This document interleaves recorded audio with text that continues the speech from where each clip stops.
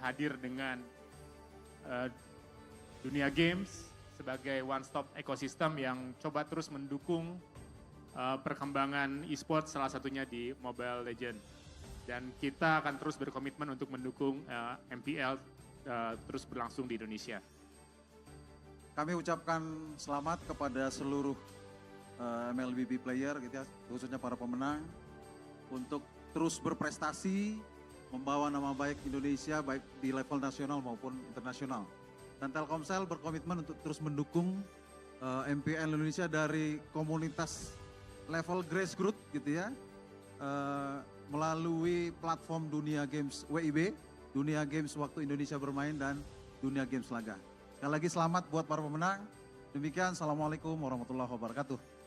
Yap, dan terima kasih sekali untuk sambutannya dan juga tentu saja sekarang kita akan mengapresiasi para coach di season ini. Dan kami akan membacakan nominasi Coaching Team of the Season by Telkomsel. Dan nominasinya adalah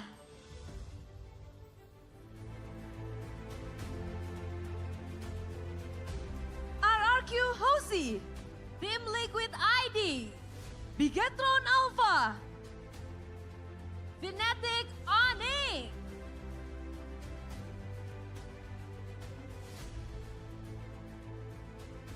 Dan pemenang coaching teams of the season by Telkomsel adalah RRQ Hosi. Dan mari langsung saja kita sambut ke atas panggung coaching staff dari tim RRQ Hosi yang memang benar-benar menunjukkan kapabilitasnya. Membawa RRQ di regular season sampai di pucuk menjadi juara di regular season dan mendapatkan upper bracket. Dan ini adalah season pertama mereka di RRQ, mereka sudah bisa memberikan hal yang terbaik. Betul sekali, dan dengan bangga kita ucapkan juga selamat untuk RRQ Hoshi yang sudah berhasil memenangkan Coaching Team of the Season.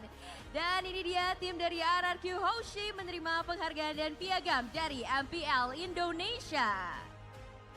Dengan trofi by Telkomsel di tangan dan juga giant check yang sudah mereka dapatkan. Tentu saja ini akan memotivasi bagi coaching staff untuk bisa memberikan yang terbaik, apalagi ini adalah babak playoff. Dan abadikan momen ini semuanya. Terima kasih kepada para VIP. Boleh kembali ke tempatnya karena kita akan mendengarkan sepatah dua patah kata, bahkan satu paragraf juga boleh. Silahkan Coach Cute dan juga NMN, boleh satu patah dua patah kata. Cek. Ya, selamat siang Bandung semuanya. Terima kasih untuk terutama untuk MPL yang udah memberikan penghargaan, memvoting kita lah berdua RRQ Hoshi untuk mendapatkan ya di season 14 best coaching staff gitu loh. Setelah itu tapi kita nggak lupa juga lah kayak penghargaan ini udah pasti bukan hanya kayak kerja keras kita berdua gitu loh. Semuanya didukung dari, ya udah jelas dari player, semua yang ada di RRQ, manajemen, manajer, semuanya bekerja sama gitu loh. Kayak kita, mendapatkan ya hasil ini gak mudah. Dan juga jangan lupa kita masih harus tetap berjuang, acara ini playoff sampai harus final kita tetap mendapatkan tujuan kita gitu. Terus terakhir, gak lupa untuk ya keluarga semua dan Kingdom untuk support-supportnya yang tetap memberikan kita masukan dan saran sehingga kita bisa konsisten. Terima kasih. Sekali lagi selamat untuk coaching staff dari RRQ Hoshi. Menjadi tim yang hebat tentu bukan hanya sekedar player saja tapi semua yang turut pendukung. Apalagi coaching staff. Itu sangat-sangat berpengaruh, meracik gameplay dan menyatukan anak-anak menjadi satu. Betul sekali, dan pastinya ini semua tidak terlepas dari dukungan baik secara strategi maupun mental juga pastinya terhadap tim RRQ Hoshi. Sekali lagi selamat untuk RRQ Hoshi yang sudah berhasil memenangkan Coaching Team of the Season by Telkomsel. Namun selanjutnya tentu saja pada penasaran karena ini akan menjadi satu hal yang dinantikan karena kategori berikutnya akan ada Dream Team of the Season by Good sempurna permainan mereka. Dari regular season, banyak sekali kejutan-kejutan yang dihadirkan. Dan kita juga melihat bagaimana MPL Indonesia ingin mewujudkan seluruh keinginan para super fans. Dan ingin melihat seperti apa sebenarnya line up Dream Team para super fans yang dirasakan menjadi tim sempurna di MPL Indonesia. Dan sebelum kita cari tahu siapa yang akan menjadi Dream Team of the Season by Good Day, kita akan panggilkan terlebih dahulu Bapak Dana Putra selaku representatif dari Good Day. Kepada Pak Dedi Napitupulu selaku representasi dari Good Day, kami undang dan silahkan Pak.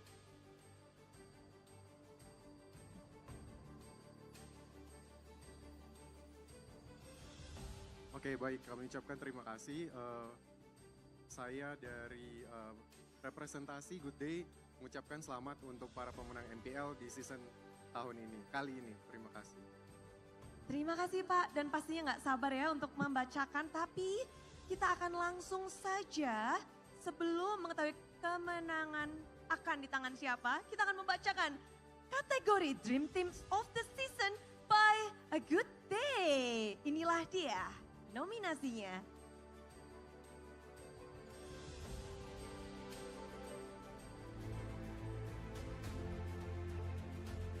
Eman BTR, Benetikonik Cewek, RRQ Skylar, AE Hais, ABL Matt, DLID Erosinki, Gi Kadera, Dewa Zura, Ivos Natko. Selanjutnya nominasi of the season Untuk Jungler. kategori Jungler, nominasi jelas. Diketron Super Ken, Dewa Ray, Geek Vincent, Alter Ego Nael, RRQ Sutsujin, Evos Anavel, TLID Favian, Benatik Onyx Kairi, Rebellion Ether, Rebellion Ryota. Dan untuk kategori selanjutnya EXP Lane, dominasinya adalah Super Look BTR, RRQ Deran, Dewa Sorizo, AE Nino, Rebellion Cars, Tim Liquid ID Aran, Benatik Onyx Res, Geek Veldora, atau Evos Fluffy. Kategori Mid Lane, nominasinya RRQ Rins, Benatik Onyx Suns, Geek Aboy, BTR Moreno, Rebellion Swaylo, Alter Ego Roundel, TLID Yehezkiel, Evos Klaukun, Dewa Keys.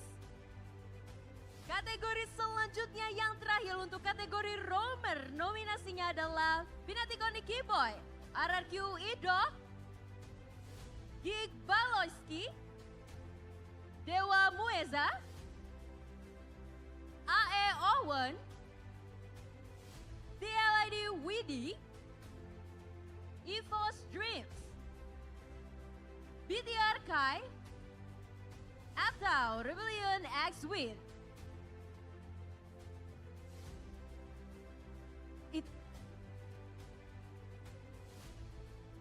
Dan pemenang Dream Team of the Season by Good Day adalah Godlaner RRQ Skylar,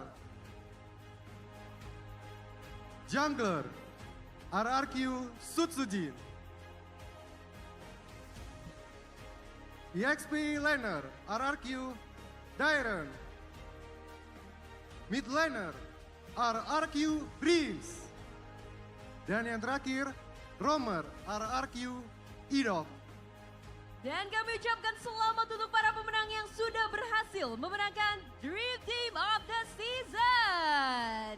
Kami persilakan untuk menerima penghargaan dan piagam pastinya dari MPL Indonesia.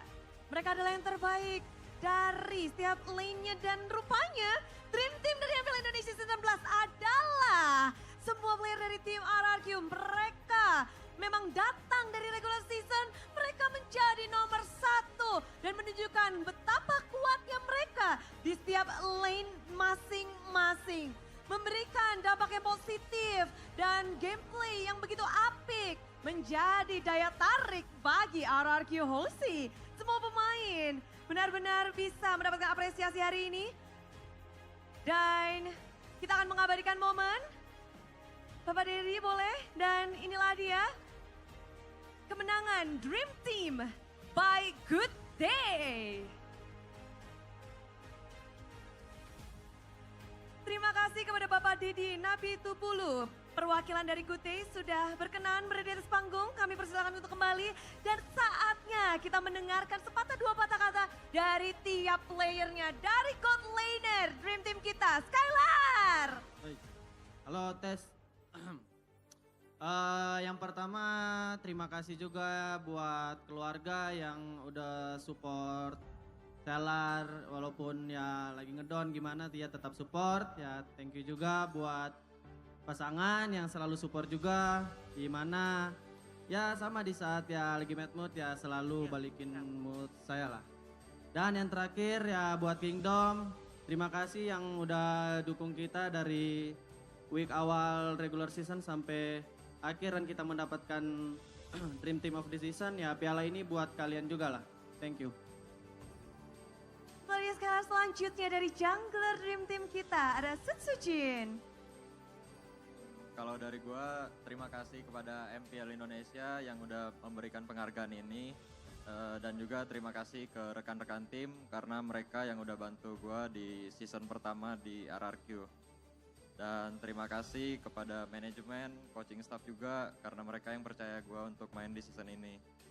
Terima kasih ke keluarga dan juga Kingdom karena mereka lah yang menyemangatin gua buat main di tiap matchnya. Terima kasih. Selamat, dan selanjutnya kita akan mendengarkan sepatah dua patah kata dari pemenang EXP Lane kita, ada RRQ Dairan.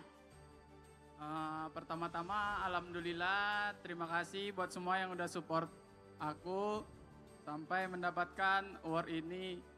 Ya terutama keluarga, coaching staff, tim, Pak AP dan Kingdom, pacar juga. Ya terima kasih telah mempercayai aku. Thank you. Baik, dan selanjutnya kita akan mendengarkan dari mid lane kita, RRQ Rins.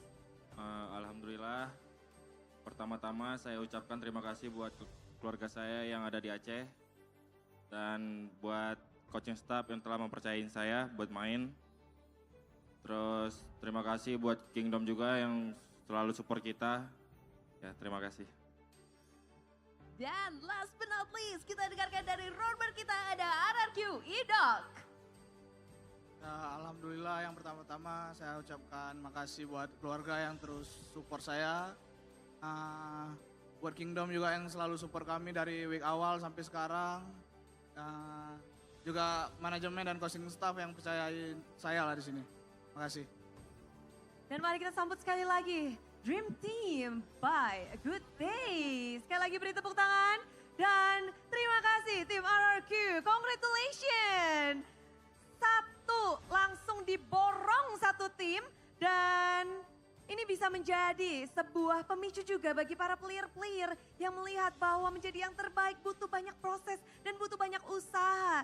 Dan banyak pula yang terjadi, kita melihat ada kegagalan, ada keberhasilan yang dialami di panggung internasional pun menjadi pembelajaran bagi seluruh player, seluruh tim untuk berkembang menjadi lebih baik. Pastinya kemauan keras serta dukungan dari para teammates, coaching staff, dan super fans mampu menjadikan setiap player berkembang menjadi player yang lebih kuat lagi. Dan pastinya bisa membawa mereka sampai di titik kesuksesan saat ini. Dan dari seluruh player di season ini yang sudah menunjukkan kemampuan terbaiknya, siapakah player yang mampu membuktikan bahwa dirinya lah player yang terus berkembang dan layak menjadi Most Improved Player di MPL Season 14. Wah, semuanya pasti penasaran karena player ini benar-benar meninggalkan kesan yang begitu positif. Betul sekali, dan langsung saja tanpa berlama-lama lagi sebelum kita cari tahu siapa nominasinya, kita akan undang terlebih dahulu Ibu Marta Saraswati selaku perwakilan dari UBS Gold untuk naik ke atas panggung.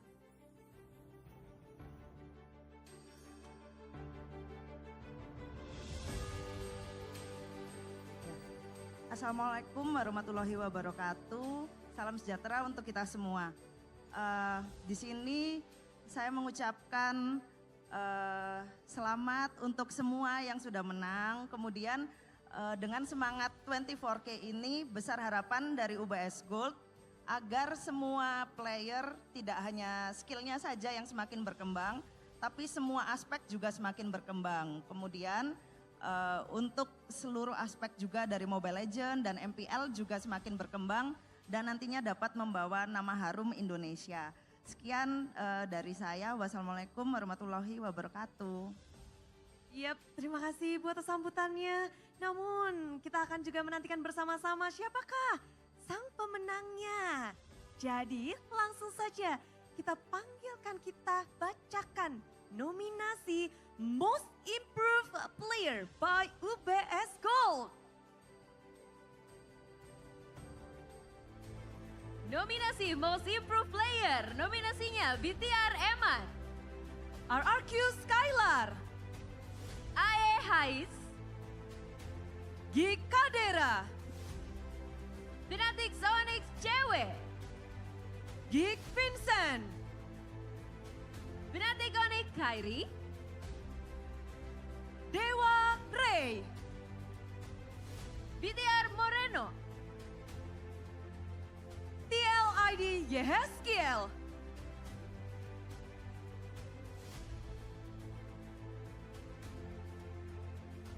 Dan pemenang untuk kategori Most Improved Player by UBS Gold adalah Yehezkiel dari tim Mlbb. Yehezkiel, mid laner dari tim Mlbb. Datang kemari di season 14 membawa perubahan bagi dirinya dan juga timnya. Menjadi upper bracket pula, bisa dibilang itu adalah tanda bahwa Yehezkiel memberikan perubahan yang begitu positif. Dan tentu saja dia akan banyak mendapatkan hadiah. Ada UBS Benedetta Box di tangan dari Yehezkiel. Dan tentu saja piagam penghargaan. Kita abadikan momen ini bersama. Dan sebagai Most Improved Player dari tim yang lagi benar-benar naik pula. Inilah dia, Yehezkiel, sang mid laner yang diam-diam tapi memukau. Baik, terima kasih kepada Ibu Marta Saraswati untuk perwakilan dari UBS Gold. Dan kami persilakan kepada Yehezkiel dari tim Mlbb untuk memberikan speech.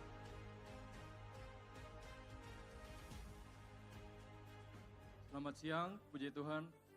Pertama, terima kasih untuk MPL Indonesia yang telah memberikan saya panggung. Terima kasih juga untuk seluruh jajaran tim Mlbb Indonesia, baik dari manajemen, coaching staff, serta seluruh player yang telah bekerja sama dengan saya di season 14 ini. Serta terima kasih juga untuk seluruh The Calvary yang selalu setia mendukung tim Mlbb Indonesia.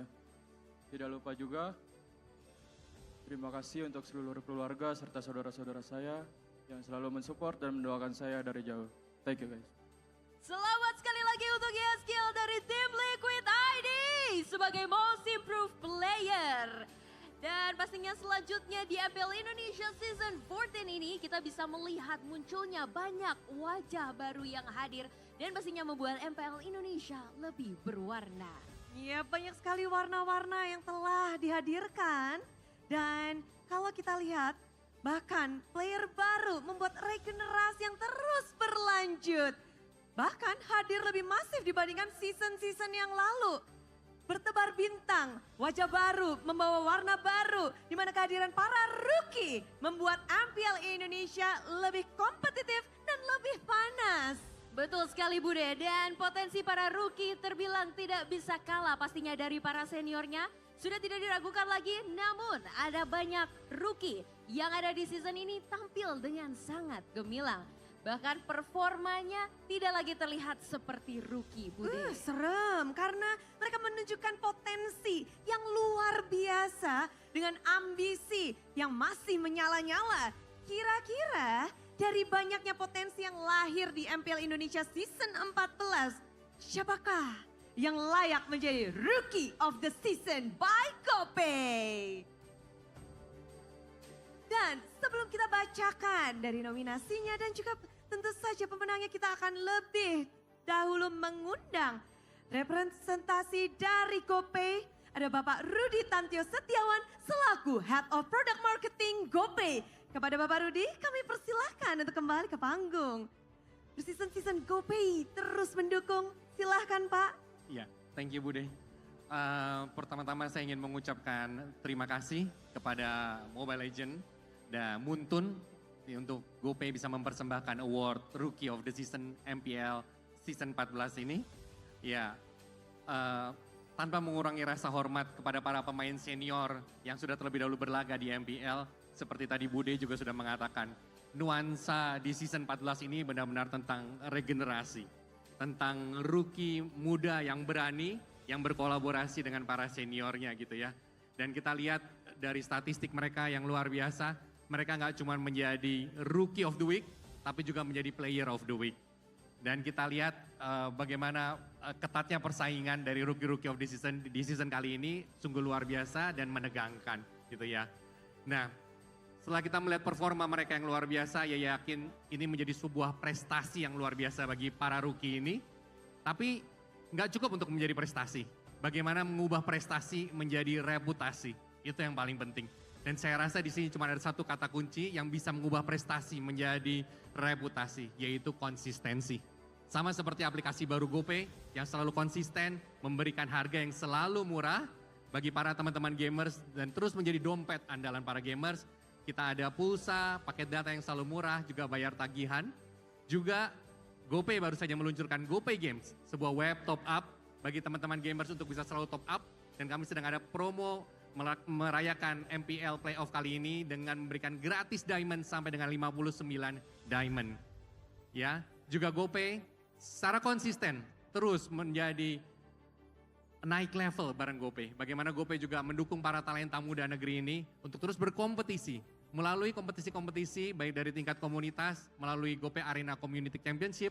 Kami juga mensponsori MDL, MPL, bahkan sampai ke M6 nanti. Dengan harapan para rookie menjadi masa depan dari e-sport Indonesia, terus berkompetisi, mengasah kemampuan, dan terus mengharumkan nama Indonesia di kancah internasional. Dengan bangga, GoPay mempersembahkan Rookie of the Season MPL Season 14.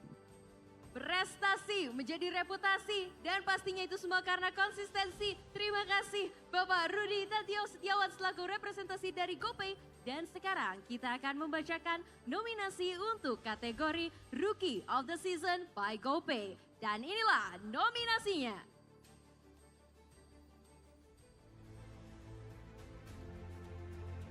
Mlbb Favian, Mlbb Eroshenki, RRQ Rins, Dewa Idok, Dewa Mueza, Benati Konik Res, Mlbb Widi, Gig Masako, Dewa Azura, dan AE Owen.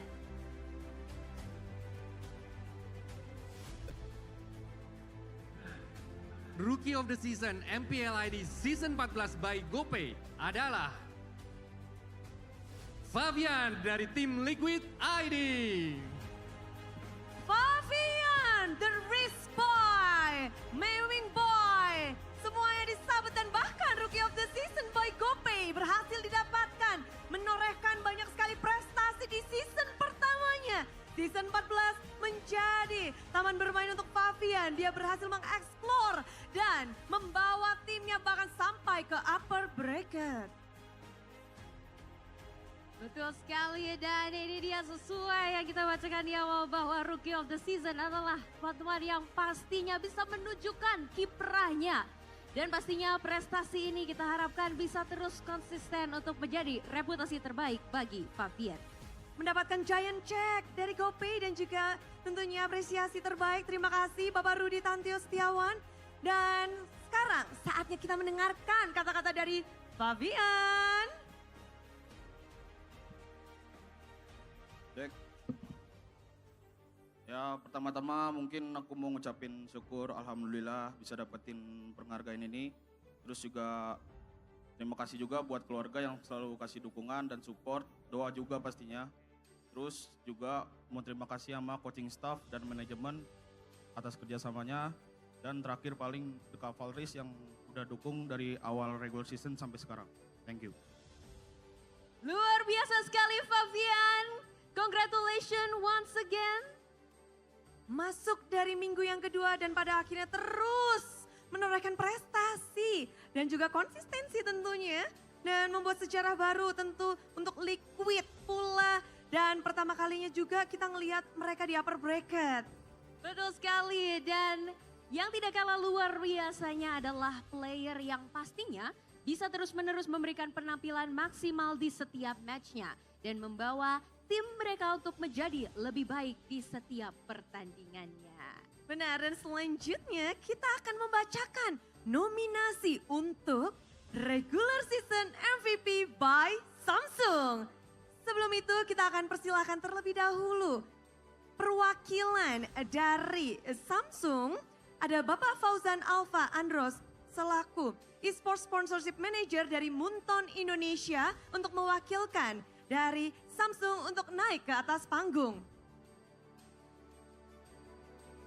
Kita akan juga setelah ini langsung membacakan nominasi dan pemenangnya akan dibacakan oleh Pak Fauzan.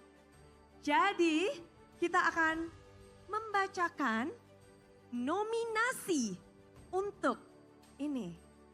Dan nominasi untuk Regular Season MVP by Samsung nominasinya adalah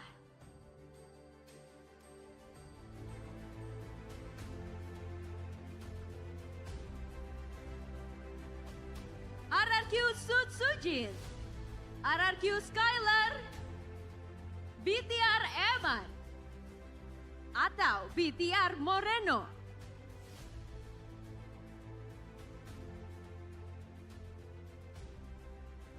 Dan pemenang kategori Regular Season MVP by Samsung adalah Fabian dari tim Mlbb. Fabian back to back ke panggung. Tentu saja benar-benar membawa impact dampak yang begitu membekas bagi para semua MPL fans. Dan juga dari Fabian sendiri di regular season kita nggak bisa lupa performa Fabian. Inilah dia hadiah yang didapatkan oleh Fabian.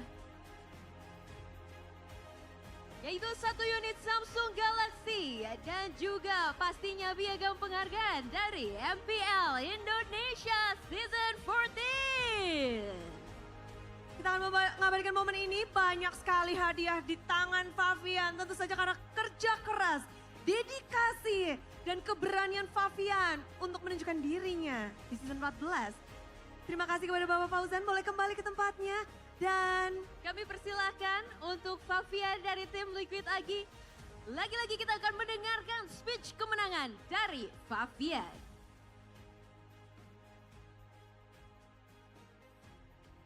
Banyak-banyak hadiahnya. Banyak sekali ya, karena back to back di luar biasa sekali. Silakan Fabian. Ya, lagi-lagi dapat penghargaan lagi kedua, ya alhamdulillah. Dan terima kasih juga buat keluarga lagi yang selalu kasih dukungan buat aku dan doanya. Dan aku mau makasih sama coaching staff dan manajemen atas kerjasamanya juga. Dan The Cavalrys juga yang udah dukung dari awal sampai akhir ini. Thank you. Yap, dan itulah dia Fabian mendapatkan 5 kali Rookie of the Week, 2 kali Player of the Week, semuanya disabet menjadikannya layak untuk mendapatkan gelar sebagai Regular Season MVP by Samsung. Luar biasa. biasa sekali Favian. Boleh kita berikan tepuk tangan untuk Favian dari tim Mpl-Id yang telah memenangkan banyak sekali penghargaan luar biasa. Dan benar-benar kita melihat bahwa apresiasi telah diberikan bagi para player-player, coaching staff semuanya. Dan terima kasih bagi kalian semua tentunya. Sobat-sobat Mobile Legends di luar sana yang ada di sini juga yang telah bergabung untuk menyaksikan acara Award Season 14. Dan pastinya kami ingin mengucapkan selamat sekali lagi kepada para pemenang yang telah menerima penghargaan hari ini. Dan pastinya prestasi kalian menjadi sumber inspirasi bagi seluruh komunitas e-sports di Indonesia. Benar, tak lupa juga kami ingin mengucapkan terima kasih kepada seluruh player, pelatih, manajer tim, content creator, komunitas, sponsor, dan tentu saja penggemar yang telah membuat MPL Indonesia Season 14 menjadi yang terbaik hingga saat ini. Kalian adalah tulang punggung komunitas e-sports kami. Dan pastinya semoga penghargaan ini bisa memacu semangat kalian untuk terus berjuang, berkembang, dan menjadikan dunia e-sports Indonesia semakin besar dan kuat. Tapi jangan lupa karena setelah acara ini masih ada match yang seru antara Geek Fam yang akan berhadapan dengan sang 4P Champions yang masih mengejar cincin kelimanya Fnatic Oni. Wah, semuanya pasti gak sabar.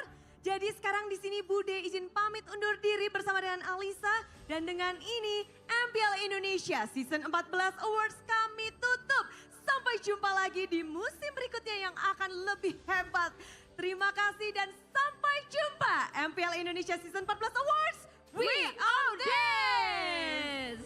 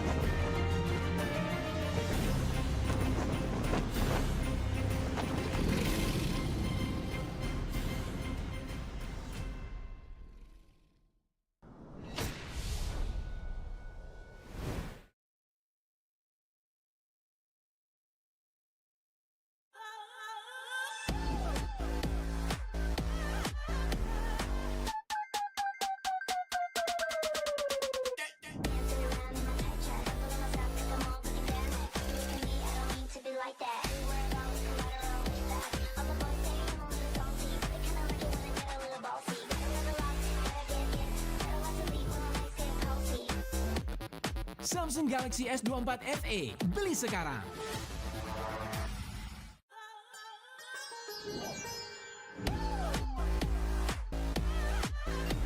Halo, aku mau reservasi untuk besok jam 11 आरक्षण करना चाहती हूँ। कितने लोगों के लिए table चाहिए? 1 orang aja.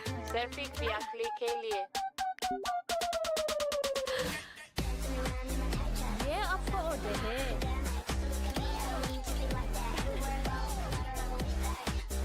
Samsung Galaxy S24 FE, beli sekarang.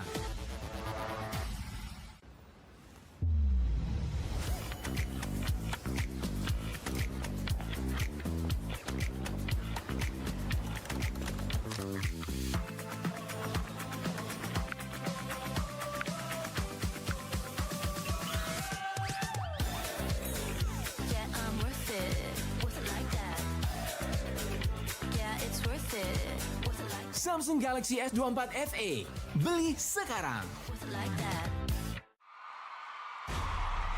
Ini rasa anak muda selalu punya banyak cerita. Karena bersama Good Day duniamu banyak rasa asik dan asik, idenya fantastik, romantis buat kamu ngehits. Oh Good Day yang bikin hidup berwarna, karena hidup banyak rasa. Apartemen murah di aplikasi GoPay, pulsa murah di aplikasi GoPay. Walau yang lain terus berubah, GoPay konsisten, kasih yang pasti murah. Murah lagi pilihan murah di aplikasi GoPay. Gratis transfer 100 kali per bulan. Ikut selebrasi MPL pasti dapat hadiah. Download aplikasi GoPay baru, nggak pakai lama. Dompet andalan gamers banyak damage-nya.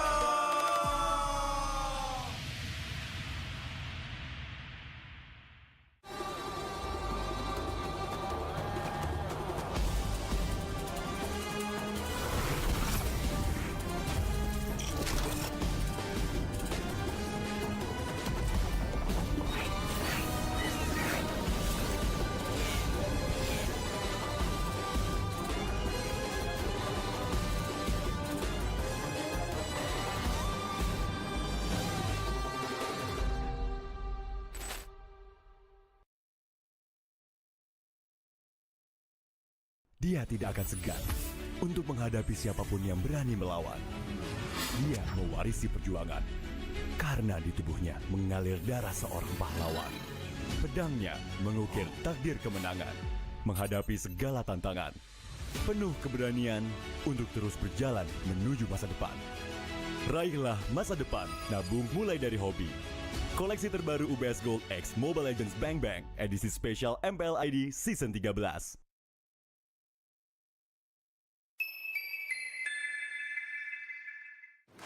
Main Mobile Legends memang seru. Mabar sama temen makin epic. Apalagi kalau double kill. Tropicana Double Crunch, es krim karamel dengan lapisan coklat yang tebal. Crunchy-nya double. Main bareng, makan bareng Tropicana Double Crunch. Double crunchy level dewa.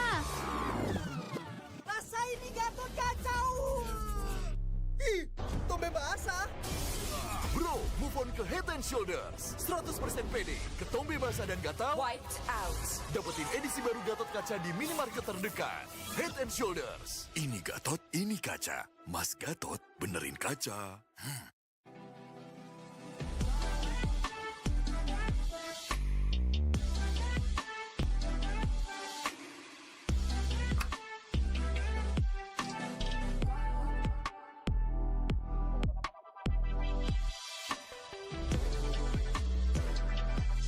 Wow, finished. See you later. Time to go. Okay.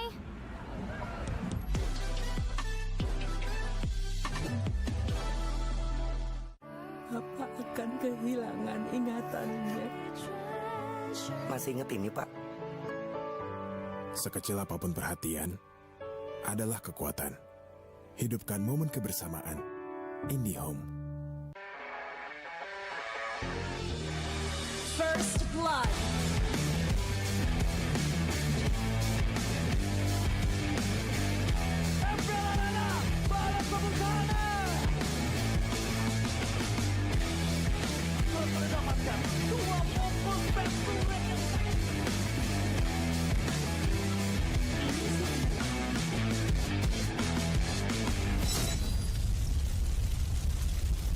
Pengen belanja banyak barang kebutuhan tapi malas keluar rumah. Untung aja pakai aplikasi Klik Indomaret. Cuma tinggal klik bisa belanja online seperti di toko. Beli ini, itu, jadi mudah banget. Produknya lengkap, banyak promonya. Gak perlu pusing, bisa pakai alat bayar apa aja. Wah, 1 jam udah sampai, gratis ongkir lagi. Untung aku pakai Klik Indomaret, belanja online seperti di toko. Klik Indomaret. Selamat pagi, anak-anak SMP Taruna Bakti. Hari ini kita kedatangan tamu istimewa dari Radio Abda, kemudian dari Mundur untuk kegiatan olahraga salam elektronik atau e-sport Mobile Legends. Semuanya, nama saya itu dan terus berlari. Jadi sebenarnya sekarang tuh dunia e-sport tuh teman-teman udah berbeda dari kayak mungkin kayak 10 tahun atau 15. Di Indonesia sudah berkembang pesat sekali. Bisa kita lihat dari kalau dulu itu sport itu belum menjadi olahraga yang berprestasi.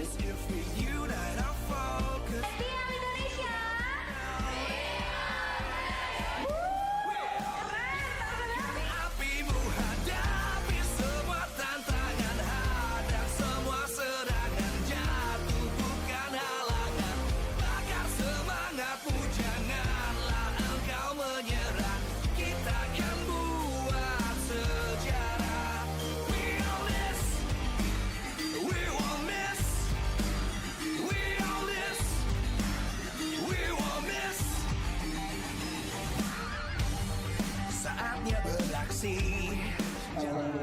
Terima kasih juga kepada tim Harga yang sudah hadir di kesempatan emas dan tim Mpl Indonesia. Ini kesempatan yang sangat berharga untuk membuat tim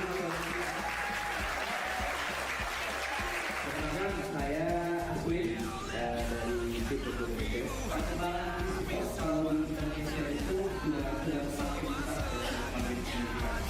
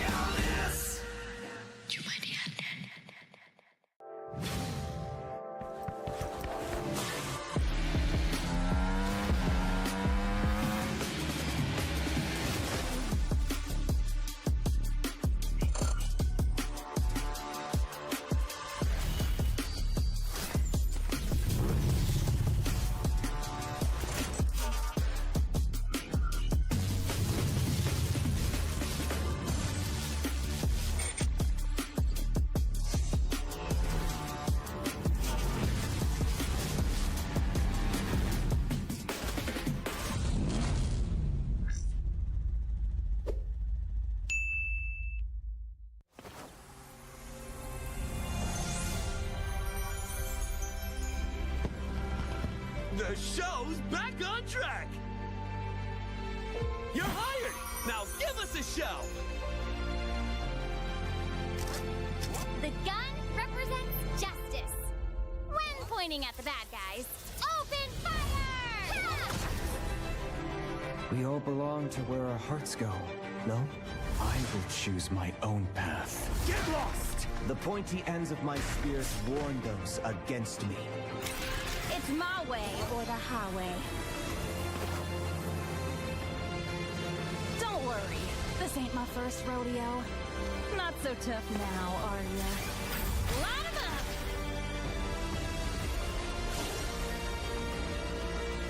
CC and Yo-Yo, ready to set the stage on fire!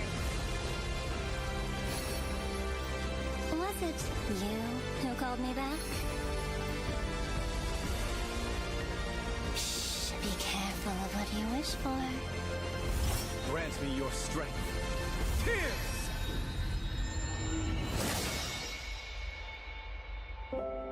Five, 6, 7, hey, we're missing a candle. Here's to another 8 magical years.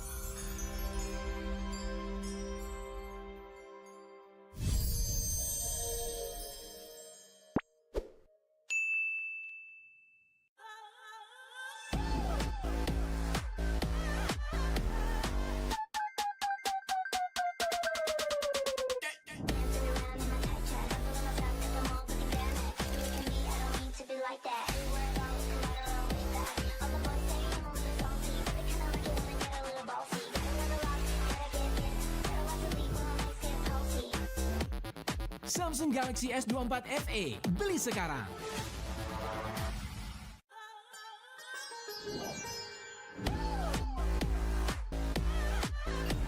Halo, aku mau reservasi untuk besok jam 11 production करना चाहती हूँ कितने लोगों के लिए table चाहिए Satu orang aja.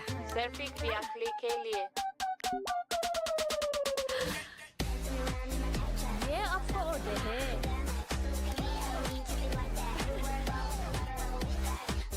Samsung Galaxy S24 FE, beli sekarang.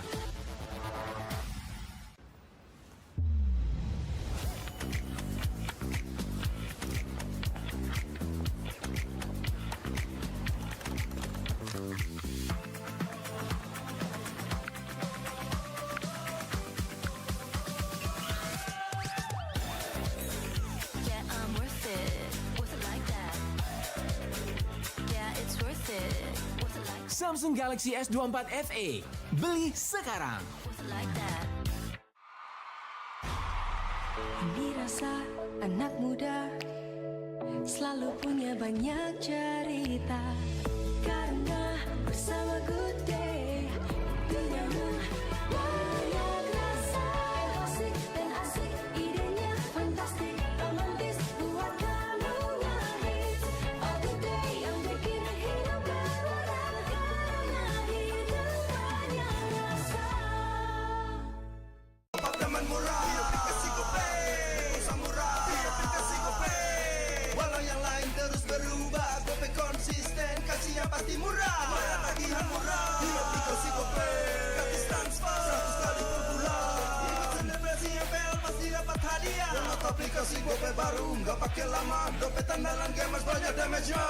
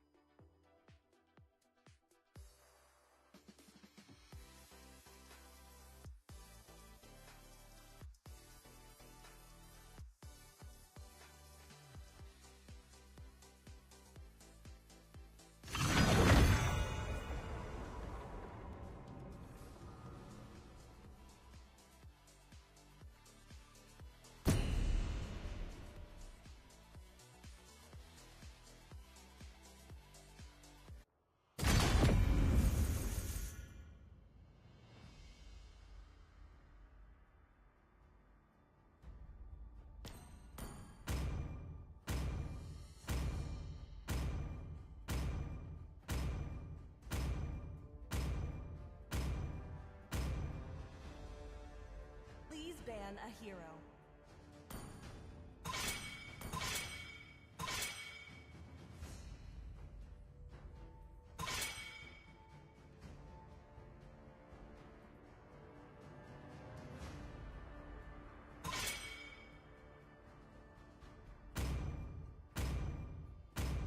Your team is banning.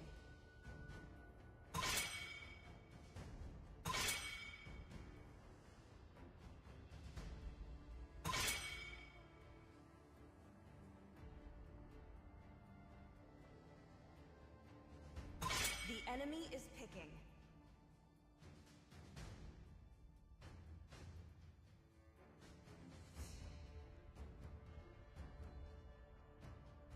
I am the moonlight that breaks through the darkness. Test. Alpha is online.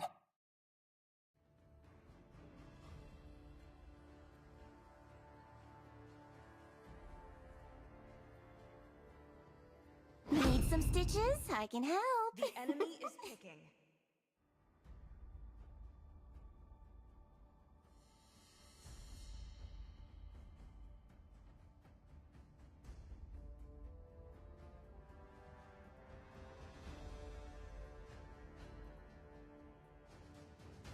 Who said there are no shortcuts in life? I literally invented one. Love outshines the golden crown.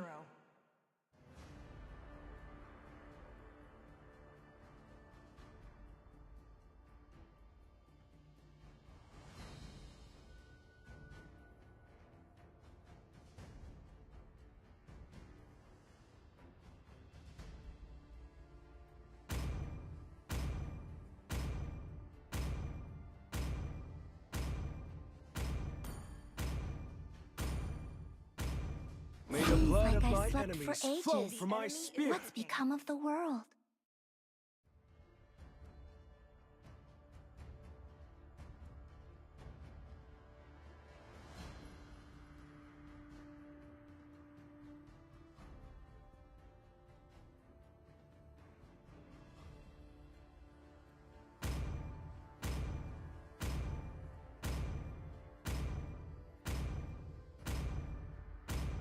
I'm bound by nothing, be it family or destiny. And serve me! Your team is picking.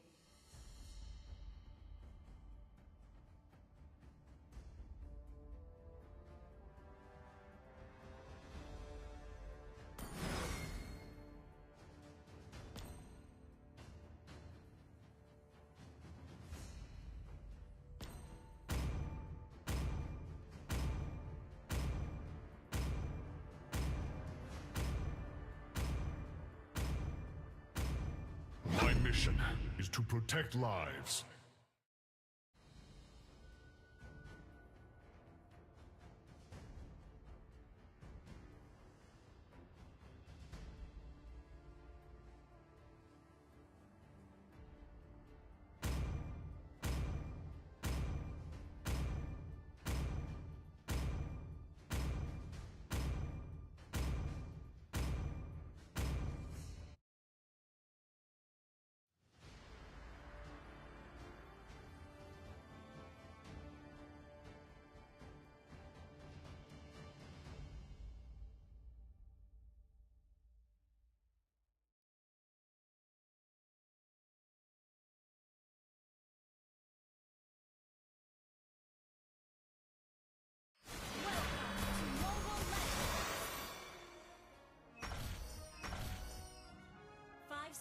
Till the enemy reaches the battlefield.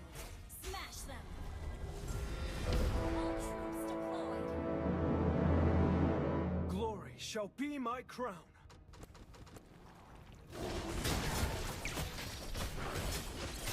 Death is the least of my world.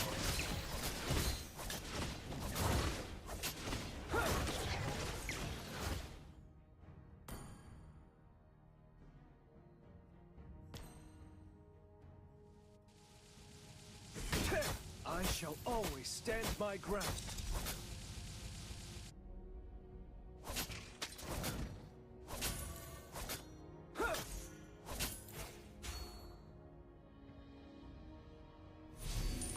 Victory is near!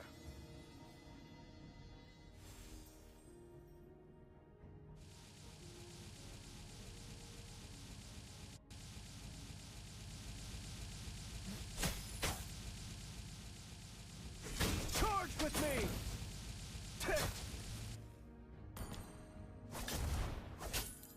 Astonishing!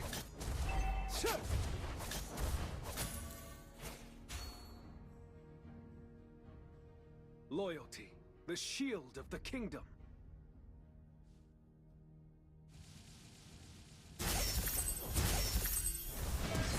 Face me!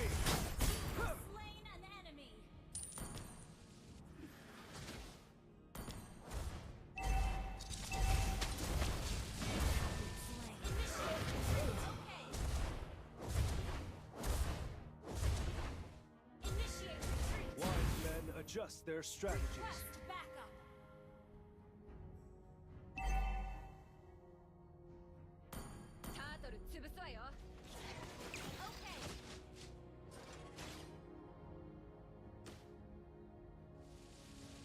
Behind my shield!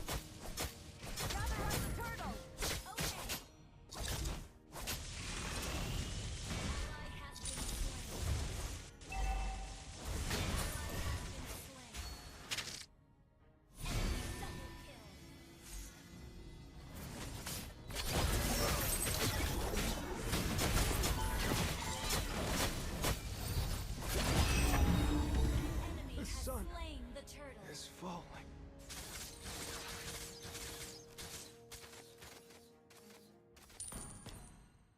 Wise men adjust their strategies.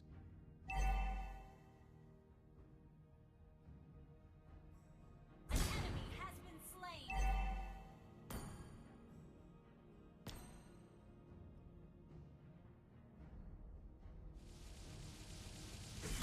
Invaders. They're all dead.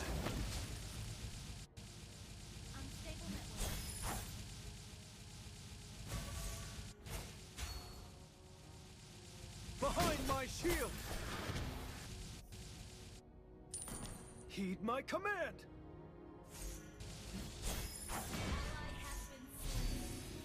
Initiate retreat. Okay.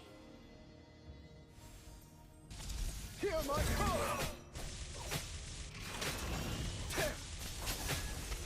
No retreat! Initiate retreat. Understood.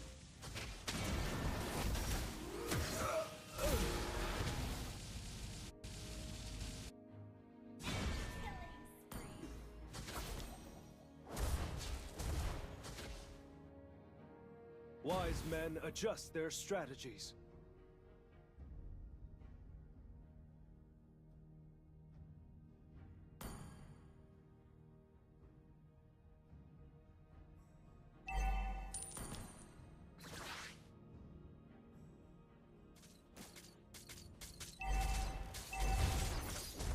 Face me!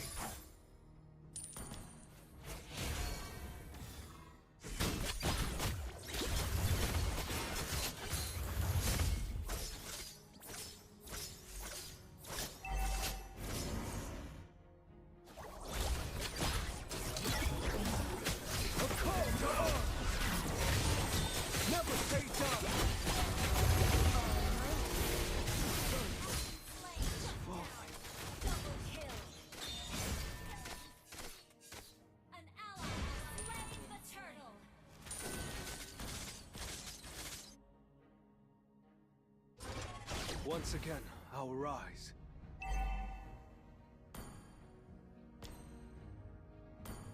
Our turret has been destroyed.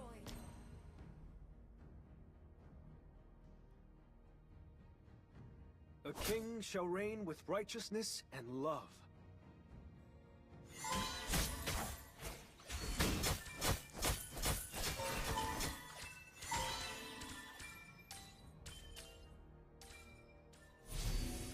No retreat!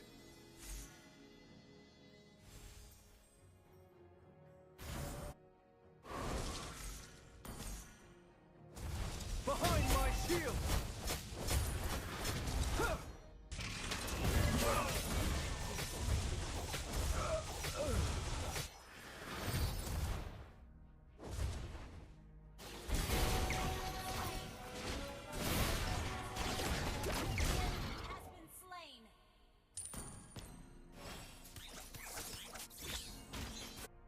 Wise men adjust their strategies.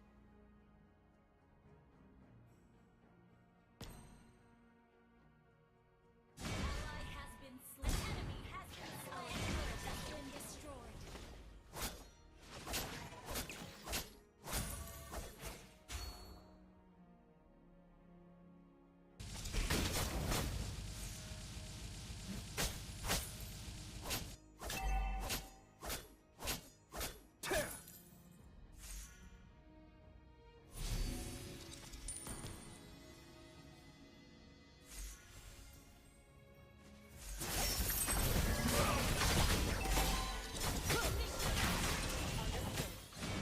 The sun is falling.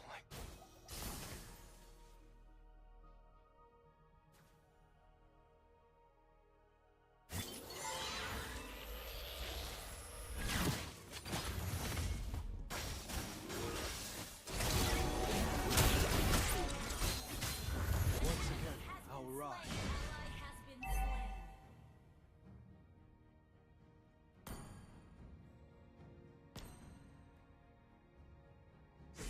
People, the backbone of a kingdom. Ally has been slain. Our turret has been destroyed. Can't put a price on Our turret wisdom. is under attack. A king shall reign with righteousness and The love. enemy has slain the turret. The enemy has been slain.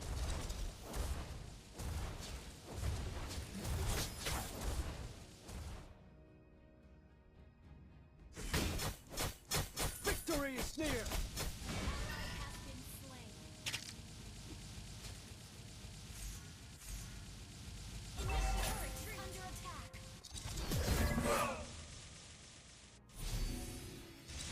Heed my command! Behind my shield! You made that easy.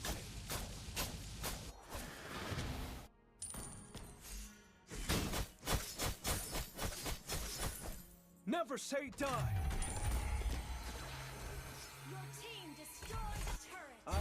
defend my kingdom to my last breath. Ally has been slain. An enemy has been slain.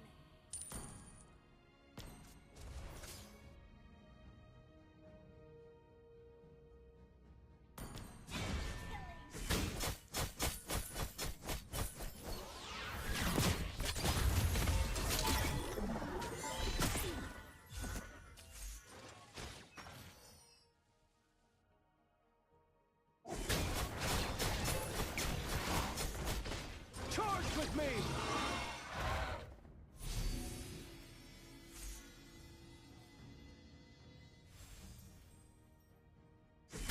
Never say die! Your team destroyed a turret. Has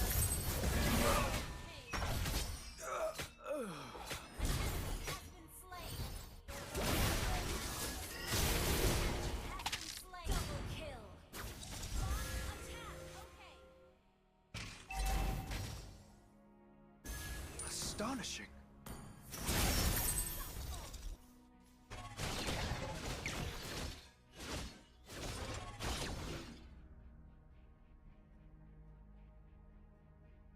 Wise men adjust their strategies.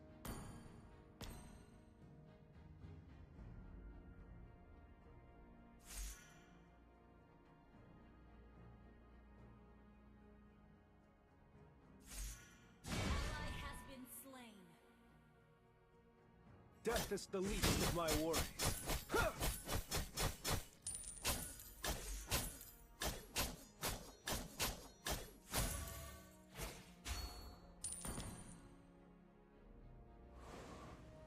Invaders! They're all dead.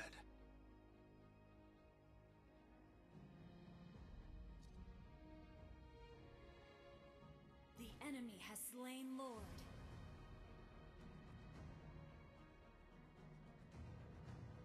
They will regret this! Face me! Blah! An enemy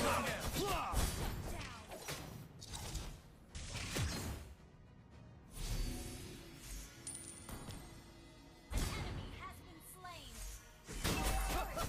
No one can stop me!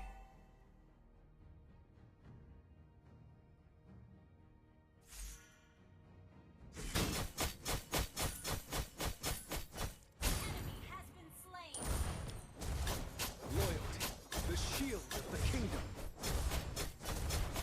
You destroyed a turret.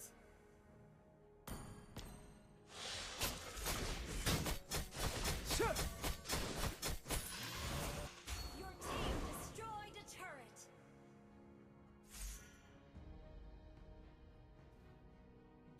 Behind my shield!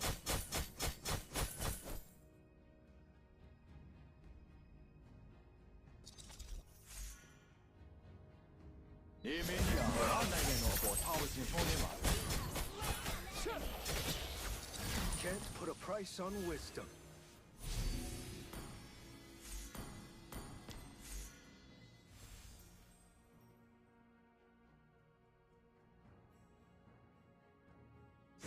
I shall always stand my ground.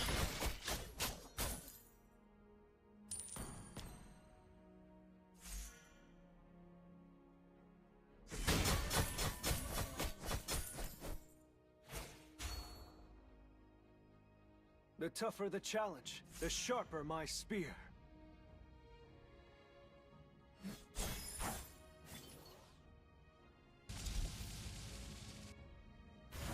Victory is near!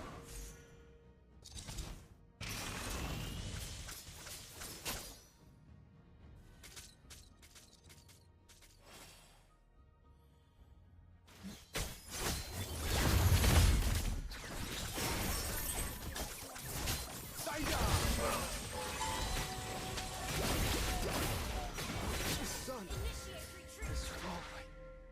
Understood.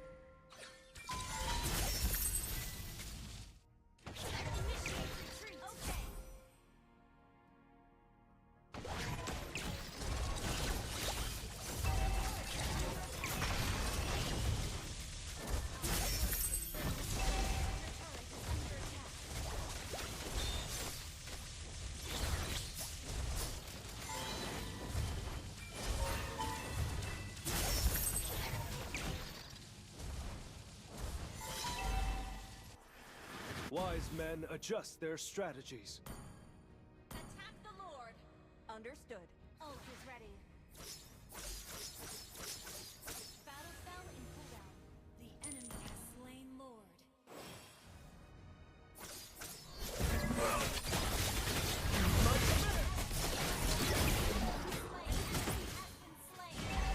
Turret is under attack. Our turret has been destroyed.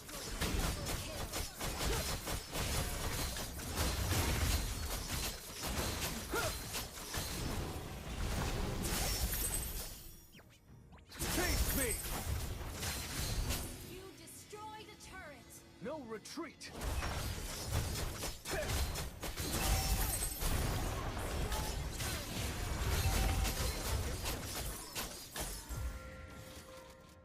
Request backup. Initiate retreat. My homeland is calling. Our inhibitor turret is under attack. Invaders! They're all dead.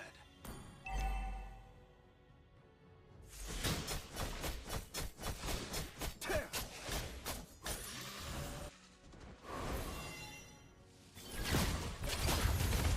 Charge with me!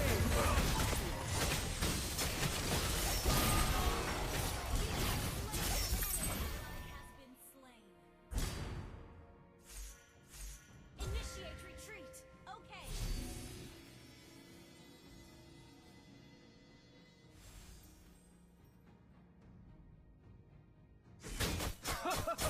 No one can stop me! Tear!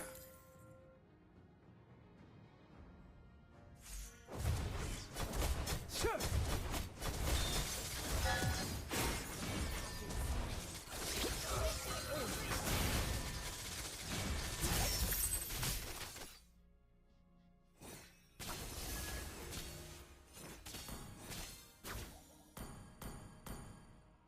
Astonishing.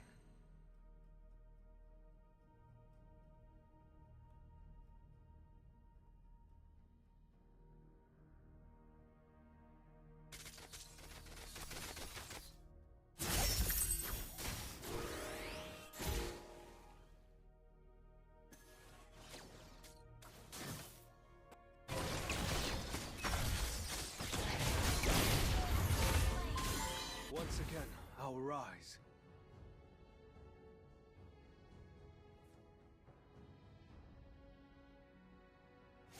Launch attack. Okay. The tougher the challenge, the sharper my spear.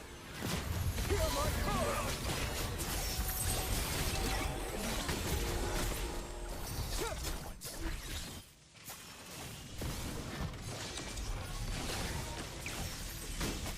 Never say done!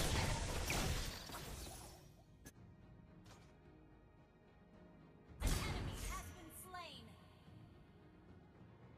Gather up the Lord. Okay. Request backup. Okay. They will regret this! Shut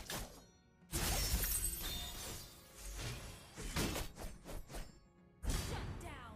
Killing spree. Slain Lord.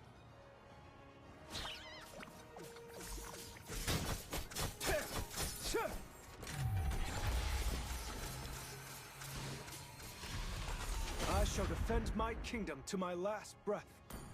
Heed my command!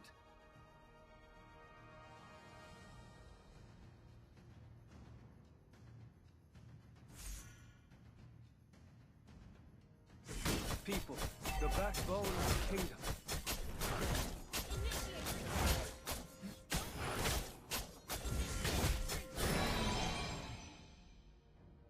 Request backup. Understood. May the sun forever shine upon my kingdom. Initiate retreat. Okay.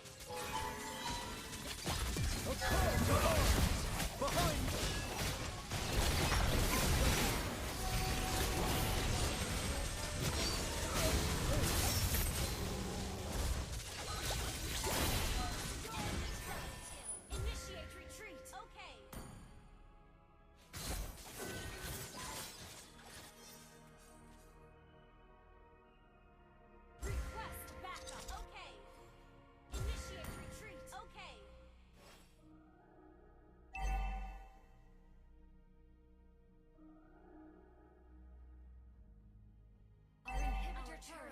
destroyed.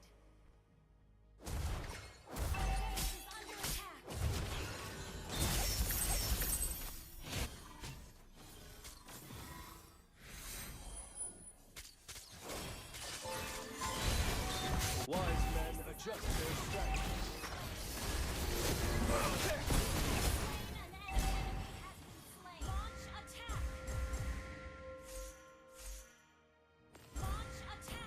Understood.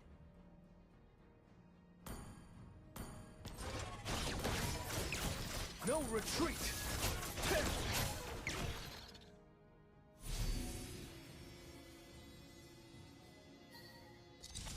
Face me!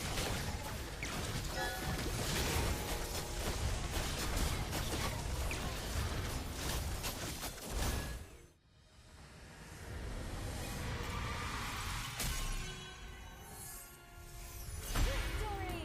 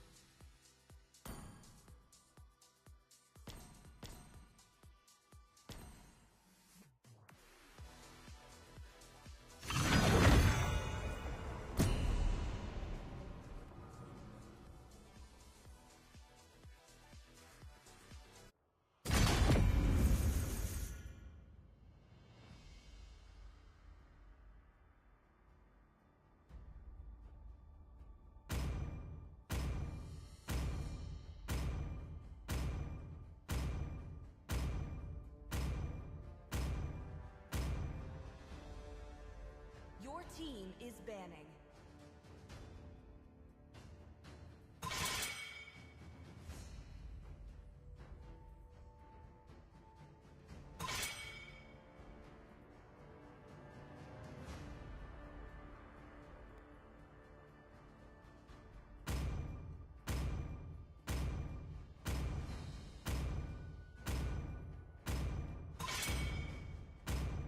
Please ban a hero.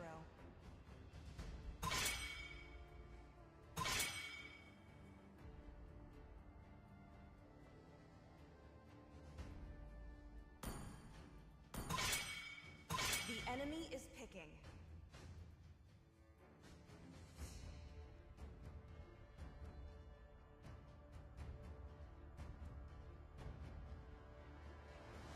Hayabusa, Sanjo. Your team is picking.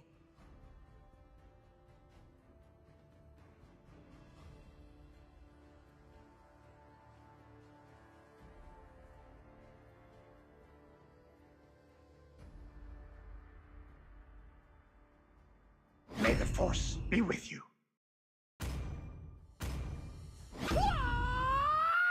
Wipe out all the injustice in the world. 今日よ力を解き放て消え去れ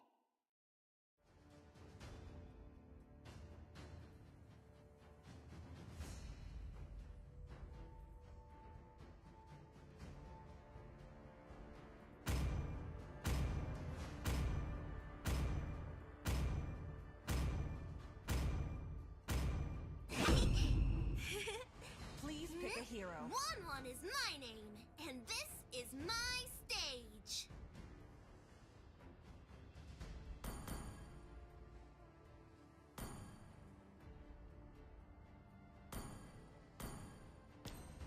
Test. Alpha is online.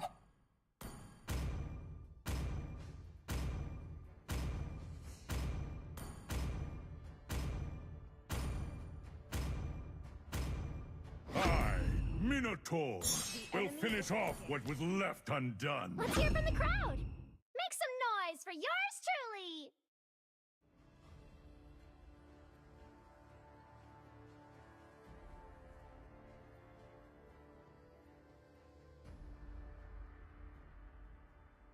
I love the smell of gunpowder in the morning. Your team is picking.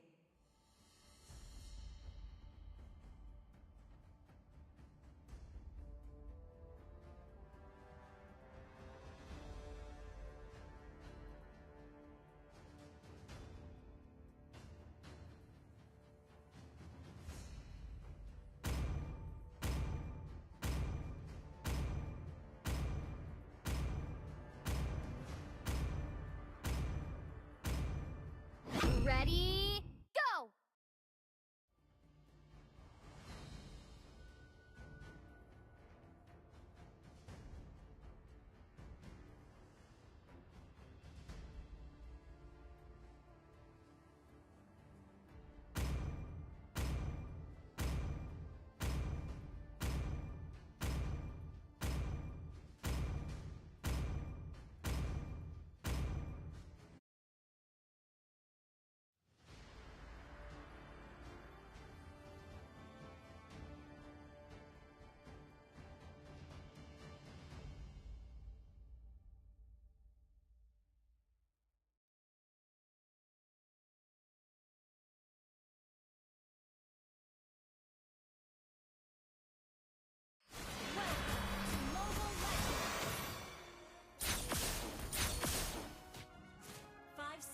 Till the enemy reaches the battlefield.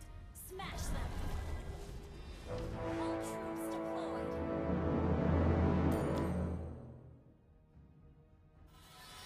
Execution at its finest.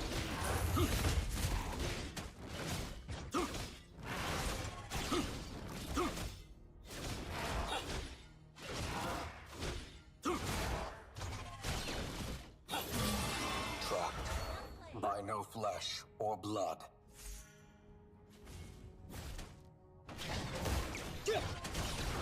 Absolute loyalty to the Creator.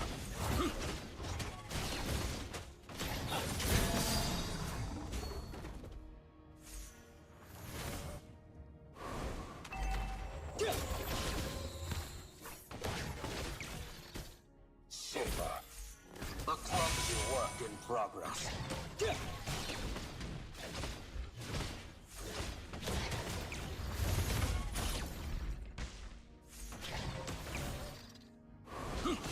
Absolute loyalty to the Creator. Capable being.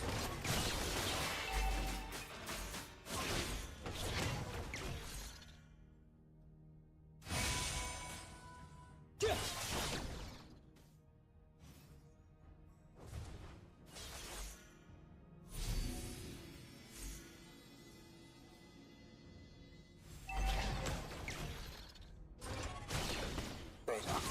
Initiate tracking sequence.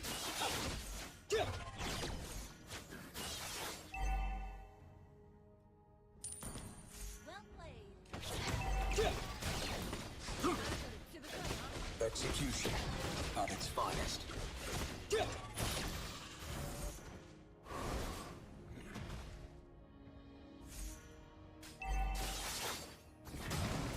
Capable being.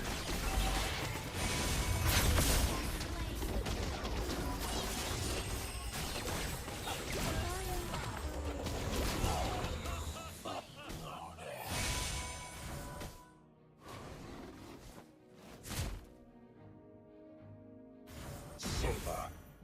A clumsy work in progress.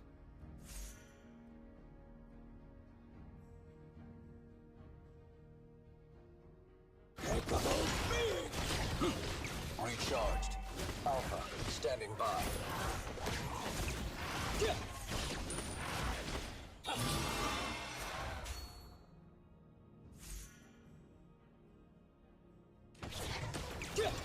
Beta.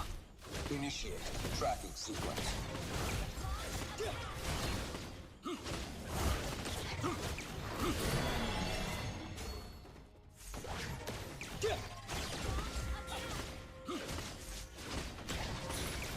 I fight where I am told.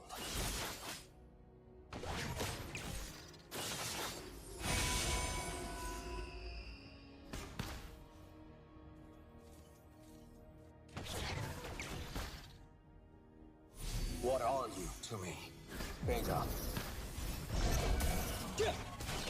Capable being.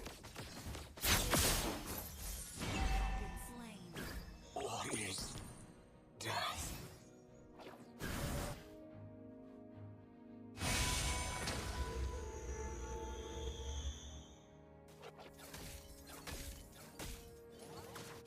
Execution at its finest.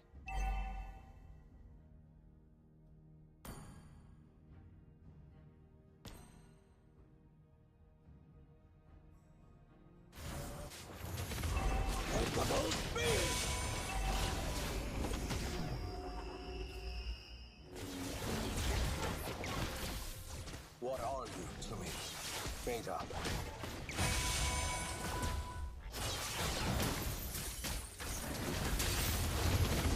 Happy birthday, Mlbb!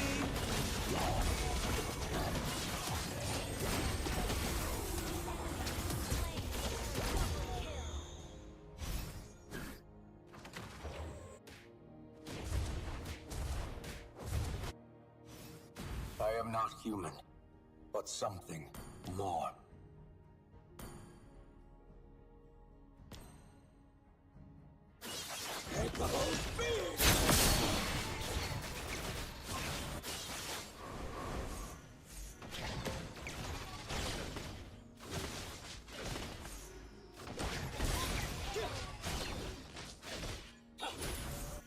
Time to upgrade the system.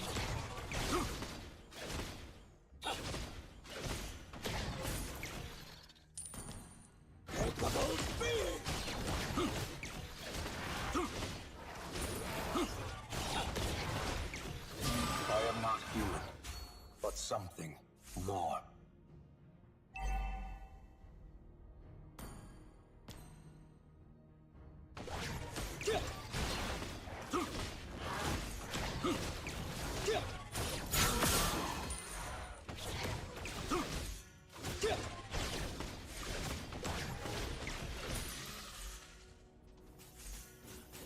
Beta, initiate tracking sequence.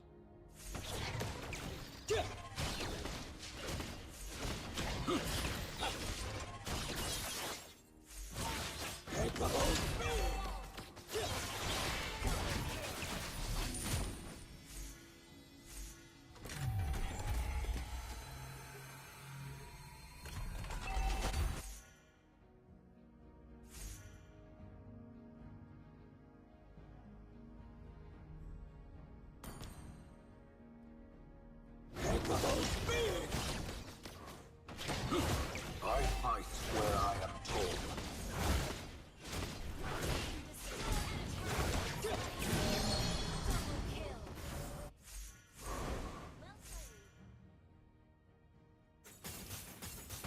No,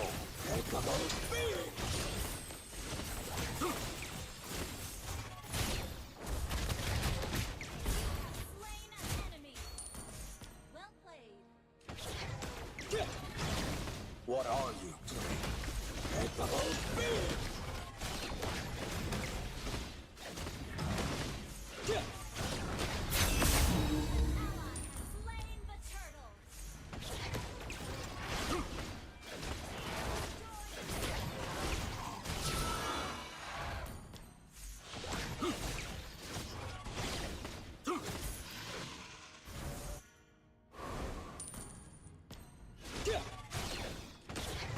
I fight where I am told.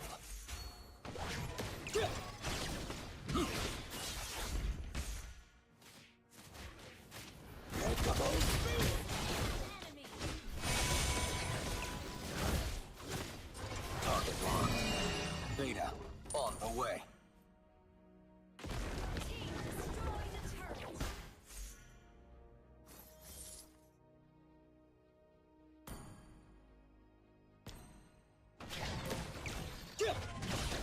Recharged.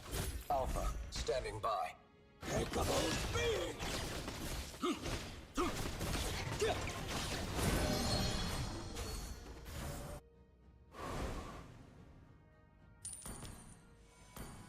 Absolute loyalty to the Creator.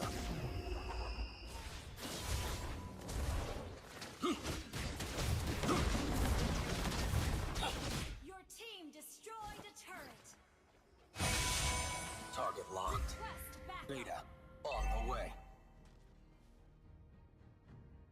Our turret has been shut down.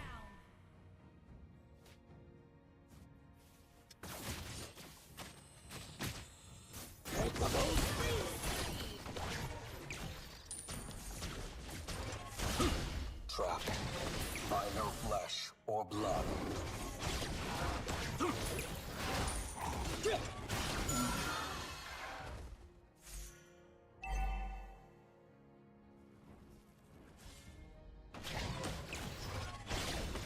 Recharged. Alpha, standing by.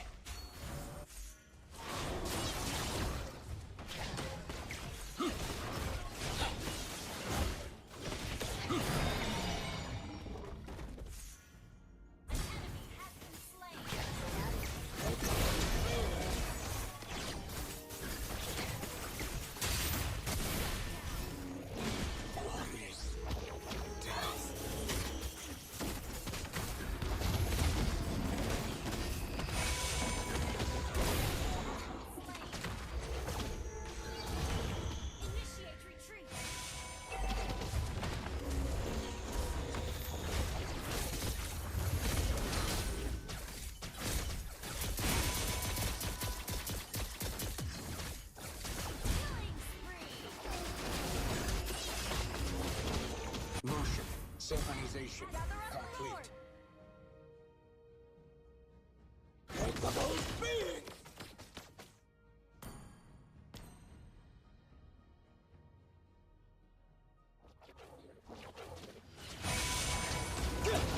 Recharged. Alpha, standing by.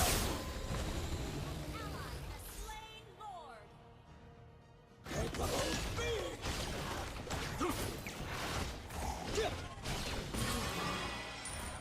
Beta. Initiate tracking sequence.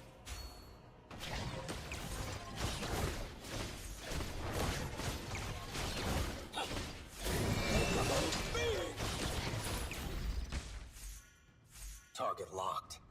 Beta on the way.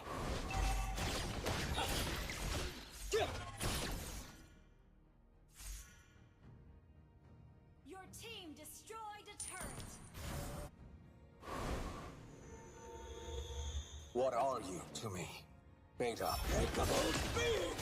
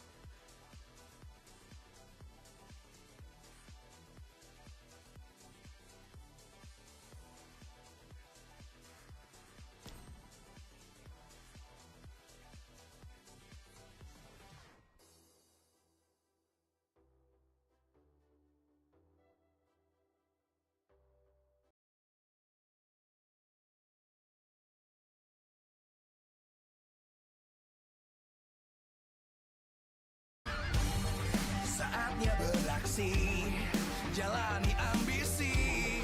Aku kan menyawakan hari ini. You know we won't miss defeat. You know I'm focused. And if you haven't noticed, we'll live. Nyalakan apimu, hadapi semua tantangan. Hadang semua serangan, jatuh bukan halangan. Bakar semangatmu, janganlah engkau menyerah. Kita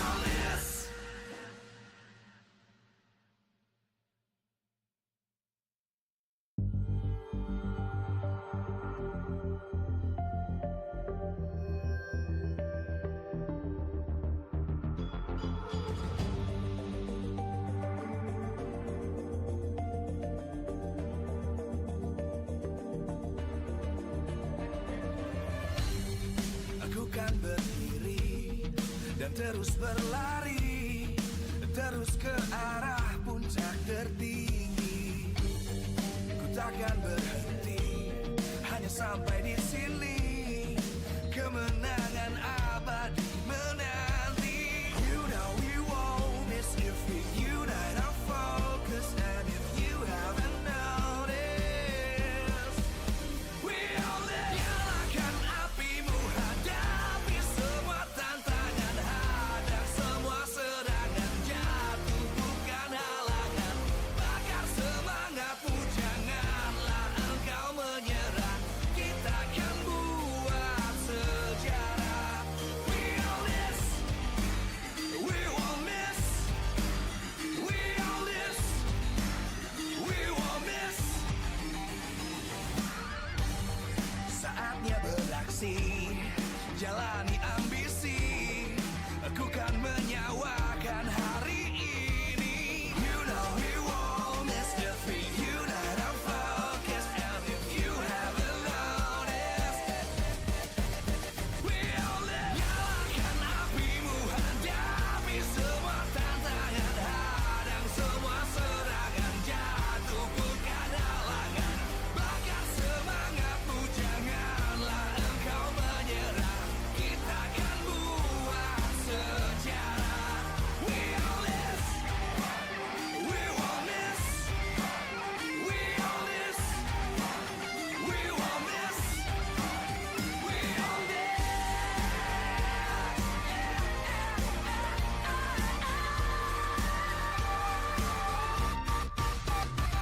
Nyalakan apimu, hadapi semua tantangan, hadang semua serangan, jatuh bukan halangan. Bakar semangatmu, janganlah engkau menyerah. Kita akan buat sejarah. We all this.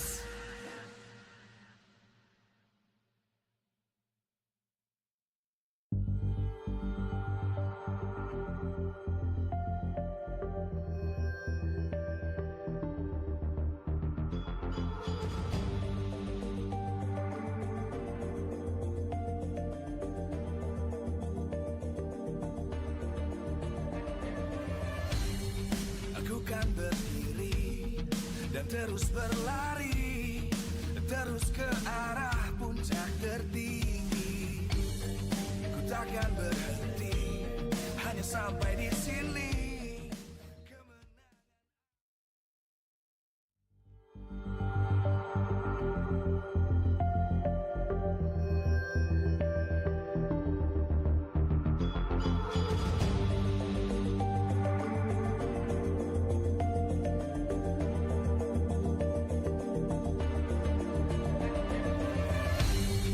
Aku kan berdiri dan terus berlari, terus ke arah puncak tertinggi. Ku takkan berhenti, hanya sampai di sini. Kemenangan abadi menanti. You know we won't miss if we unite our focus. And if you haven't noticed, we all live. Nyalakan apimu, hadapi semua tantangan, hadang semua serangan, jatuh bukan halangan. Bakar semangatmu, janganlah engkau menyerah. Kita akan buat sejarah. We all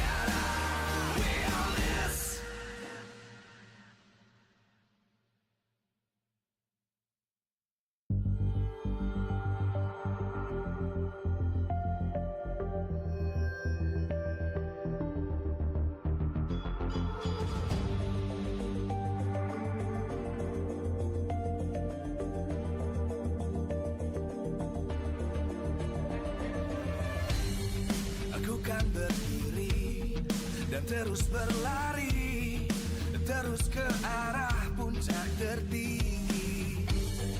Ku takkan berhenti, hanya sampai di sini. Kemenangan abadi menanti. You know we won't miss if we unite our focus. And if you haven't noticed, we'll nyalakan apimu, hadapi semua tantangan, hadang semua serangan, jatuh bukan halangan, bakar semangatmu, janganlah engkau menyerah, kita akan buat sejarah. We all this, we won't miss, we all this, we won't miss. Saatnya beraksi, jalani ambisi, aku kan menyawakan hari ini. You know we won't miss if we unite our focus. And if you haven't noticed, we'll nyalakan apimu, hadapi semua tantangan, hadang semua serangan, jatuh bukan halangan, bakar semangatmu, janganlah engkau menyerah, kita akan buat sejarah. We all this, we won't miss, we all this, we won't miss, we all this.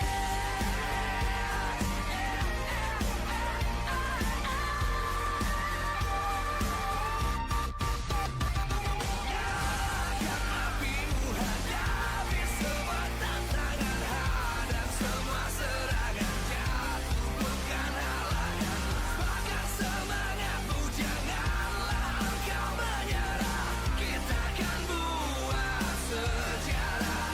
We all this.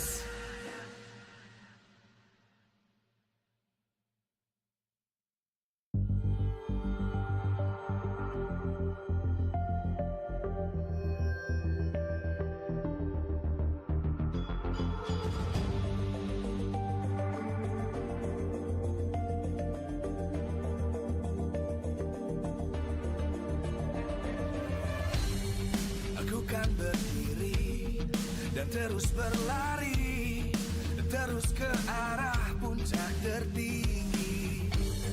Ku takkan berhenti, hanya sampai di sini. Kemenangan abadi menanti. You know we won't miss if we unite our focus. And if you haven't noticed, we'll nyalakan apimu, hadapi semua tantangan, hadang semua serangan, jatuh bukan halangan, bakar semangatmu, janganlah engkau menyerah, kita akan buat.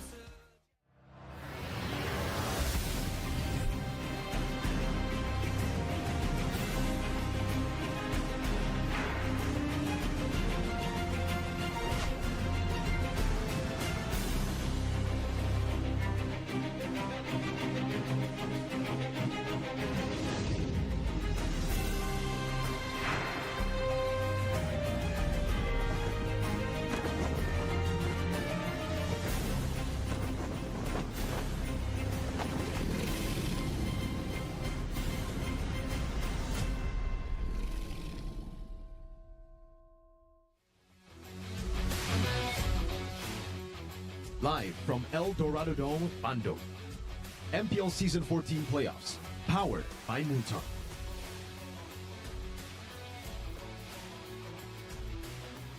Presented by official tournament smartphone, Samsung Galaxy.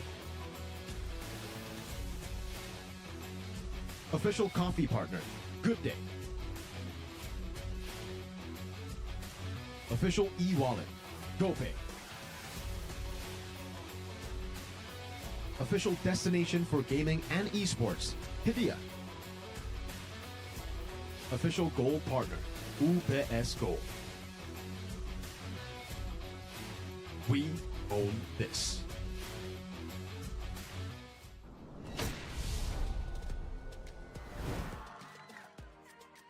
El Dorado Dome Bandung akan menjadi perjalanan tim-tim yang sedang berjuang untuk mendapatkan gelar sang juara dan juga tiket M6. Inilah dia perjalanan bagi tim-tim di Mpl Indonesia Season 14. Dan pastinya satu tim sudah gugur dan masih ada satu tim tersisa yang harapannya harus terkubur. Antara Fnatic Onyx atau Geek Fam untuk bisa ke M6 World Championship. Benar, kita sudah melihat adanya tim yang gugur. Namun kalau melihat dua tim ini adalah dua tim yang pernah mewakili Indonesia. Dua tim yang melangkah di M5 World Championship menjadi wakil Indonesia. Dan kali ini mereka harus beradu. Dan hanya ada satu slot saja untuk bisa membuka kesempatan mereka kembali mengharumkan nama Indonesia. Dan pastinya Bude, sebelum kita membahas lebih jauh mengenai pertemuan kedua tim yang pastinya sudah sangat kita nantikan, kita mau nyapa dulu nih super fans yang telah hadir di Eldorado Bandung. Mana suaranya? Woohoo! Sonic dan juga Geek Fam Unity sudah berkumpul, tapi tentu saja ini akan benar-benar kita diajak menjadi saksi. Mungkin perjalanan yang sangat menarik. Sebelum kita melihat perjalanannya, izinkan kami mengucapkan terima kasih kepada semua support yang kalian berikan dan juga support dari para sponsor dan partner. Karena Mpl Indonesia Season 14 powered by Munton, presented by official turnamen smartphone Samsung Galaxy. Dan pastinya our official coffee partner ada Good Day, official e-wallet ada GoPay, official destination for gaming and e-sport Media, official gold partner ada UBS Gold. Dan tak lupa juga kita punya partner in esports. Ada Campina, Head and Shoulders, Oraimo, Telkomsel, Dunia Games, IndiHome, dan juga WeDrink. Dan pastinya our suppliers ada Erigo, Click Indomaret, Yummy Choice, Kilo Food, Popmart, RSP Helmet, Saturdays, and supported by PBSI. Yay, semuanya udah mendukung, apalagi kayak makin malam makin hangat. Karena mengingat kita tahu sendiri ini adalah mungkin kali pertama dari 7 season beruntun. Fnatic Onyx yang biasa di upper bracket, kali ini mereka harus berjuang dari play-in. Mana nih semangatnya dari para Sonic? Woo! Dan pastinya Bude, tapi peluang Geek ini juga gak kalah besar. Karena mengingat di regular season bahwa Fnatic Onyx tidak bisa menang satu game pun dari Geek Fam. Dan tentunya juga kita tahu bahwa Geek di mode playoff ini selalu bisa memperlihatkan perkembangan yang luar biasa. Bahkan di season 12 mereka berangkat ke M5 World Championship dari lower bracket. Begitu mengerikan pastinya, apalagi lagi-lagi mode playoff. Harus kita saksikan bersama-sama bagaimana perubahan terjadi. 2 minggu banyak sekali tentu saja gameplay. Lalu ditambah lagi kejutan apa yang akan mereka berikan. Mengingat di minggu-minggu sisa akhir season, Fnatic Onyx mereka terlihat makin kuat. Ditambah dengan Geek Fam, mereka masih benar-benar bisa meracik susunan baru. Dan khususnya kita menantikan Baloi akan bermain apa.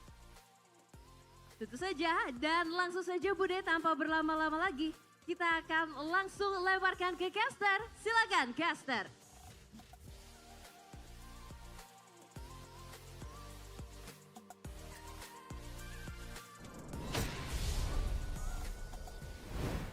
The Sky Kings are vulnerable.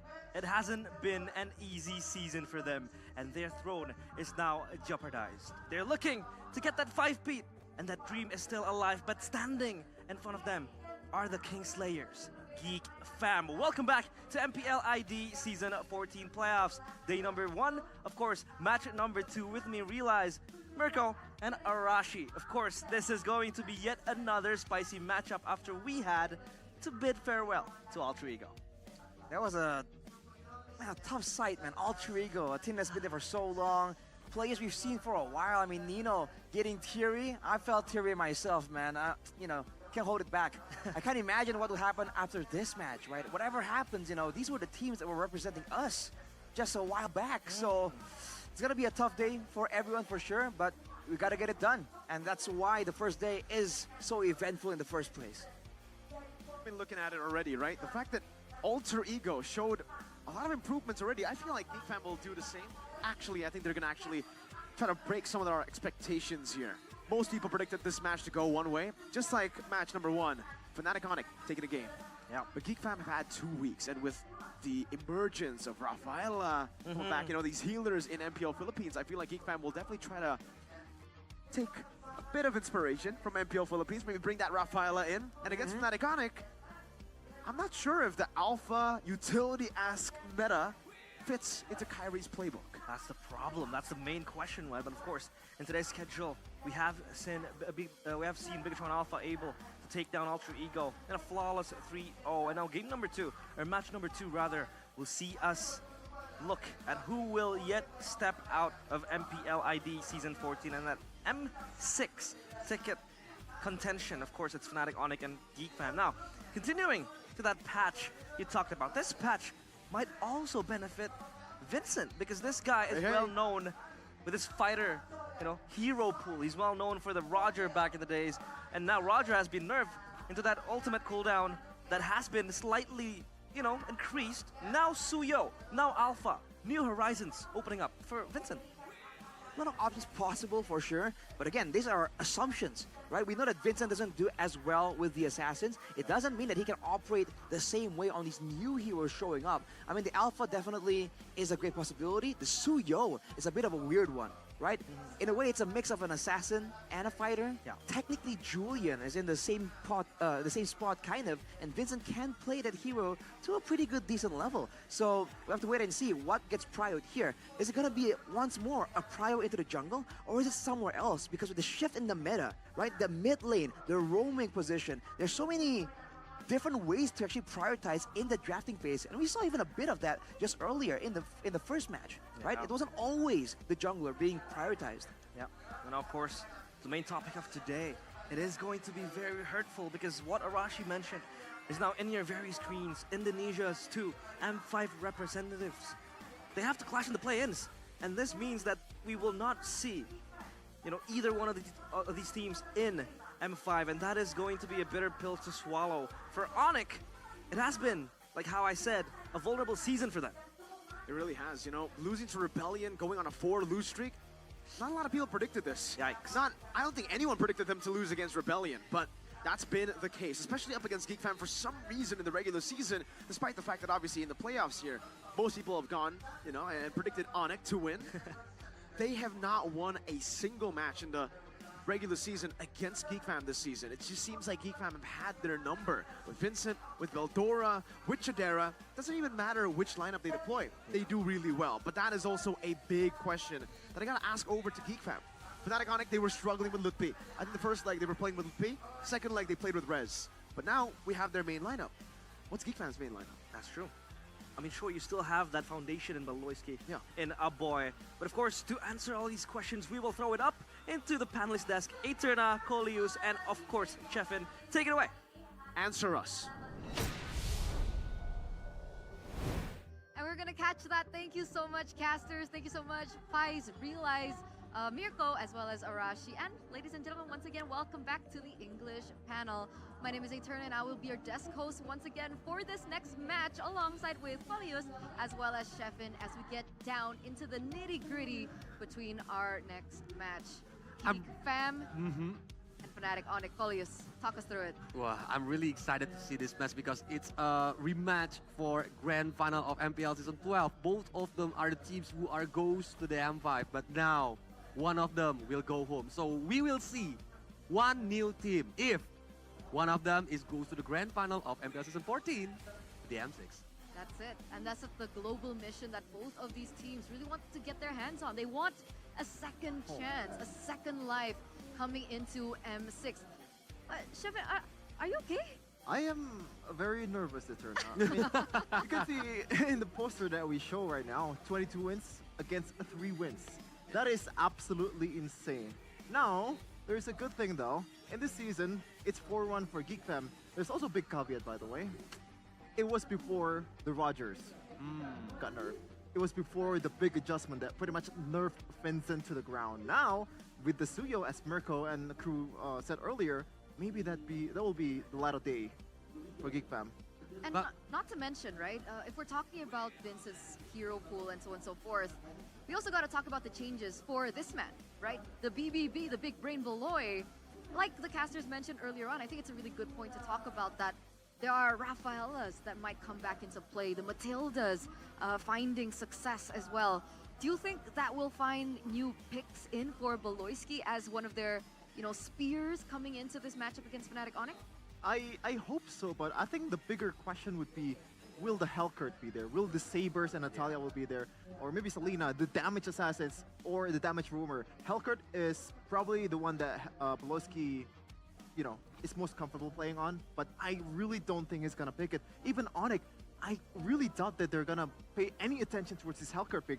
If they do actually lose in the first game against a Hellcurt, then they're gonna ban it. That's a big question. That's a big question. And I think one of the other, patterns that we see for Fnatic Onyx is people like to respect ban him away, right? And he does have a message. He mentioned it in one of his interviews in the regular season. Wait for us in the playoffs. Yeah. And we saw Fnatic Onyx, their performance in the final moments of the regular season, that was a different Onyx that we saw from the entirety of the regular season, honestly. Granted, it's Dewa United and Alter Ego. Yeah, but all of us already know that it's not a smooth sailing for Fnatic Onyx. But they proved it on the last week, I think on the week 8 and 9. Yeah. But now they goes to the playoff and everybody's waiting for what kind of surprise that Onyx want to bring up. Especially with Suyo. I think Suyo is like made for Kairi because he's really good using a high mechanics hero, and we knows that Suyo have the complete package of what kind of jungler needs. The crowd control, the dash ability, the burst damage. So our Geekfam will not banning Suyo for Kairi. It is tough, especially if they're on the second phase. They have to ban the chip, first of all. Maybe ban the Fanny also, because it's just way too much to deal with, and also it forces you to adjust the most out of all the heroes in Mobile Legends, I think. Now the third ban becomes even more, concerning. Because Matilda, I guess, probably will be the best ban there. Even so, we're talking about some of the best players in Indonesia for a long time right now. Sans, Kairi, Keyboy, oh my goodness gracious. As we're going to take a look at the highlights of what happened in the regular season, Eterna. Yeah, we also got to talk about, other than, of course, the advantages that both of these teams have, but also what happened in the regular season. What made the performance from the side of particularly Fnatic Onyx so shaky? And a lot of people are saying that it's due to their rookie. It's due to Rez. Now, Polius, do you agree that Rez is their weakest link? I'm not agree, because when I see the momentum, I think the initiation from Rez is actually good if their teammates is following up Rez, but now they are in sync. Now they are ready for the playoff. That's why we already see on the week number 9 when they are facing against Alter Ego and Dewa. Rez and the others are really in sync.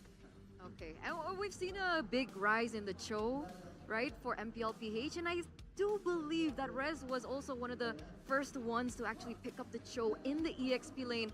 A lot of criticism actually on that particular match when it seems like Coach Yeb really wanted to force out the Cho, but with the changes coming in from the regular season, do you think that could be a pick considered for Rez?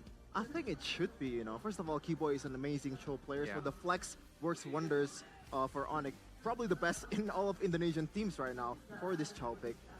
Even so, like if Rez is not really comfortable enough on the Cho, they can actually kind of replace it with some of the heroes that he can play, like the lockdown heroes, like Barats.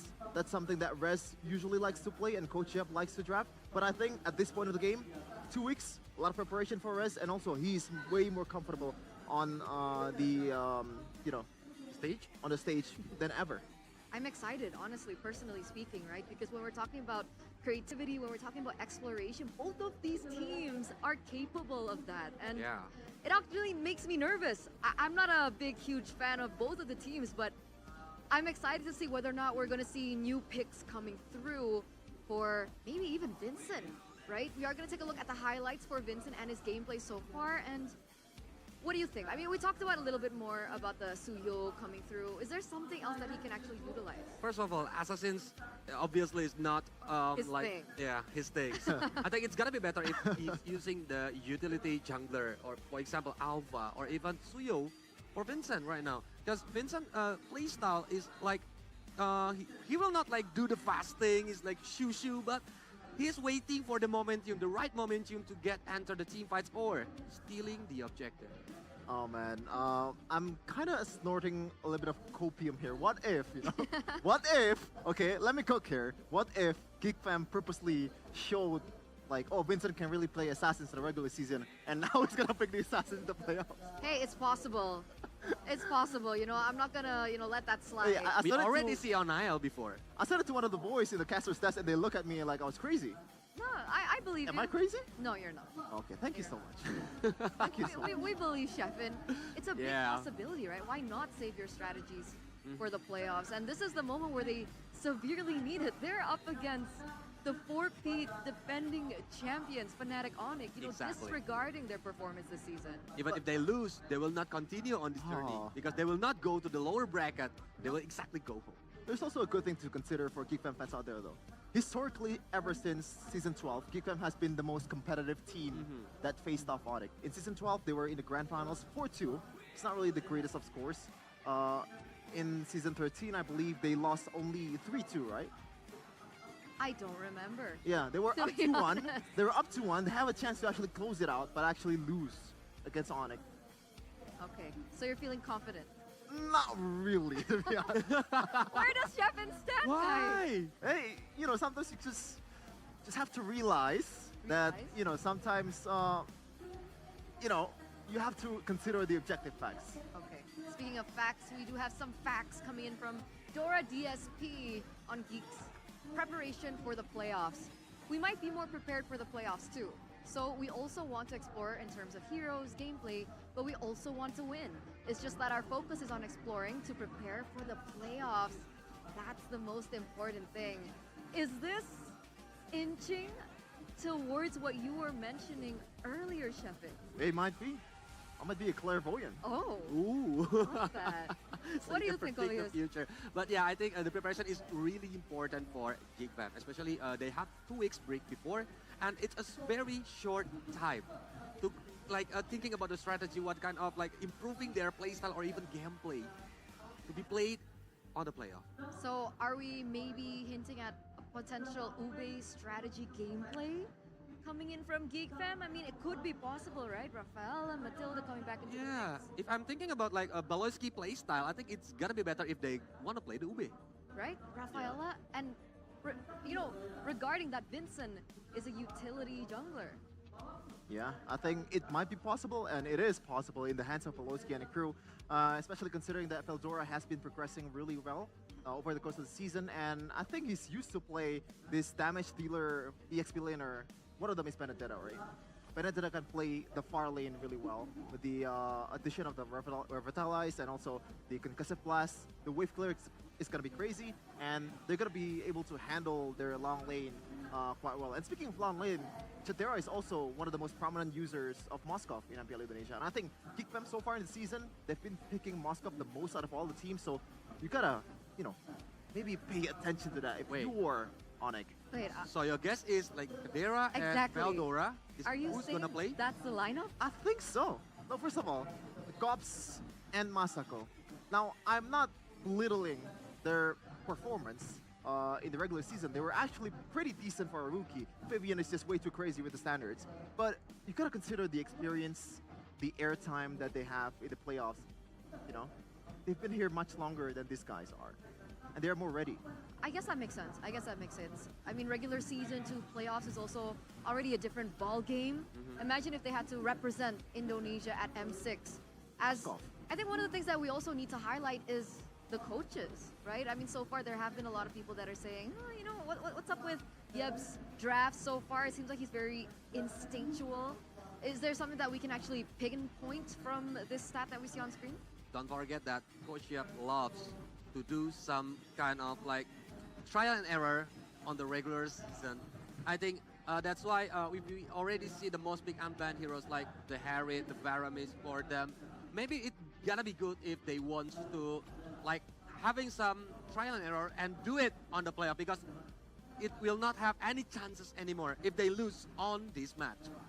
Yeah, I think in the regular season, just a lot of experimentational, is that right? Draft from Yep.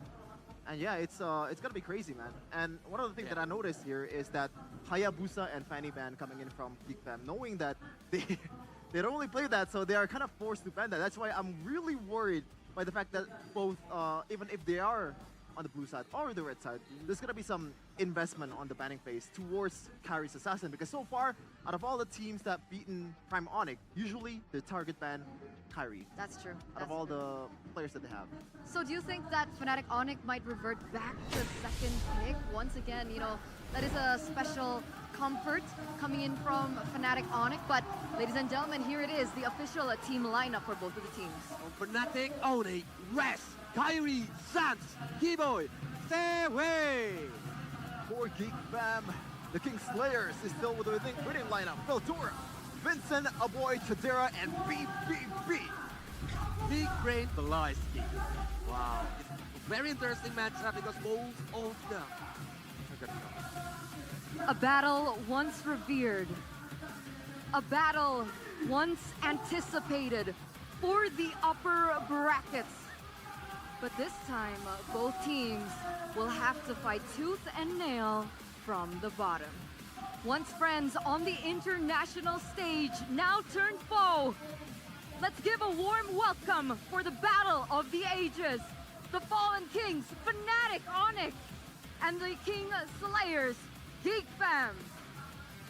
Oh man, you see what Chadera brought there?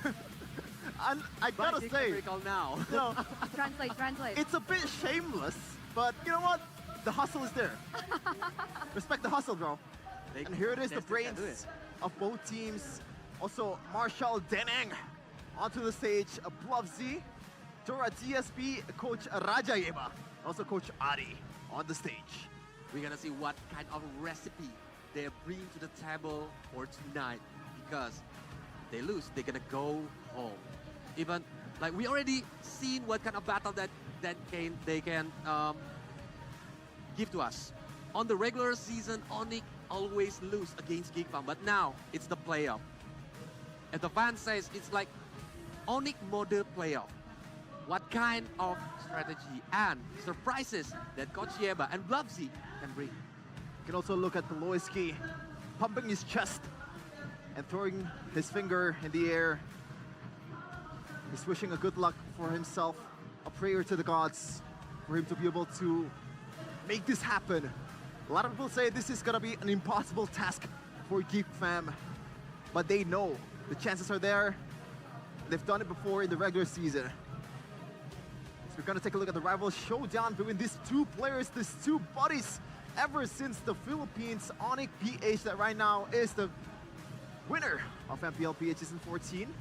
It's Kyrie and Peloisky. Man, oh man, there's two talents that flew to Indonesia, and their journey in Indonesia is nothing short of remarkable. Right now, they're looking to eliminate each other in this stage. They're one of the teammates before.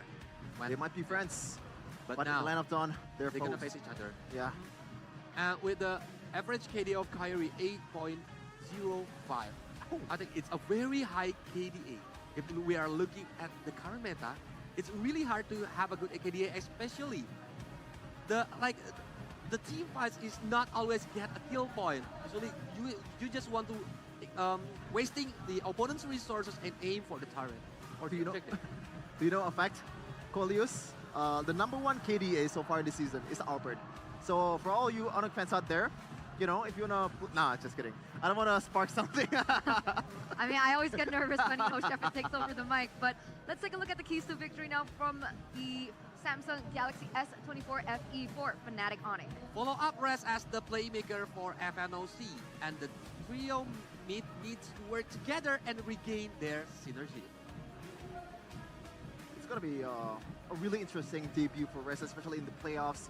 We saw, you know, Luke P performing really well last season in the playoffs, and even revert to as one of the best performers out of all the veterans that Onyx Esports at the time, or Fnatic Onyx had.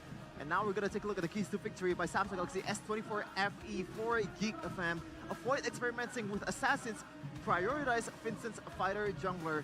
The second one, leverage Peloisky's creativity as the X factor in the playoffs. But it kinda goes both ways, doesn't it? The Helker, the Sabers, and Natalia I don't think it's gonna be viable in this meta, man. It's just way too hard. There's too much cover. There's too much CC to deal with. And if you're actually using a damage roamer, it's a bit lackluster because you're not really farming in the end. So your items is gonna be very limited.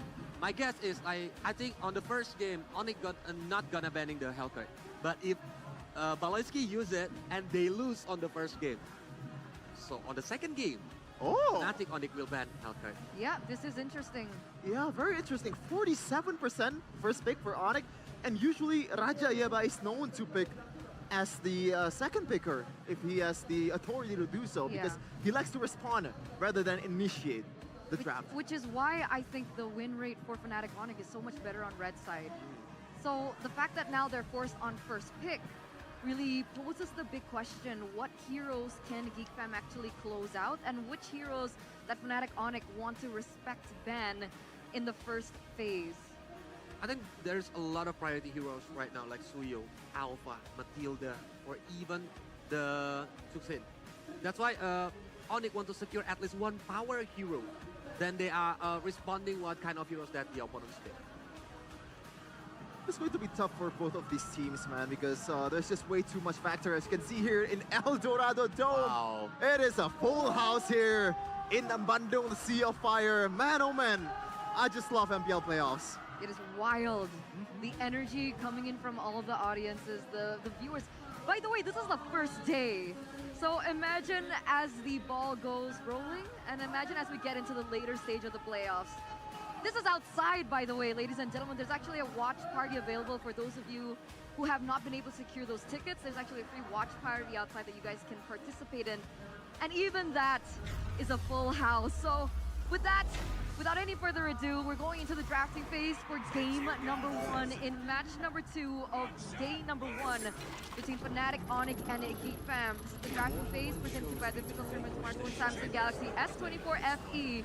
And wow, there you go. What? Suyo opened up Fnatic Onyx with that first pick. Wait a minute, chip ban on the blue side. Yeah, because they are prioritizing Suyo. I think that's why they need to ban the chip on their last ban. But picking against Suyo for the Geek Fam, right now they have a lot of options to be picked.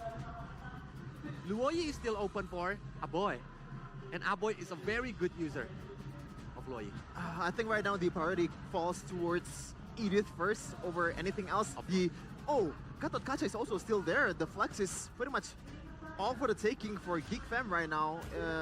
It's gonna be interesting on what they're gonna pick in the end here. And it's going to be the Phobius, and also the Matilda is still open. No, they're not gonna take the Matilda. Instead, they go towards the Yeef route. Now, are they gonna pick it? This forbidden combo in MPL Indonesia so far that boasts a 100% win rate. Matilda and Phobius. Matilda, Phobius, or even the Khalid Gatot. I think Khalid is banned. Khalid is banned, so there's no Khalid anymore. That's why I'm thinking about what if Keyboy wants to play with Rafaela. Even it's not fit with Keyboy's playstyle. I know Keyboy playstyle is the flashy one. He likes to pick off the opponents, but facing against Phobius and Yeef, I think Rafaela can be a good option.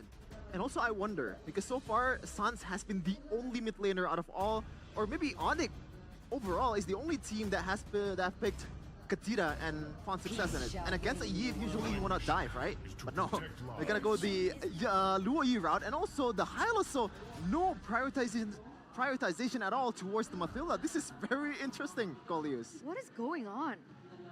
They know each other well. I don't know, man. I don't know. Fnatic Onyx, they're letting the Matilda go. The Matilda... Now you gotta pick Alpha, right? It sounds so good when you pair it up with the Phobius. Like, what's going on? Especially the user is Baloy. Why Hylo? Baloy loves to using Matilda, but they need the frontliner, Eterna, because Suyo needs to get back when the opponents try to catch Suyo. That's why they need the distraction, using the Hylos as the sandbag. But yeah, Matilda. Oh man. This is not the start that Geek Fam, they're gonna target Vincent. Fnatic Onyx want right now. And Geek Fam, they're gonna start eliminating these options. Understand that the Hylos can still be flexed into the EXP lane. They go for the Kaja ban, taking away Keyboy's hero. Oh my goodness, this is worrying for Vincent. The Alpha is ban, and possibly another ban towards Vincent also. Like, what are the other heroes there? Roger, Julian? I don't think Nolan is also good against a Hylos and Suyo in the first place. So Fnatic Onyx, they might want to, you know, bait Vincent into a Nolan. But when they have Matilda, I think Roger might be a good option if he can secure the snowballing factor on the early game. I don't know, man. I don't know, Roger. I think Vincent used it the last time in the regular season, and you can see it the way he played. Like, he's not comfortable on this hero, and the nerf, that 9-second Wolf transform cooldown is just way too much for this guy, and looks like it's gonna be a Nolan towards Vincent. Now, what's gonna be the answer here? What are you cooking, Mlbb, for Vincent? Because he has a very refined taste. He has, like, he's picky about what he's eating. I agree. One hero that Vincent has used in the regular season, it's not as popular. We didn't see it in Mpl-Id. Bane. Bane, yeah, I just want to mention about it because Bane with Matilda and Povius, especially with Deadly Catch 1, Luoyi using the diversion, it might be an option for GFAM right now. Your team is And it's going to be Moscow first. Time and tide That long lane, it looks like gonna be Beatrix and possibly Franco. Yep, it's gonna be a Franco, Beatrix, and now Veldora. If he jumps in, he is cooked. He has to pick maybe a Vengeance because it can be utilized, it can be used, even though he got suppressed. So expect that. Now, this is the big question, Colius. Like, oh man, I don't think Bane is a good option either, to be honest. Against a Hylos? Ling? Oh. Yeah, Ling for aiming Luoyi and Beatrix on the early game. But with Matilda. That's the problem. Oh! Borg. Is this it? There you go. Oh man. Is this the hidden strat that we've been waiting from the regular season? This is a... Actually, wait. Debut pick. Wait. Is that Chidera on the export? No way, right? No way. It's a visual bug, Moscow. right? Yeah. Okay. But honestly, I love the drop from GeekFam. It looks solid, but looking against Onyx who using Luoyi, if they got the map control, I think Fnatic Onyx will get the first game. All right, what about you, Sheffin? I don't know, man. I think GeekFam has a chance here, as long as they play the kiting game properly. But with a big notice, though, this is the best pickoff team in Indonesia in Fnatic Onyx. Yep. You have to somehow absolutely dodge all of the things that's coming from Keyboy. All right. So the compositions have been set in stone. Ladies and gentlemen, we're going to throw it over to our casters to bring you game number 1. One life, one goal, and one chance to make it even further in the brackets. Welcome to Land of Dawn. Game number 1, it is Geek Fam against Fnatic Onyx. Talk to me about the draft, Arashi. A surprising turn of events. We see Vincent finally on a fighter. That's great news for Geek Fam. Amazing. On top of that, though, they got the Yeeve, high ground mage for a boy. That's great. They got the Matilda for Beloyski. They have a very solid draft right here. Even Chidera with a bit of a signature pick on the Moskov too. They have a great balance here in whatever they want to do. So they can play it safe, they can play it aggressive if they want to. The only real concern is that when Fnatic Onyx get some power spikes and go for those early game pickoffs. But aside from that, if Geek Fam can kind of play it safe, they can make sure that Beloyski can save anyone getting jumped on. This could be a pretty good game for Geek Fam. If you take a look at the emblems here by Indiho, Wilderness Blessings for the mid lane and the roam, it's all about moving around, man. It's about clearing and then going for those ganks. Weapon Mastery for CW, gonna take a bit longer to ramp up. Whereas Chidera, going with the Master Assassin, wants to get some more pressure, some more fire in that lane, but look at Beloyski. Oh, great stun over, with a blaze of the immortal form. That's first blood over to Kai. That damage coming in from the Suyo. Is Suyo that strong in that early game, Arashi? I mean, the Suyo is absolutely amazing. Look at that damage! Oh boy, oh, that's an iron hook, oh boy! Flicker! Going with the ignition, luckily, to take him down there, but that's a wasted flicker. Already, so much pressure by the Suyo. Oh man, no way for Geek Fam to kind of match that kind of burst damage in the early game. You look at their composition, it's a lot of continuous damage. The Yeeve spamming out spells, Beloyski spamming out wisps as well, as Vincent's just spraying with the fire. Not a lot of burst damage. So when Kyrie wants to go in and just go for the 1v1 trade in damage, he wins every single time. You gotta wait a bit longer here before they can kind of match up. But this is the Turtle with the level 4 power spikes. In Geek Fam, in theory, have a lot of tools to guarantee that they can go for this 50-50. Yeah, if you talk about the setup, Geek Fam has it all. They have the zoning tools, they have the jump tools to really just rile Fnatic Onyx. The Turtle scenarios. But for now, it's just Rez trying to tank up the Turtle. But in bottom lane, Bloody Hunt, Nibiru's Passion, CW. finding the kill. Now Rez all alone, isolated. Opting the glorious pathway and Revitalize should be able to escape here as the chase won't be continued. Geek Fam will secure the neutral objective, but it does seem like for Fnatic Onyx, they don't care about the neutral objective. They'll go straight for the purple buff. A hook missing there from Keyboy. Good yin-yang reaction. We're gonna be caught by Circling Eagle, now burned down to the ground by Vincent on the X-Borg, but he will lose the purple buff. Heck, he'll lose everything in the bottom side jungle. Wow, highway robbery from Kyrie right there. Fnatic Onyx, understanding they don't really have the same kind of impact level 4, they just give up the neutral objective and go straight for the change, the trade on the other side of the map, and the purple buff invade. Looking at the talent predictions here by the new application GoPay. I mean, sure. Same old story. It's always going to be classic Papulong. PP. Only him with the Geek Fam donning that banner, but now Rez up top. Veldora and Vincent working in tandem to just win out the pressure. But Keyboy always on the move, always on the hunt. And Kyrie, in this moment in time, I feel like he is already strong enough to just get the fight. The hook misses towards a boy. Diversion. Ooh, they might not need the hook. A boy reads it out. Now Beloyski with the Circling Eagle and the real world manipulation. Kyrie to be able to dish out some damage, but that's going to be Keyboy locked down. Chadera with the SOD. Now the last Insanity. They won't really connect onto anyone. Say goodbye to the Faraga armor. That's a shot down. A boy trying to survive. Kyrie goes in. A boy with a flicker out. Beltora walking forward. Unfortunately, unable to get the demonic force proc on anyone. No, it is a very, very close trade.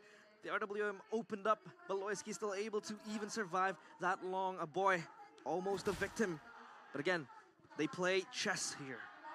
It's a cooldown shoes for Kyrie as well. He's going all out here to get as much spam damage out as possible. Man, in the early game though, you can see the pressure through for Fnatic Onyx, but Geek Fam, by abusing the Circling Eagle's card control immunity there, you saw Beloyski able to kind of surprisingly be durable, be hard to catch there, even though against the Franco, that's usually a scary proposition, especially with the Franco in the hands of Keyboy. This is not just a random roamer here, one of the best in Indonesia. Yeah, Turtle now again, just being ping-ponged around, and Kyrie has piled towards that diversion from the backside. They can go for a H. Unfortunate, not able to connect there. In front of pursuit from Veldora. Now the retreat battle, it's Kai who wins it out. Rest still in the midst of it all. Tanking a whole lot of the damage. Now onto Vincent he goes. A Circling Eagle over. Buddy Hunt locks Veldora down. But he has in front of pursuit and the guiding wind. No, it's not enough. He gets hooked back right into the battlefield and gunned down by Mr. CW. But Chadera will stay busy in the bottom lane. He will get a tier 1. Trades across the map. Turtle, a kill. And down bottom, Chadera is able to at least knock down the tier 1 turret. The pressure, unstoppable. Beloyski dancing with the devil. Not gonna dance that long, but SOD from Chadera finds Sans with the Spear of Misery, just pins him down on that wall. The passive save gold laner finding moments of his own right here. This is a high octane gain that we're not expecting from Geek Fam. Look at Vincent though, 1v2. Gee. Ooh. W walking up already with the Renners. Pops the Faraga armor there from Vincent, and he's just everywhere now. Looking to back up the skirmishes, but now Fnatic Onyx, they are indeed, the ones grabbing the tempo, but slowly but surely, Geek Fam's always very quick on the response. You can take a look at how they are actively pouncing on every potential chance to jump the hook. Oh, Circling Eagle. Good cancel with the Circling Eagle. Beltora, unfortunately, again, just barely out of range. It's just not enough.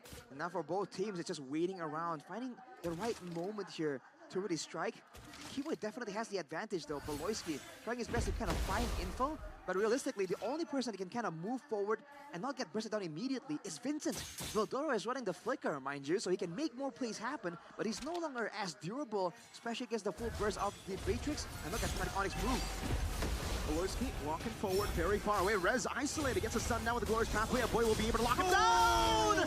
Keyboy finding the angle. Sun's getting the yin-yang reaction. And Calvin Renata just taking all of the kills. Bennett's rage, but in a much more traditional way. Triple kill. The AO is disgusting. Keyboy with an iron hook to catch a boy. That's 8-3. Only Mr. Vincent is left alive. What is he gonna do against the horse? This death ball isn't stopping anytime soon. Vincent is stuck in a rock in a hard place. He is isolated, but backup will come from up top. Great move for Fnatic Onyx, man. They know that they don't really have the advantage when it comes to the neutral objectives. So why fight the neutral objectives? Keep going for the pressure when it's not up just yet. Catch him off guard with the iron hooks. This is exactly how you're supposed to beat this kind of composition. And look at Beloyski, man. Trying to find info, but it's a risky situation with Keyboy. Zoning everyone away. That's a free turtle for Fnatic Onyx. Keyboy is just up there, asserting his dominance. Not actively seeking for a hook, it's much more of a zone out play coming in from Keyboy as Rez marches into Vincent. They're trying to invade this jungle, and Vincent does not have the comfort of his own home. It's just stolen away from Onyx, or rather Fnatic Onyx this time around. Rez looking to just pop the Gore's pathway. Oh, he just doesn't care. Kyrie from the side, gets the arrows out, Chidera low! Still able to escape with the help of the guiding wind, but my God, that's a lot of damage. Diversion for the flanks. Beloyski doesn't read it out. Costing the guiding wind. That's a stun over. United reaction to the real world manipulation, locking him down as well. Rez isolated, has a vitalize. Last Insanity will blow him up. That's a sod that will not connect out to CW, but it's a free tier 2 up top for Fnatic Onyx. You can take a look at how the damage coming from Beloy is just so disgusting. How does Geekfam deal with it?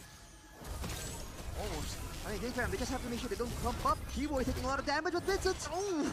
Oh, CW with the flicker forward and he gets the kill! No punishment! Geekfam can't do nothing against CW! Get out of my jungle, he says.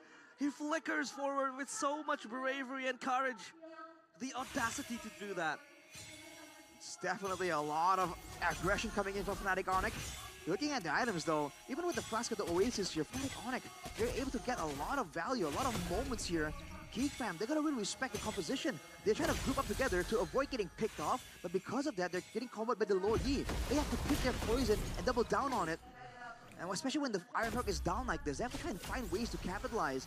Right now, they're waiting for the right moment to try and play around the neutral objective. This is the Lord after all. This is where the pressure is a lot higher on Fnatic Onyx to try and play that Lord dance that Geekfam are well known to do many times before, but with 5 seconds to go, with the lanes not really set up for Geekfam's success right here, it's looking quite dangerous. I like that point you made, Arashi. The fact that this draft coming from Fnatic Onyx is kind of like a contradictive draft for Geekfam to deal with. In one way, you don't want to clump up, but you have Yi over there. Oh wait, what Firaga armor? Beloyski with the guiding wind into his demise and CW just snipes him down!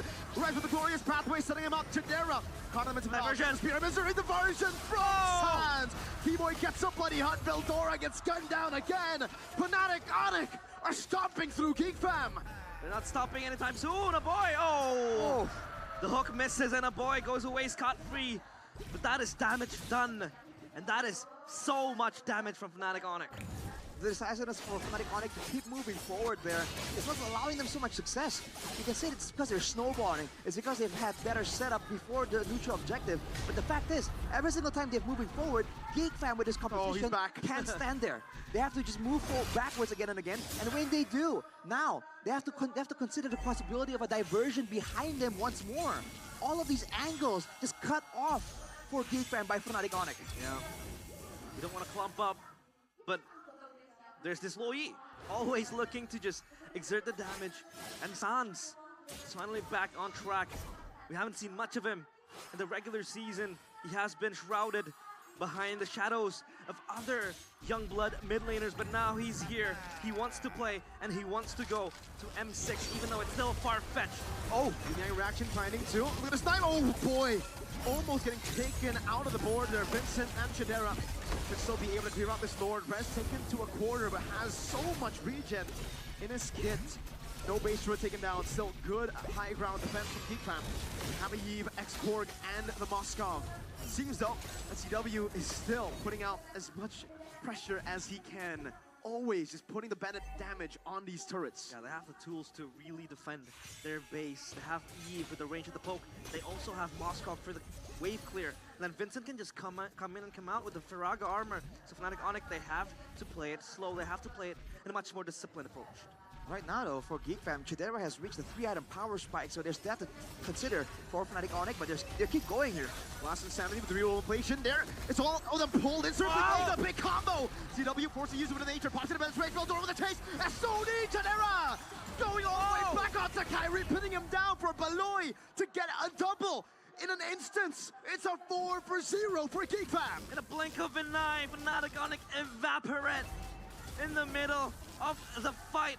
Geek Fam, the King Slayers, they bounce forwards. It's just Sans having to defend this. 1v5. We've seen this before, haven't we? But now against a full team. Sans do another! Sans finding 2 to defend the game as usual in Sans fashion. Wow, aggressive moves for Geek Fam there to somehow try and go for the end. That was as desperate move as possible, but Fnatic Onic, they have recovered. Now they're back on the map. The goal difference, though, has shrunk down from 10,000 to only 3,000. That's an SOD landing, but Chadera. No way. Okay. Not possible. Don't press. For a second, Matt was in the game. For a second right there. But again, look at the potential for Geek Fam once they have their backs against the wall, right? In a way, they're in a desperate situation, but in a way, their backline is quite safe as well. That's a Starlium site picked up by Beloyski there. He is not going for any tankiness whatsoever. More damage, more utility technically.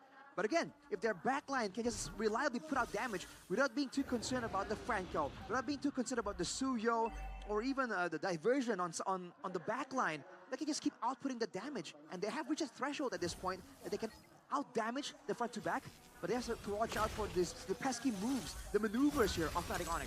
Vincent has scaled. Take a look at the damage. He's already able to slowly but surely deal with the frontliners of Fnatic Onic. Beloyski with the guiding wind. The hold over, Infernal Pursuit not used up just yet. The Spirit Misery will pin him down, but he'll just bait out the Revitalize. Rez all alone, real world manipulation, and Vincent just takes him out with the fire. It's very easy for them now to just shred down a Raz. They have the damage, they're scaling with their items, and this now looks kind of scary for Fnatic Onic. The Eve is going to be massive in these team fights, just poking down Raz, looking to bait out the Gore's pathway and then go back. It's just a bait and switch at this point for Geek Fam. And for Veldora, he will be the second in line to just jump into the backline of Fnatic Onic. Look at how zoned out they are from the pit.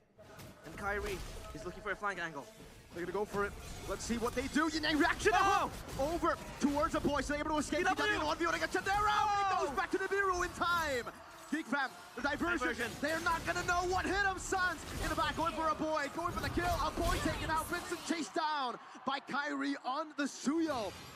Another 4, a stun missing, and Fnatic Onic will have to back away for now. They'll have another wave in the mid lane to try to end the game. It's just Vincent having to stare at the deadly corpses of his teammates. Fnatic Onic, they want to reclaim their throne. They look to set their sights on the crystal. It's just Vincent having to hold this by himself. 1v5, last insanity. Can he get the retribution? And he bought him in so much time. He will finally be taken down. Jadero's gonna be up again. He bought enough time with the diversion coming down though from Fnatic Onic. He's gonna go straight for the Lord. They peace out right out of there. Immediately to the Lord. Geek Fam trying to find a way to capitalize again on the over-aggression of Fnatic Onic, but it won't be allowed at all. The goal difference now back to 7,000. Fnatic Onic, after the minor setback, it was a major setback, but they made it look like a minor setback in the grand scheme of things. Now with the Lord at their backs, once again, their task is to crack open the base. This is Geek Fam, under the shot calling of Beloyski. They've been able to fend off a lot of different kinds of attempts to crack open the base. But now against Fnatic Onic, there's just so many variables. Can they do it yet again? Great wave manipulation from the side of Geek Fam. Keyboy trying to go for a cheeky iron hook. There's one minion that wasn't cleared out though. Now Fnatic Onic make their charge into the base. Kai with the snipe over to the Froga armor. This time Vincent has the immortality. Lord of the mid lane dealt with. Now Veldora will be caught. Still having the help of the guiding wind. Vincent still dealing with the Lord. Lord has been dealt with. Many waves coming down. The base wide open. The real rebel blade will zone CWS. Kyrie will be isolated, but will still be able to blink out to safety. A boy picking up one. Go into the back. CW going to be compromised. CW's pinned down by the Spirit of Misery as he goes in for the win of nature. But CW gets the Bennett down onto Chadera with a flicker. This is a risky play, Chadera. Now with a blink again. Almost getting the massive play to turn the game around. But we have ourselves a game, folks. 2 for 1. This is still game number 1. Sheesh. So high-paced and Geek Fam. They're still able to hold the line. Fnatic Onic, it seems like they're stuck in a cul-de-sac, trying to push into the base of Geek Fam. What's the main problem, Arashi? It's the lack of range, technically, and the way that they were operating, they go for pickoffs. But the fact that Beloyski has been able to save whoever's getting jumped on again and again. Veldora got bloody hunted, and he was frisked down by the Bennett's Rage. But then Beloyski comes in and saves him, right? With that with all the resources being spent to try and get Veldora out of the game, and he survived, right? He comes back in along with all the AoE coming in from Aboy, from Chidera. They just have to make sure that the pickup attempt actually lands. And the thing is, Beloyski is so good at foreseeing how these fights are going to go and just saving the right spell for the right moment. Again and again here, he's able to deny Fnatic Onyx play with a Circling Eagle just a couple of fights earlier, and even with the Guiding Winds at the right exact moment. That's what they have to try and deal with here. Fnatic Onyx have to find a way to not fight Geek Fam front to back. In theory, it should be right here when they're playing against the Lord in the Lord dances. Ooh. If they can find a fight against Geek Fam here outside, when they can use a flank maneuver, when they can go for a diversion play, that could be their win condition. But I don't think Geek Fam will bite. They are known as one of the more patient teams in Mpl-Id. It's far easier for Fnatic Onyx to maneuver back when Geek Fam is coming towards them because they have so much control with the Luoyi, and then you have Rez. Could pop that pathway defensively. But then so far, Geek Fam, they have been very, very much defensive. They have been very, very patient on waiting for Fnatic Onyx to pull the trigger. Let's see. And it's going to be an important Lord for them. Geek Fam, will they defend or will they catch the bait? Well, Fnatic Onyx are first on to the Lord. They will reset. They will give them time. Moskov in the bottom lane still clearing out the wave, so this is great setup for Fnatic Onyx. Yeah, this is, you know, the good opportunity that Geek Fam has. They have the global presence, but look at this hook! Over to Veldora. Circling Eagle trying to cancel it. Veldora gets deleted before he can even do anything. Now do they fight? Real revelation catching Sans. Oh, Cody not connecting. Sans very low. Pops it to conceal from Keyboy. Trying to survive. But Loyski buying a little bit more time, trying to get an angle of attack. The minions. But take a look at the minion waves in the mid lane, crashing down into the base. A big forced error from the side of Fnatic Onyx into Geek Fam, but they have minion waves spawning in again. Diversion to bring Sans back into the Lord Pits. Oh, Fnatic Onyx, they have so much prio up top and mid, and Rez will open up the pathway. Kyrie with the stun, a boy getting the dash. Now it's going to be Vincent, who's going to be caught in the midst of it all. Rez bursts it down, has the winner crown. That's going to be Passion, cancelled out by Beloyski. Kyrie in the back, going for a boy who has the flicker. Vincent still somehow surviving. Will lose his immortality though. Shot down by Kyrie in the arrow of the immortal form.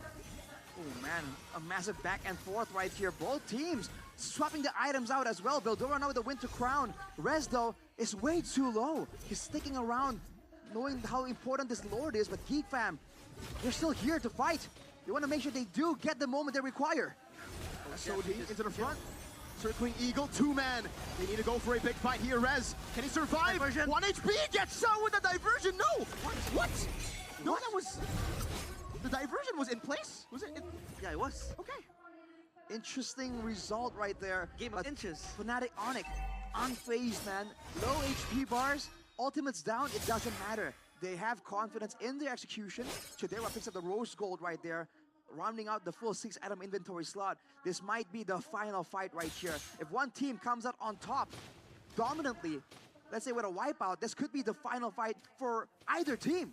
Now, marching towards the base, eyeing the crystal, and the Lord this time will accompany them.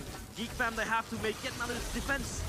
Spencer with the last insanity, real world inflation used up as well. CW zoned away by Veldora. Oh, he will lose his slot to Sans with the Yang Yang reaction.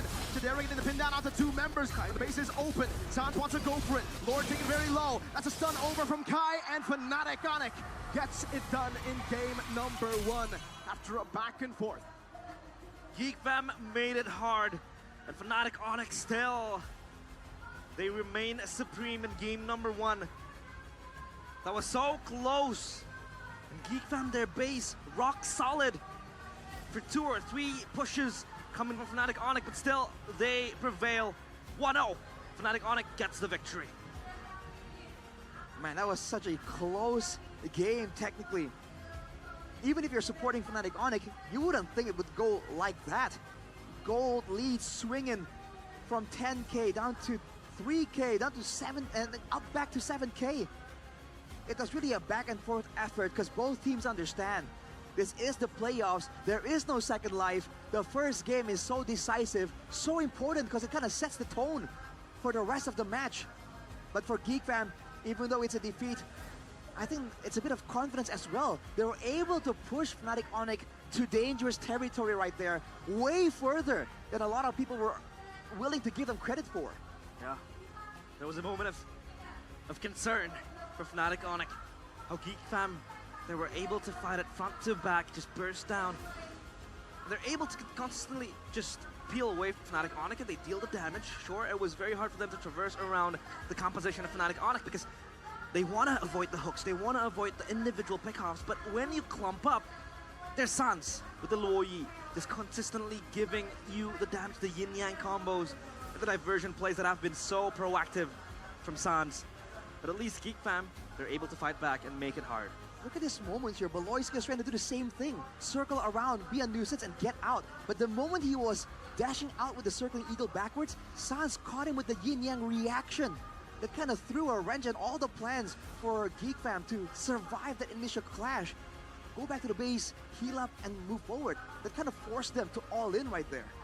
Yeah. What a performance here from Geek Fam as well. The fact that they went for a full high ground defense kind of composition and they were able to throw or hold the game for so long was quite impressive, despite the 8K gold lead of Fnatic Onyx. Let's ask the panelists on what they have to say. So Eterna, Coleus, and Chefin, take it away.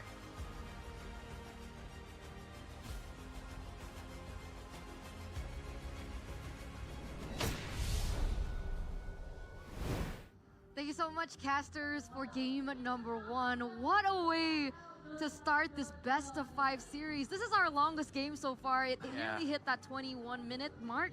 I think it was just shy of 21 minutes, but that was so intense. Even Chefin, I think he nearly tripped over. Please be careful for the next game, Chefin. But Coleus, walk us through what happened. It's a jaw-dropping game. I think it's a dogfight, really a dogfight. Like, everything's happened really fast when Fnatic only got the first kill, but Geek Fam always got the other kills. So it's always a knife for both of them. But it's already different stories when Onyx already got the base turret and the Geek Fam is like failed to get all of the base turret because Sans defensive is very good. Yeah, I think Sans is just the wall that Geek Fam cannot get through at this point, man. The composition just works perfectly for Onyx because they have a really good, like incredibly good siege potential. Meanwhile, Geek Fam on the other hand, they have also an immaculate defense or high ground potential. So it's like an immovable force versus an unstoppable force. Hey, immovable wall versus unstoppable force. But unfortunately, at the end of the day, just Sans happened. And in a way, they also kind of flip the coin on whether Keyboy will land the hooks or not. And that is something that, against Onyx, I think that is kind of a good strategy, to be honest with you. You have to gamble against this team, man. It's just way too good. Extremely. That's the problem, I think. It's because Keyboy is using the pick-off heroes. Geek Fam needs to be careful about the hook. But if Keyboy using different heroes, it's gonna be very hard game for Fnatic Onyx. And remember, right, from the side of Geek Fam, only one person brought Purify, and that was Beloyski on the Matilda. Everyone else went for Flicker, and it does make sense, right? On the Heave, you want to use the ability to use the Flicker for the outplay potential with the real-world manipulation. We're also going to take a look here at the highlights of that particular game, and we're also going to crown the POTG after this. And honestly, if you're asking me, there's an argument to be made for CW. There's an argument to be made for Keyboy, Rez, as well as Sans. So, I don't know. Chefin, who do you think will get the POTG? Well, I think the one that does the base defend 1v5 here for Fnatic Onyx, and the way that they use the diversion, I think so far against, or even with Moreno, this is the best Luo Yi so far in this day. Okay, we'll see. Ladies and gentlemen, our MVP presented to you by the official tournament smartphone, Samsung Galaxy S24 FE. See? CW. Get it? CW? Okay. But I love how CW plays very aggressively, and even he always got the kill points to secure the kill points. It's really important heroes or role from the opponents to get the other objective for Onyx. I think in the first few minutes, he already had what? We talked about it in the game, right? 2K gold lead over. And honestly, the facilitation by Keyboy to make that happen was also incredible. So, you know, huge props to Keyboy on this Franco. It's just the way Onyx operates, man. And I think in the first turtle fight, they completely kind of concede in a way they bluff concede the turtle because Rest was handling it. And meanwhile, Keyboy just walking down to the other side and just picks Chadera off, and it really sets up the tempo in the gold lane because right now Beloyski has to kind of babysit Chadera just like in the regular season, and it makes sense, man. It's just at that point, against a Franco, against a Beatrix, the kill pressure is just way too much to deal with, and now Beloyski, he's just a Matilda in the early game. It's just sometimes just gotta, you know, realize or maybe, accept the fact that you're gonna lose the early game. Yeah, and we didn't see a lot of Matilda combo with Vincent on this game because Onyx is usually starting the setup first, the initiation first, and then they just do the counter setup. This one, Did he when just San recall? do the defensive, oh my god. On a 1v5 defense? Yeah. Did he just recall? 1v5. Man, this guy's crazy. Is it too early to say that they might be back? I mean, Kyrie did mention it in his interview, right? Wait for us in the playoffs, and this is a completely different Fnatic on it. Oh, look at that. Sans again. Oh. With this kind of gameplay, I'm not sure it's gonna be 5 games. Maybe GigFam can stall 1 game, but for 2 games, or even winning this match. What do you think, Stephen? I think this sets up a good series, to be honest. I think at the very minimum, this is not gonna be sweep. That thing I want to say I promise you, but I don't know about that. But yeah, this is, again, like a lot of people are just writing off GeekFam right from the get-go before the series even begins, and now they're seeing this. This is a sign that GeekFam has a fighting power. And remember, for a lot of people out there, they kind of treat GeekFam like they're playing an unfair Uno game. Onyx has all the +4s, and GeekFam is forced to play with the numbers because I'm sorry to say this, but Vincent is kind of compared to other junglers out there, he's a liability on this draft. I agree. I think the lack of hero pool and the lack of heroes that he can utilize does kind of make it a little bit easier to draft against GeekFam, right? I guess the only person you'd have to be worried about would be Beloyski's hero pool, but other than that, take away all these utility junglers and it doesn't seem like Vincent is comfortable on it. What do you think about his performance on his debut export, though? I think it's decent. Yeah, it's decent. I mean, to be honest, when you're playing an export, the skill ceiling is not that high. You're just spraying fire, and rinse and repeat. You're just mostly relying on your teammates to be able to finish what you started. That's the whole idea of export. So that's why, it's decent. So the ideas of export is like making the opponents is teamfight 5 versus 5, and then burn them using the last insanity. But when they want to create that moment, Keyboy always kidnap one of his teammates. That's why they already split, and CW always looking for a good position. It's a hats off for CW for this game, I think. Yeah, I would agree. Also, props to Rez as well for making the space, right? The zoning that he was able to the sandbag execute. Oh, yeah, you're right. He's actually the sandbag here on the high-lows. 241k. Yeah, because even in the game, you mentioned the stats, right? How much damage CW was dealing as well. What, do you remember the number? It was like a 70k compared to 47. That's like nearly half. 15 minutes. It's uncanny. It's uncanny. And Fnatic Onyx, they really were able to pinpoint the strengths of their draft. Yeah. They understood that their pickoff was really strong, and they understood that with the Beatrix in the gold lane, that power spike hit a lot quicker because of the BOD Malefic power spike as compared to the Moskov, who possibly would need 3 to get to that power spike, right? And they were able to work around that, which is why Keyboy, for the most part in the early game, was with CW. That's why we need to think about like what Suns do too on this game. Yeah. I think with the diversion, with the duality, using the first skill and the second skill, it always annoyed GeekFam when the team fights happens. I mean, Arashi mentioned it in the game earlier. It's a pick your poison. Because right now you're playing with Matilda, you're playing with an export. This is a composition that relies on you clumping up. Right. And what better way for you to punish that with a Luoyi? This is practically the best front-to-back mage there is right now against this composition. We didn't see it in the drafts, right? We were like, why not pick up the Matilda? Why not pick up the Matilda? But it turns out that Luo Yi and Hylo's pick in that first phase was the cherry on top to an interesting and very intelligent draft. Yeah, it might be what Fnatic Onyx wants. Just pick the Matilda because we know how to counter it. Rajayeba. Rajayeba, the pickoffs. And to be honest, Rajayeba is having a good time because these players, all right, the skill ceiling, the skills that these players have is undoubtedly one of the best in Indonesia. So, a lot of times when you see this kind of draft that kind of don't really make sense in your head, it's more like Rajayeba trusting his players to actually pull that off because, yeah, they can execute a lot of draft even though it's weird in a really good way. But one more thing. I think every movement that created by Rez, the others are following him. So there is no more no sync with Rez anymore. Something happened in the last few weeks for Fnatic Onyx, right? Because that chemistry and that synergy that we once kind of doubted, it feels like all of that has been checked up on the list. But, ladies and gentlemen, right now you're seeing on screen Gelora Juara. What does that say? Geek harus menang. Kalau kalah, aku jalan kaki ke Depok. Okay, translate that, Kolius. Geek must win. If they lose, he will walk to Depok. Oh, by the way, the translation to Gelora Juara is champion spirit. Oh, champion spirit. Yeah. Wow. Walk to Depok is so far, by the way. That's in Jakarta. I mean, Yep. it's nothing compared to the guy that came from Bukit Tinggi earlier. Look. Onyx, if you win, I'm gonna propose my girlfriend.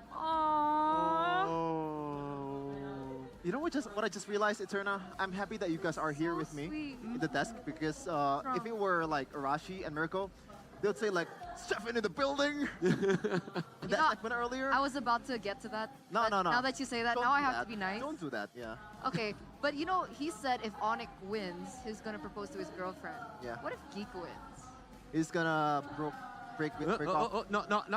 That's not what I meant. No. Zip. I meant, you know, for you. I mean, that's how it works, right? Are you going to get married if Geek wins? No. What do you mean? Kind of boring. Who do I marry? You just choose, right? Like, who doesn't want to be with Sheffin, right, Golius? I think a lot of girls is queuing They're queuing. for Sheffin They're love. lining up. They're lining up. Why do you assume I want to go? But he's a picky boy. I'm going to ignore that last statement by Sheffin. Yeah, moving on. Audience topic voting. So because Geek Fam were unable to secure game number 1, how can they win it back for game number 2? We're going to ask you guys. And the voting shows 45% win early pressure, 32% leverage Fnatic Onyx over commitments, and 23% cheese pick Beloyski. Now, Sheffin, we'll start with you. Do you agree with this result? I mean, the third part, I think they already did it for the most part because they have a really good late game composition that defends your base really, really well. But, oh man, the first one, bro. Like, I think you're asking a lot here. You're asking Geek Fam to win an early game against Keyboy, against Sans. These kind of guys that's been in the league for so long and dominating Indonesia for the last 4 years. But on the current meta, I think most of the teams are looking for to win the early game. Because if you win the early game, it's gonna make the game more simple for you. Yeah. But for Geek Fam against Fnatic Onyx, I think it's, like Sheffin said before, it's gonna be really hard. Here's the thing, right? Going back to Sheffin's point earlier on, if they want to win the early game, other than the fact, of course, Fnatic Onyx, they're amazing players. They were actually set up for success for the early game, right? They had the Suyo. We understand how much early game pressure the Suyo has, alongside with the Luo Yi. She's a mid lane bully. Obviously, they'd already have that mid prio. So, do you think that maybe if, let's say, early game is so important, then Geek Fam need to be given a draft that has a little bit more anchor in the early game? Go for Saber. Wow, that's absolutely But not that's a good what I early was game. going for. Like, level 4. Yeah. For like a little bit. But at least he can just instant kill the CW on the gold lead Guys, if they want to do the mirroring stuff. Like, help me here. Stefan, help me. What do you need help with? Saber, do you agree with Saber? It feels like wolves on the desk right Who's now. banning the Saber on the regular season against Geek Fam? I can't. I forget. Can you recall it? What? Who's banning the Saber against Geek Fam on the regular season? I think I saw it once. I don't know. Onyx? Maybe. I don't know who it is, but I think they're overthinking it too much as we're gonna go into the drafting phase.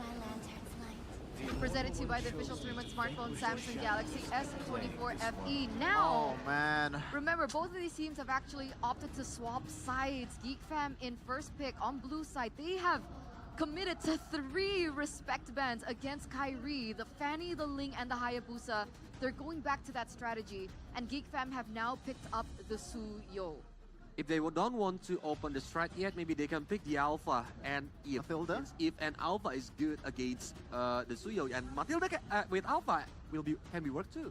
Yeah, especially if they, it kind of eliminates the Phobius potential coming in from GeekFam, right? Because Veldora is also a really good Phobius user, so against an Alpha, it is really hard for you to play a Phobius. And now the answer is gonna be dun dun dun dun. I'm not the only one bound by Going to be a Phobius and also Nolan.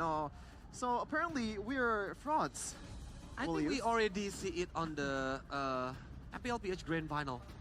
Because King Kong is the one who using Suyo, if I'm not wrong. And the opponent is using Nolan.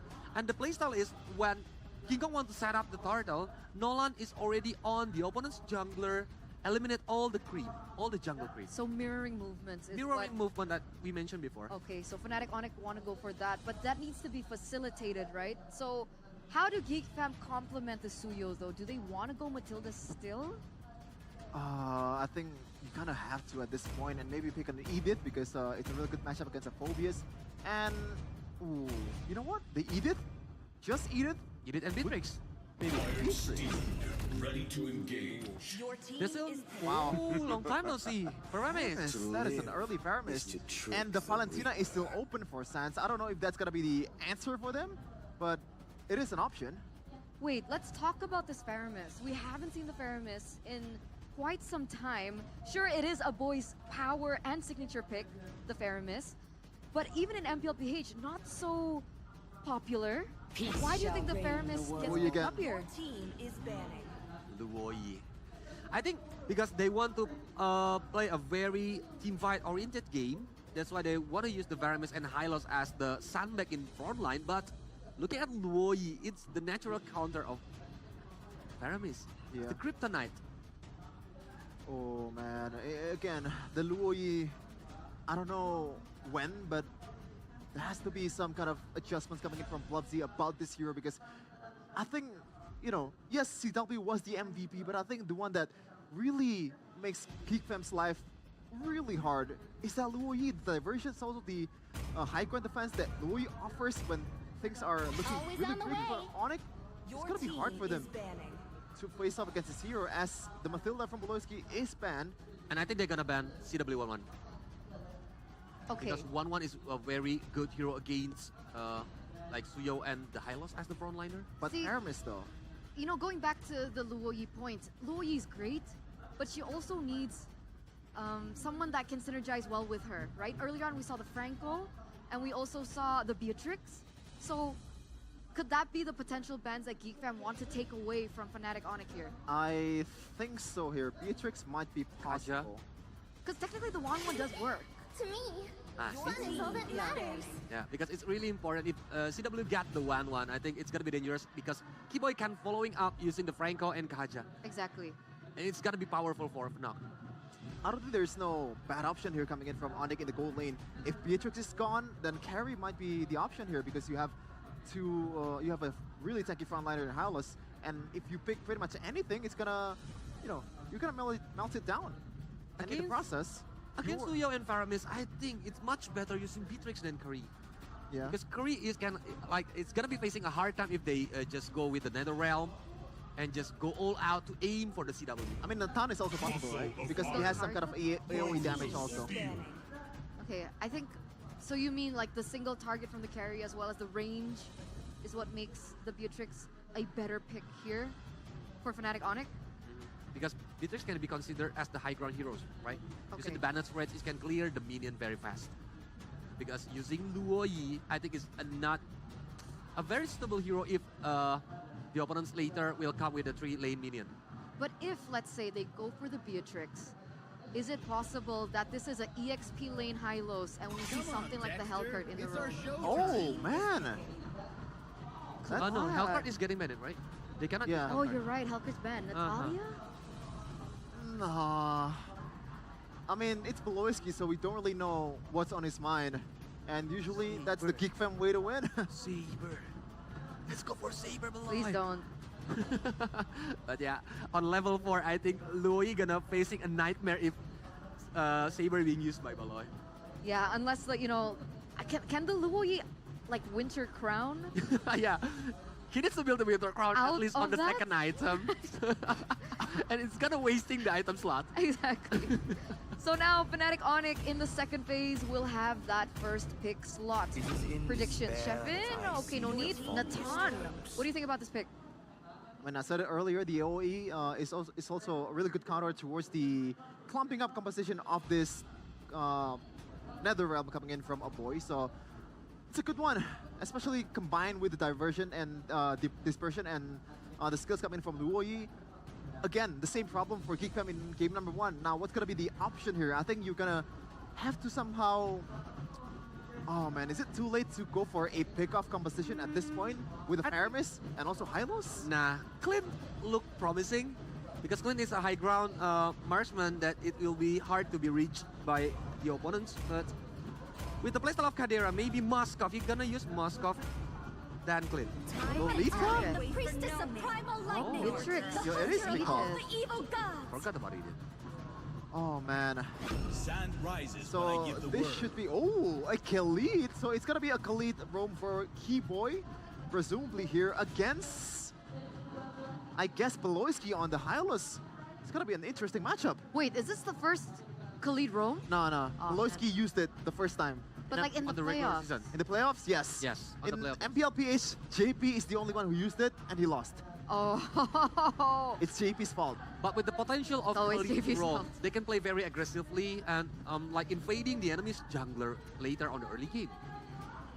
This is very interesting. Okay, so before we throw it over to our casters, real quick, Colius, Fnac, Shevin. GeekFam. All right. No Our- bias, by the way. No bias, ladies and gentlemen. Second game awaits us. We are gonna throw it over to our casters real soon. Let's actually ring them. Ring, ring, ring. Casters, you there? Moshi Moshi, hello. Yeah, we are here, Eterna. We got your phone call. Thank you. And welcome back to the game. And if you close your eyes and take a look at the drafts, you will think that Fnatic Onyx draft is much more of a geek draft because of this Khalid roam. Does it almost feel like nothing changed at all? That's the real question.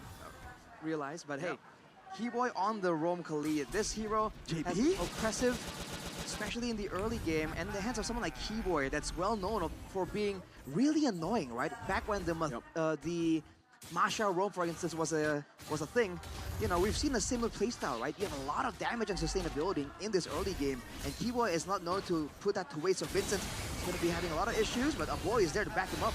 Yeah. Boy able to dish out some damage. Keyboy was stunned up earlier too, but it's a Khalid. You can always just regen back up. That's the strength of the Khalid. Yeah, mid-prio as well, given to Fnatic Onyx of the emblems, Arashi. Bargain Hunter for CW wants to scale up faster. Chidera was trying to bully him in the lane, actually. Gonna be a bit more aggressive. The Wilderness Blessing in the hands of Keyboy is just so annoying, man. You're gonna see him zoom around, just sliding on the sands again and again. Whereas on the other side, Beloyski, this is not the hero that we expect him to be using, right? Just a straightforward front tank. We think of Beloyski as a bit more of a playmaker. Exactly. Now he will be able to do so, only running the tenacity with the vitality for that Hylos. Yeah. Wait. W getting bullied, has to flicker away, and Chidera has that damage to bully away the Natan. And now CW, he loses prio up top. He has to go back and catch the wave. That's the aggressive emblem value he's getting. In the mid lane, though, again, a boy. Back then, the Faramis used to be a signature pick, but with the Faramis kind of dropping down in prio here, we haven't really seen it being as oppressive as it used to be. In the early game, though, Sans' damage on the low Yi. Definitely nothing to sneeze at, but Rez. Diversion coming down. Veldora pops in Earth Shatter. Oh, now with the fracture, Veldora able to flicker out to safety. Beloyski pops in Revitalize. And that's another realm of a boy. Out sustaining the damage of Fnatic Onyx and getting the dub. Rez down. Vincent on the turtle. Another realm saves them. They're able to set their sights, lay claim on this turtle, uncontested. Keyboy will be there. Watch it out, Chidera! What? Chidera? Surprise, surprise! Beatrix, Chidera is back. Man, what was that? the whole time in the regular season, Chidera's the passive player. Weak side. He just plays weak side. He farms up. What is this, dude? CW's getting beat up. We forgot Chad era in the playoffs. It's a different look for sure, man. And CW running the weakness finder as well. Definitely not expecting this kind of approach coming in from Chidera. GakeFam already getting a bit more of an advantage with the outplays, right? With the way they were able to actually match the early game aggression from Fnatic Onyx. If they can keep this up, they have a pretty good pathway to a strong mid game. Actually, it's kind of hard for CW to now traverse his way because the Beatrix will just be such a menace, bullying away. And Beloyski, that's the value you have when you have high loss in the hands of Beloyski. Could just run forward, just run it down and zone out the players of Fnatic Onyx. They look to collapse on Sans. Oh, was that literally a glorious pathway just to poke Sans, just to stun him? That's a petty glorious pathway, but hey, we don't judge BBB. But maybe it's a mind game, right? Beloyski is known to do weird things that end up working out, but look at this diversion. Pixel brush. Oh, okay, they didn't like that poke to Sans. Yep, they just punished him. No poking Sans. Sans was like, you bite, you can chew. And now Keyboy, that's a whole lot of damage to Mirror's Passion as well. Keyboy! Coming out to safety. Meanwhile, that space that he was able to get. Vincent trying to go for the assassination. Keyboy in the bush. Makes him looking for the stun. Unable to go for it. A snipe. Oh my, 1 HP Keyboy! How? Oh my goodness! Oh, there's a lot of snipes happening. It was the Runner's Apathy, and now the Suyo in the hands of Vincent. But what do you see now? Arash, what's happening? What's happening? I mean, both teams are just going toe-to-toe. Oh, Chidera is accurate right now, deadly accurate. Fnatic Onyx, though, again, without a big play, they can't really match the team by potential. Oh, Rez, 4 members on him. The glorious pathway to stun him down too. Wow, they really don't like Rez. 0, 2, and 1. GeekFam go for another setup onto the turtle. It's very rare you see GeekFam able to really out-macro Fnatic Onyx. But in regular season, they lost 4 times against GeekFam, so it's not a question. But Beloyski, again, is exerting the pressure towards Kyrie. Now, the Nolan does not have a comfortable time playing this hero. It's funny, man. They just went back to bare down basics. All they did was get a strong frontliner, right? They still want to play front to back, but now they have an actual tank frontliner instead of a Matilda, and now they have Chidera on someone that actually does a ton of damage, the same way we saw CW do in game number 1. And with that, they're able to just zone out from on it again and again. Look at the damage! Luckily, Earthshatter didn't connect, so Keyboy was able to pop in that Raging Sandstorm to escape. Still, though, they're playing strong side Chidera. They've changed. Vincent won't check that bush. Kyrie, so far, he hasn't really been able to mirror the movements of Suyo that well. The Glorious Pathway now placed down on the Keyboy. No one doesn't have the Glorious Pathway, or knowing that he doesn't have the Raging Sandstorm, rather. Beloyski trying to predict that someone will take that diversion, but Fnatic Onyx have no members to take it, only Suns. Yeah, and the panelists talked about it as well, right? The way you want to play this Nolan against the Suyo is you want to mirror the movements, but Kyrie hasn't been able to really do just that. And now GeekFam have so much control, they want to collapse again. Uh-oh, Rez will be forced to go in, get shot down by the Runner's Apathy. Rez with a front pursuit, but now the Bennett's Rage comes down over. Rez isolated from the team. Chidera picking up the kill. Now NetherRealm coming down as well to help Veldora escape. Keyboy Raging Sandstorm, and the catching Veldora, who tried to go for the dodge. Wow, a bit of a trade there, but the tower falls to GeekFam. The Suns divergence out. I think a big signature moment, a signature factor here you have to talk about is the fact that Sans hasn't really been able to get any prio in the mid lane, with the roamers busy doing something else so many places at once, in the jungle, in the bottom lane, in the top lane. These mid laners are kind of stuck in a 1v1, and a boy has been able to get so much more value. He's been able to rotate faster than Sans. We haven't seen a lot of diversions kind of set up by Fnatic Onyx just yet. Yeah, that's the biggest question, right? Because the Khalid really wants to enable that prio in the mid lane, get the turtle, but now they're on a risk of losing yet another one. And Fnatic Onyx, they want to stumble into this diversion play, unpopped, and now GeekFam, will they be able to defend this? Kyrie is super far away. The zoning is immaculate from Beloyski. Now Rez with the Infernal Pursuit. He can't do much on a Phobius. On a Vengeance, you can't escape. Once you go in, you're dead. Vincent going for the chase on the Suns, but he's still able to flicker out. Now, whoa, chasing all the way. Veldora onward, now the snipe over. Beloyski says he doesn't even need the snipe, gets the kill. But Nolan will be finally able to get a trade. So 2 turrets for 1 turret and a turtle. Yeah, they're pressing panic button now. They're playing the side lanes. Up top is Kyrie, down bottom is CW, able to cut down each 1 tier turrets. And now Geek Fam, at least they have the control. Man, a great adjustment for Geek Fam to really be decisive in the neutral objectives. But for Fnatic Onyx, the instant decision there to send CW to the bottom side using the diversion and then go for the split. They're able to get 2 turrets because of that play, right? With the Nolan split pushing on the top side. But now, with the mid tower down, Geek Fam can use that as leverage to kind of cut off the rest of the map from that mid lane, right? That mid lane turret falling down means faster rotations, even faster than before for Geek Fam, and also opens up the jungle. So if Kyrie was just farming up, trying to keep up in levels of Vincent, he's already failing there. Now with the jungle more exposed, it's even more dangerous for him too. BOD completed as well. Lewis pathway. Raging Sandstorm from Keyboy.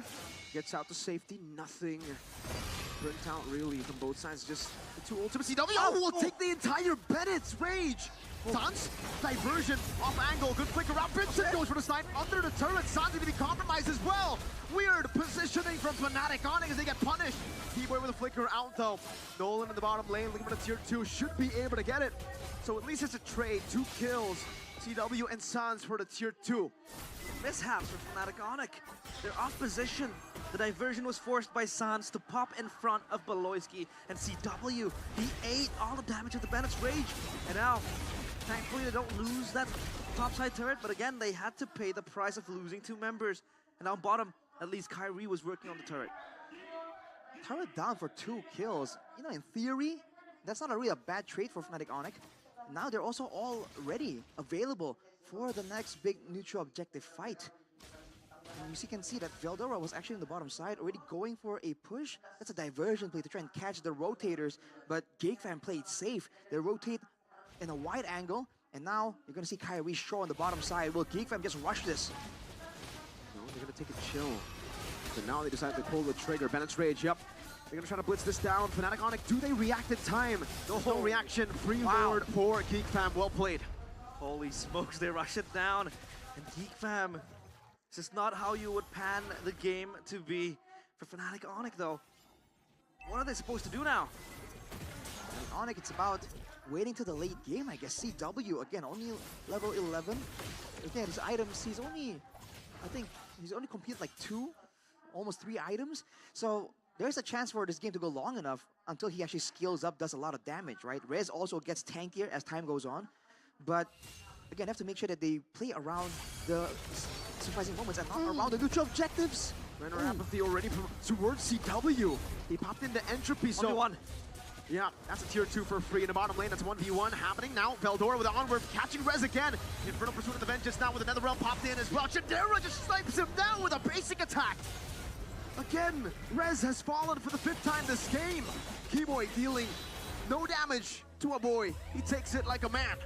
The Nether Realm proves to be very crucial in the times where they want to fight, and a boy has been using it fantastically. Every time Rez wants to jump in, it's a fantastic Nether Realm from a boy.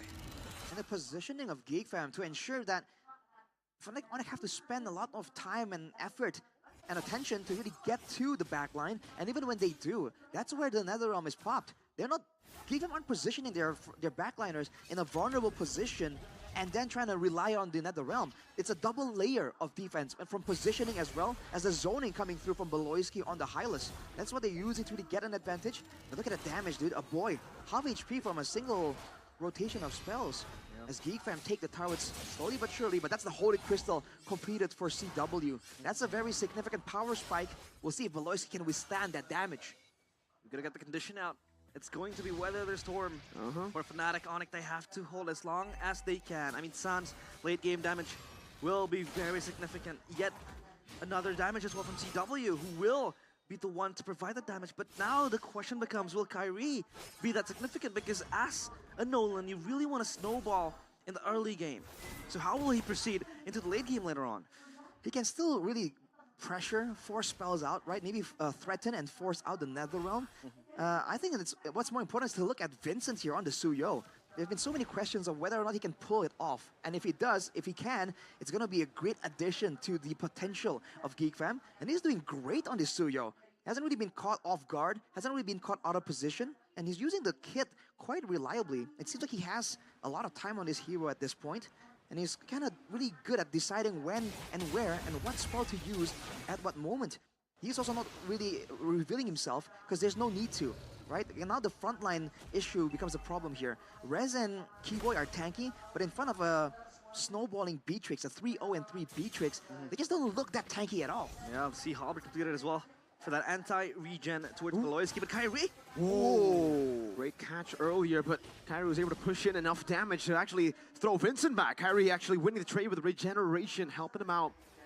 But it's okay for Vincent. He can go back to his own jungle too. So for both these jungles, yeah, it was just a bit of a, you know, a jab at each other. Chidera goes with the Rose Gold Meteor as well, and with Boy picking up the Lightning Truncheon, more teamfight potential, but look at Rez already trying to make a difference, trying to push away Geek Fam, but look at the diversion. Yeah, the Boy reads it out. The Earth Counter from Eldora, and the reset for the Lord. Yeah, they're just juggling it around, and the taunt wasn't baited out. Mlbb should still be good. Has revitalized as well. Oh, Veldora! Earth Shatter and the onward Rez. I thought it was isolated, but actually is him escaping, popping into Vengeance, and Geek Fam respected. Oh! The double snipe from Vincent and Chidera. CW and Rez are forced back, and this is a free Lord for Geek Fam because of the snipes. 2 hitmans in the family, and that is Vincent and Chidera. Just wanting to snipe down Fnatic Onyx, and just because of that single bullet, multiplied by 2, Fnatic Onyx scamper away, and they relinquish control of the Lord. In a way, that kind of played okay for Fnatic Onyx as well, because the wave was pushing on the top side. The fact that they did not end up going for a risky maneuver there, and they were able to actually protect the top side base turret. It's a small win, but look at Kyrie. What is he doing here? What is he scheming? Cutting the wave is just not letting Geek Fam have the privileges of building that minion wave. I feel like they want to crash it into the base. But he has let the wave past. I think he was looking for some kind of takeoff. Going for a flank angle right here when they least expect it, maybe. See how that pays off. He's taking it very, very slow as the waves, crashing at the same time almost. Entropy from CW to escape from the Render's apathy. Now Chidera onto the Nibiru. Veldora dealing with the waves. With disengage, but the Lord has already dealt with 1 base turret. Oh, now Kyrie jumps over the Fracture. Boy able to flicker out in time as Keyboy gets stunned up. Lord brought into the mid lane. It will not hit the base, but it actually gave Geek Fam the opportunity to go for the 2nd base turret in the mid lane. 2 base turrets, and it's the far one away from the next neutral objective. It's easy as flipping the palm of your hands, and Geek Fam get it done so easily. Now they have so much comfortability into trying to siege towards Onyx base.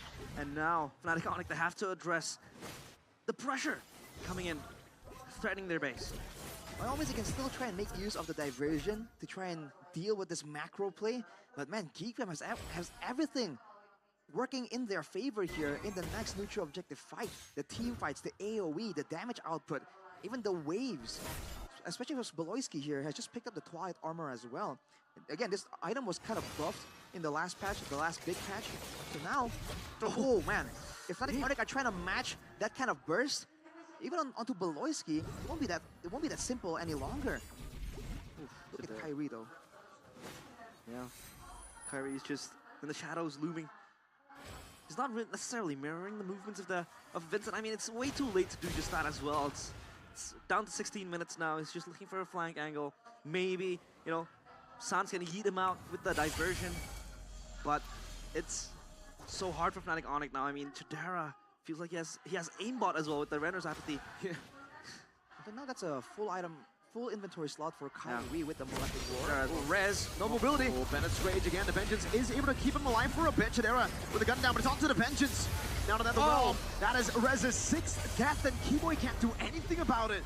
No one from Fnatic Onyx can deal with that. Another shot. Getting CW. What a read from Chidera. But unfortunately, it was a pixel away, and the Lord should be free again for Geek Fam. Is this the game-ending Lord?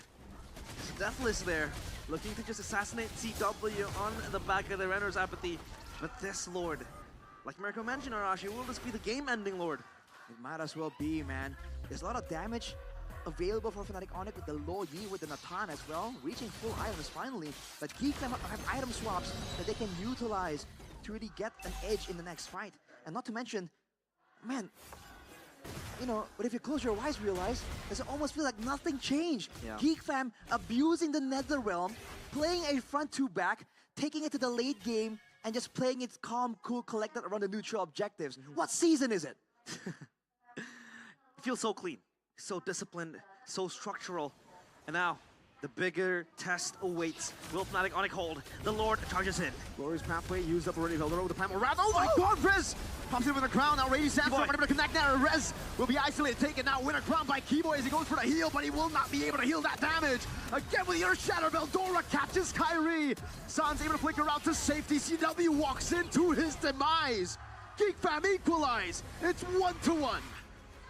The King Slayers descend and pull down the Sky Kings. They are yet to celebrate, but at least they equalize it. 1-1. Geek Fam steal game number 2.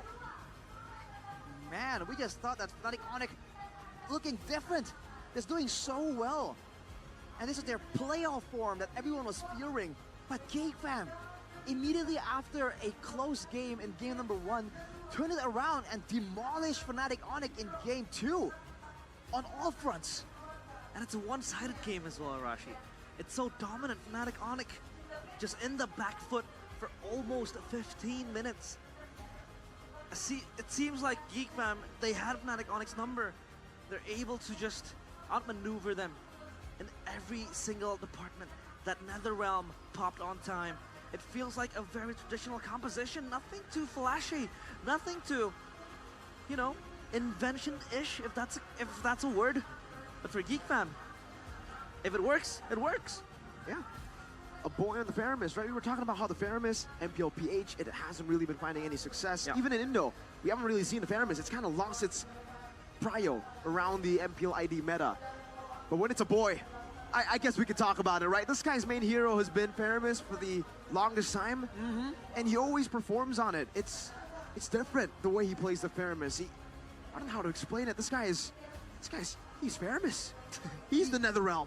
He knows something that we do not. That's the simplest way to put it. He sees things in the Land of Dawn on that Faramis that we just don't. The timing on these Netherrealms are so good. He has a plan. It's not a, oh man, we're under attack, activate defenses. No, he has a plan on when and how he wants to use it, man. And the whole team, I think this composition requires great communication. And you see very little miscommunication moments there from Geek Fam. Showing again that despite everyone's opinion that, oh, Geek Fam, no way, right? They're gonna match up against Onyx.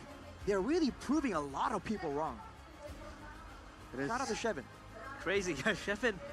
He said, Geek Fam, Geek Fam. Yeah, he was shouting Geek Fam, Geek Fam, Geek Fam. And he was like, I'm not biased. Some people call him mad. And he was also kind of pessimistic. Exactly. But look at what Geek Fam can achieve. Yeah, if man. they are all in the same frequency. They called him a madman. Once a geek, always a fam. Unity.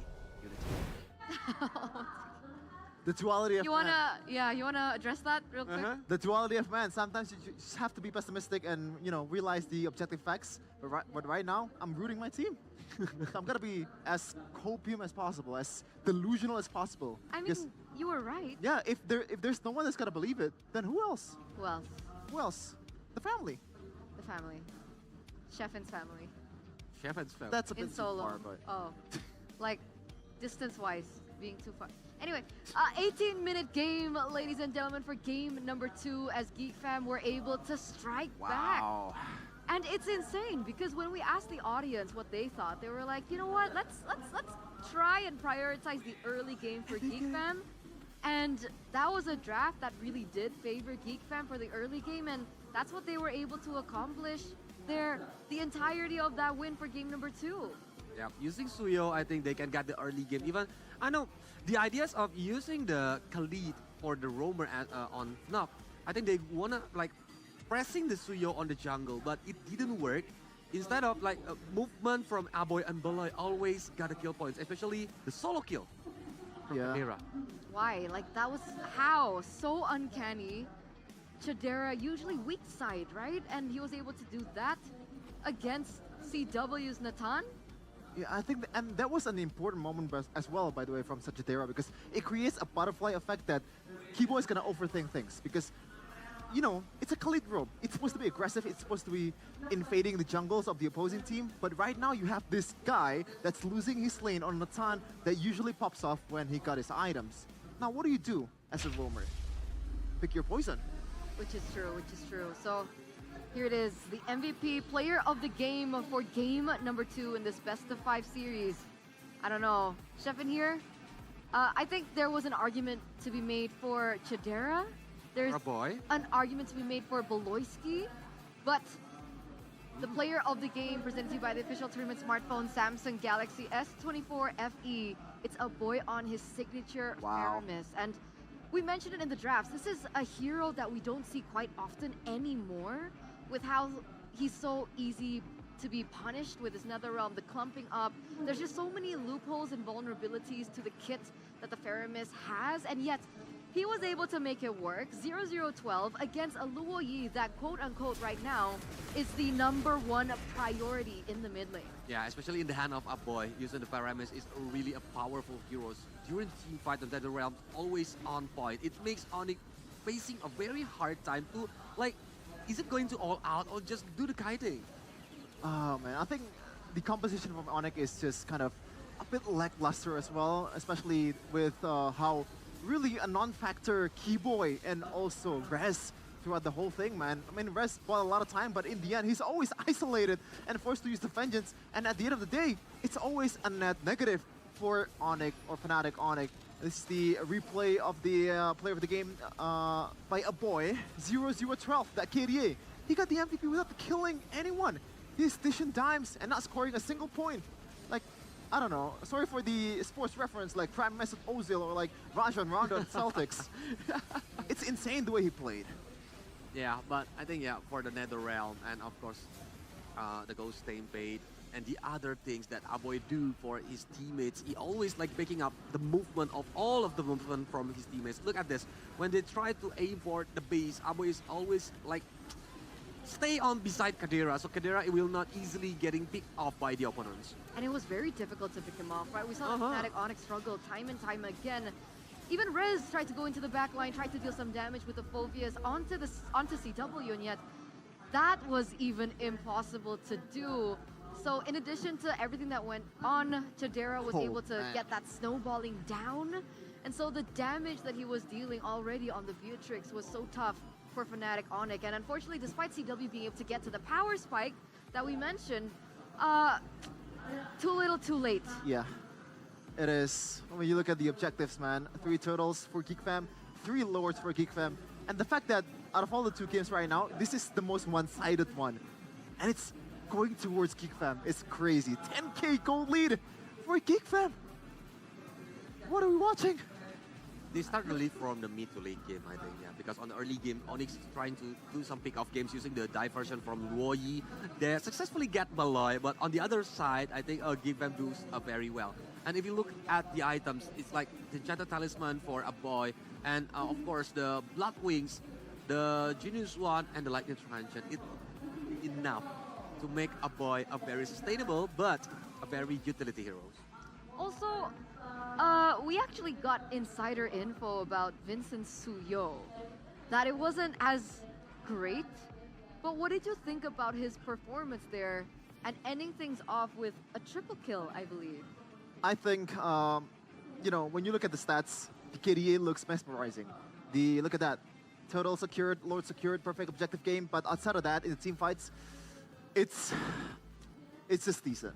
Again, like this is like, it reminds me of the game where Vincent uses Nolan and he got like 9-0-10 KDA, 9-0-10, and we didn't give him MVP. Why? Because he's just feeding off what Beloyski and Aboy give to him. And to be fair, it's a right way to play, it's a standard way to play, but I think in the playoffs, if you want to be the representative of Indonesia, you gotta do more in the next bout you're gonna have on this hero. Do you agree?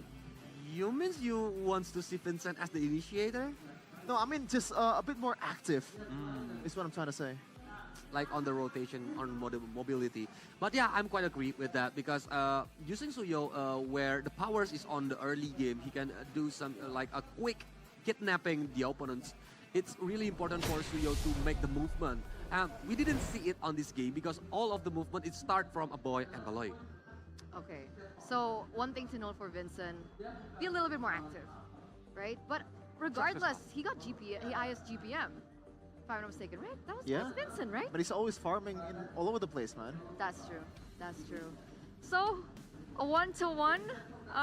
We're still a game away from match point, and this could go in anyone's favor. Shevin, how are you feeling right now? Well, I'm feeling great. Yeah? If it's not, obvious enough, from my expression right now. Is this expected from you? No, but I'm welcoming the surprise. Okay, that makes sense. I went for 4-3 Fnatic Onyx. 4-3? 4-3. The grand finals? 3-2. 3-2. 3-2, sorry. Where am I? Already in the grand finals. Oh. Yeah, I have the You same think ideas. Fnatic Onyx and Geek Fam- no, It's possible. I'm not a clairvoyant. I'm not Shevin. But what was your prediction for this? Yeah, I have the same ideas. I think it's 3-2 for Fnatic Onyx, but we didn't know until the game number 5 maybe, because both of them are really strong. Even on the paper, I think it's 50-50. 50-50? 50-50. They have their own specialty. Do you agree? I didn't say 50-50. I would say like you don't trust your team?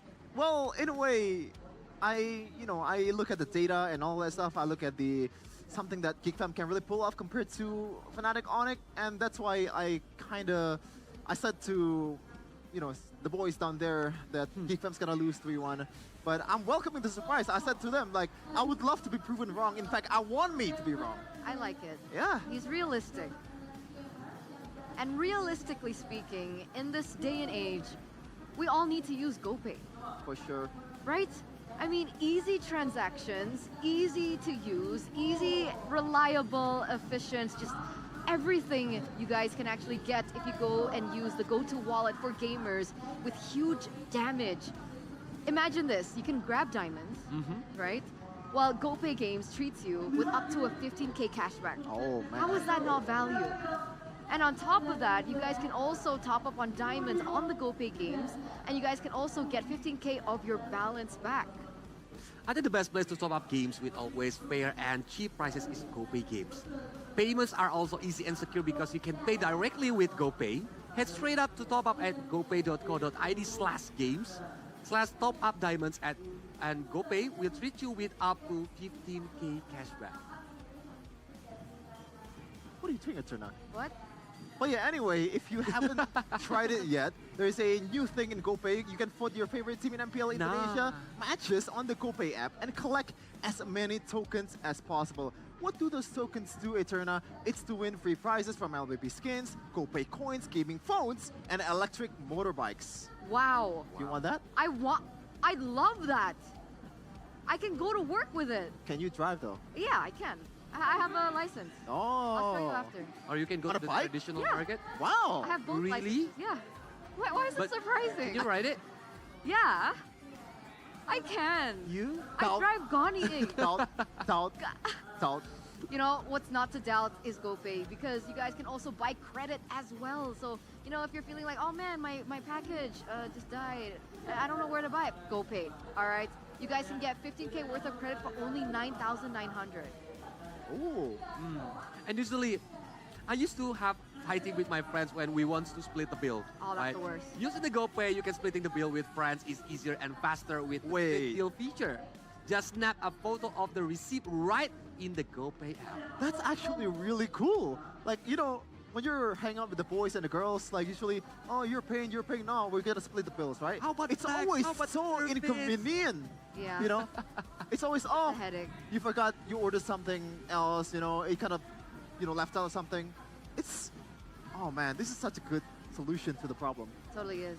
Yeah. Totally is. Unless you have Mirko, like, you should just ask Mirko to pay for everything. Yeah.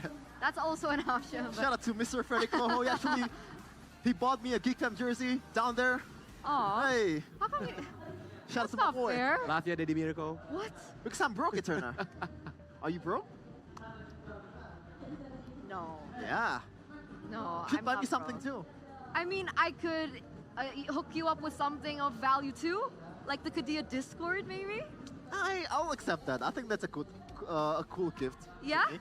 But the thing is, Eterna, I can get it for free without your help. Not if I didn't tell you, and not if I didn't tell you guys back at home, ladies and gentlemen. Don't forget to check out at Kadia Gaming. Follow them as well on their social media. Because, you know, Kadia is not just about esports, it's for all game communities as well as fans. It's idea. Kadia. With Q, it's like Q. It's called Palkola Wait, in Arabic. Can you repeat? How you call it? Idea. Kadia. I think so. Okay. Trust me, I'm 10% Arabic. No, I believe you. Yeah. So, feel the sensation of entering the world of gaming in real life with the most complete facilities. And, you know, not just the Discord, they also have a real life city in Kadia City that you guys can actually experience. Like, I hope to one day be able to come over there. I hope so too, because it's not just about esports, it's all for games, communities, and fans. Yeah, it's not just about games, guys. Actually, everything's about game for me. I don't know. What do you? Life is a game. Life is a game, but it's not a game for Fnatic Onyx if they still want to represent Indonesia at M6. So before we get into game number 3 to see the next victory, we are going to throw it over to our host, Alisa, Bude. What are you doing over there? Udah pertarungan yang sengit ya, kita akan melihat nih di game selanjutnya apakah bisa sama-sama mengejar poinnya dan kita pastikan kita akan melihat siapakah yang akan mendapatkan poin ketiga terlebih dahulu. Betul. Tapi Bude, kalau dari tadi kita udah deg-degan ya nontonin game dari Fnatic Onyx dan juga Geek. Dan kita bakal seru-seruan bareng nih sekarang karena kita bakal bermain Franco Hide and Seek. Asik! Di sini kalian semua bakal punya kesempatan untuk mendapatkan hadiah. Ingatkah kalian pada season lalu dan di season ini akan ada activity yang tentu saja akan kita bagikan hadiah kalau wakil dari kalian semua bisa mendapatkan kemenangan. Dan inilah dia, kita akan langsung panggil satu orang yang katanya jago banget main Franco-nya. Langsung saja, come here, let's go! Boleh dong kita minta tepuk tangannya karena nasib warga Eldorado Bandung untuk mendapatkan skin gratis bergantung pada pemain kita satu ini. Namanya siapa? Perkenalkan nama saya Ervasa. Ervasa, jago banget nih main Franco-nya kayaknya ya. Udah jelas banget sih. Oh, pede. Udah jelas. Bentar. Top global? Top global sih. Top global? Serius? Serius. Global warming? Global kampung. Win rate-nya? Cuma 46 sih. Itu beneran cuma sih. Ya. Tapi ini pede nih, kamu akan mewakili semuanya loh. Bismillah aja sih. Bismillah aja. Oke, 1 Franco sudah kita dapatkan. Namun tugasmu ini main berat karena kamu akan melawan tim dari MPL. Bukan Fnatic Onyx, tenang. Bukan Geek Fam juga. Bukan, tenang. Ini adalah dari kru MPL. Kita akan langsung undang sebelum itu trio MPL, trio Wakwow, kemari. Oke. Sini, sudah bergabung ya lawan Franco kita hari ini nih. Tim MPL boleh kenalin dirinya terlebih dahulu nih, namanya siapa? Halo, nama aku Dido. Perkenalkan, nama saya Hikam. Perkenalkan, nama saya Yuda. Oke, gimana tim MPL udah optimis untuk melawan jagoan kita di Franco Hide and Seek kali ini? Ya, semoga hoki aja lah. Semoga hoki Bude. Oke, karena memang lumayan ya, instingmu akan diasah. Jadi buat kalian yang bingung, seperti apa sih permainannya? Ayo kita cek bersama-sama, inilah dia cara bermain Franco Hide and Seek. Caranya inilah dia, dari rules-nya sendiri. Pastinya kita akan bermain yang diikuti oleh 4 peserta yang sudah berada di depan kita. Dan pastinya dari 3 MPL tim ini akan bersembunyi di bush yang telah ditentukan di area sungai dan juga turtle pit. Benar, dan yang memakai Franco, wakil kita hari ini memiliki 5 kesempatan untuk melakukan Iron Hook. Jika bisa mendapatkan 3 kru MPL yang bersembunyi dengan hook, maka penonton menang. Dan jika kamu menang, berarti kita akan membagikan redeem code. Mau skin? Mau redeem code? Mau. Langsung semangatin ya. Jadi sudah mengerti rules-nya? Mengerti. Mengerti. Siap. Tim MPL apakah sudah mengerti? Gas. Gas? Oke, gas. Siap gas? Kita akan hitung mundur ya. Jadi mengerti tugasnya. Kalian bertiga adalah bersembunyi dan kamu akan harus menemukannya. Kamu gak boleh ngintip ya. Tutup mata ya. Ya. Oke, kita akan hitung mundur bersama-sama. Semua teman-teman dari Eldorado Dome Bandung. Mari kita hitung mundur dari 5, 4, 3, 2, 1. Let's go! Bersembunyi. Oke, kita akan melihat ya. Mau ngumpet di mana nih abang-abang Q? Ya ngintip-ngintip dikit kali ya buat bocorin dikit.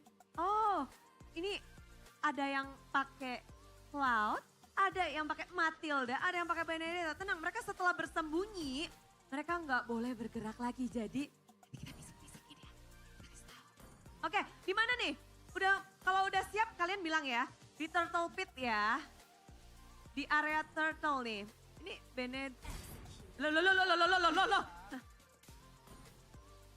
Itu perangkonya kenapa itu? Malah jalan-jalan sendiri ya. Mungkin lagi lihat-lihat dulu nih Bude Franco-nya nih yang. Ayo. Kita sama-sama. Iya, udah pada ngumpet belum? Ini Benedettanya jangan di situ dong, kasihan. Coba kita lihat. Ini bentar ya, tunggu gak apa-apa. Ini Franco-nya lagi jalan-jalan dulu.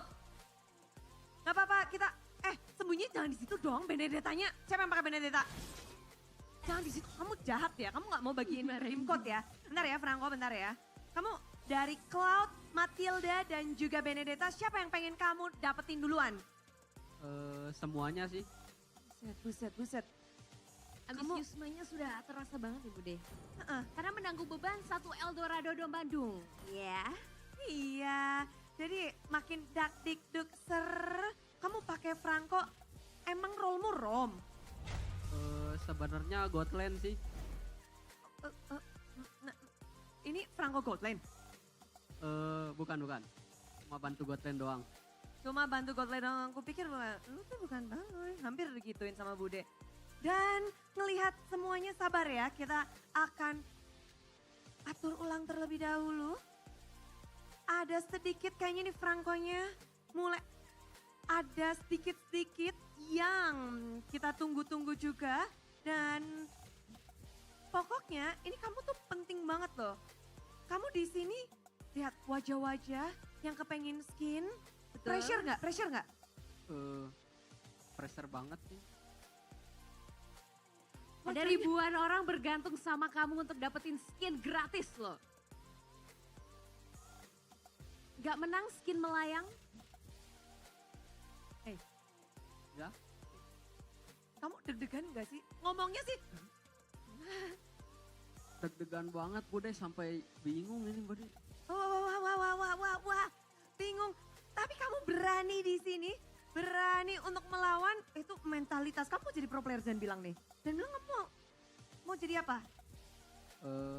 Jadi pilot aja Bude. Oh, berarti mau pakai Matilda nanti ya, Ngeng. Nanti Matilda siap-siap nih. Kalian biasa terbang-terbang, ditangkap nih yang pilot-pilot. Tapi kalau dilihat dari wajah-wajah lawanmu hari ini ya, meyakinkan gak sih? Mereka bisa bersembunyi dengan baik gak? Ada gimana kamu melihat lawanmu hari ini? Sepertinya sangat sulit dibaca. Sangat sulit dibaca. Soalnya yang satu pakai jaket gak kelihatan. Oh, karena itu makanya dilepas, nanti minta dilepas ya. Tapi nih, Bude penasaran lagi. Tadi namanya siapa, maaf? R Pasa dipanggil R. R? Dari mana R? Dari Bandung. Asal Bandung. Geek Community sejati, dari lahir? Geek PM sejak lahir. Sejak lahir, buset. Mungkin minta prediksinya nih buat next game. Kira-kira Geek Fam bisa menang lagi nggak melawan Fnatic Onyx? Insya Allah bisa sih. Bisa sih. Ada nggak player idola di Geek Fam? Kadera. Oh Kadera, karena sama-sama gold lane ya? Betul. Betul. Hero apa yang kamu paling suka kalau pas lagi dimainin Kadera? Patrick. Patrick. Kenapa Patrick? Kan namanya biasanya Cloudera. Soalnya baterainya setara sama Skylar. Widih, serem. Ini sih yang dinantiin ya. Tapi kamu kan gold laner juga nih. Apa sih yang harus dimiliki oleh seorang gold laner menurutmu? Yang harus dimiliki gold laner itu uang sih. Bener sih. Nggak salah. Bener ya. Fakta. Farming ya. Ya. Kamu cara memiliki uang? Sedikit sih. Loh. Tenang, tapi kamu sekarang udah punya Franco nih. Franco sudah di tangan. Sepertinya kita akan siap. Ini abang-abang Q masih bersembunyi dari tadi. Ya ampun, kita udah lupa loh ada tim MPL. Ya. Tenang, masih berlanjut. Dan kita akan masuk ke dalam Land of Down. Oke. R, tahu kan arahnya kemana? Bismillah. Bismillah. Penonton, MPL, fans kasih tahu nih. Maju. Mana nih arahnya bener nggak? Jadi penonton boleh ya ikutan memberitahukan. Ayo, kamu mau narik kemana? Kanan apa kiri? Kanan atau kiri? Mana Ayo, kasih tahu penonton dong. kanan atau kiri? Ayo. Ini skin tarik dong. Skin gratis kalian bergantung Tarik pada satu. penonton. Aduh, gagal. Satu gagal. Masih ada 4 kesempatan lagi, R. Let's go. Ayo, R. R. Minta bantuan penonton. Call a friend boleh ya. Maju apa mundur, apa kanan apa kiri? Nah. Ah! Dikit lagi. 2 kesempatan gagal, let's go. Masih ada 3 lagi, R. Mereka sih pada teriak dikit lagi, berarti masih arah yang tipis. Arah yang tipis yang tadi. Yang bener. Yang tadi. Kamu gak boleh masuk, push. Coba putar balik. Masa, ayo putar balik dikit. Aduh salah, kanan. Maju tuh kata penonton, maju. Maju. Ayo penonton lebih kencang lagi suaranya. Tarik. Apakah dapat di situ? Apakah ngumpetnya di situ? Yuk. Ini penonton langsung kayak, ayo, let's go. Nah. Tarik.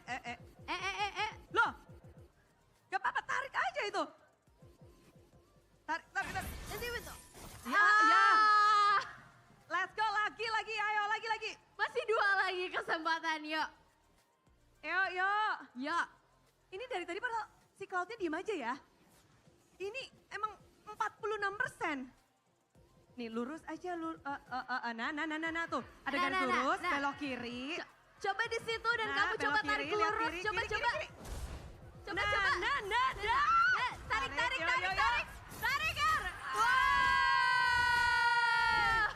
1 sudah terdapatkan oleh R ya. Oke. Ayo, let's go. Maju. Ayo, R. Maju. Ayo penonton bantuin R buat mendapatkan ya para tim MPL kita yang bersembunyi. Coba posisinya. Ayo. Nah. Waduh. Aduh. Tipis. Tipis banget. Serius.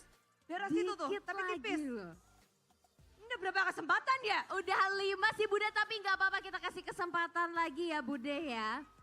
46%. Pamerin dong. Ayo dong. Satu kesempatan lagi dapatkan. Ribuan orang bergantung pada kamu, R.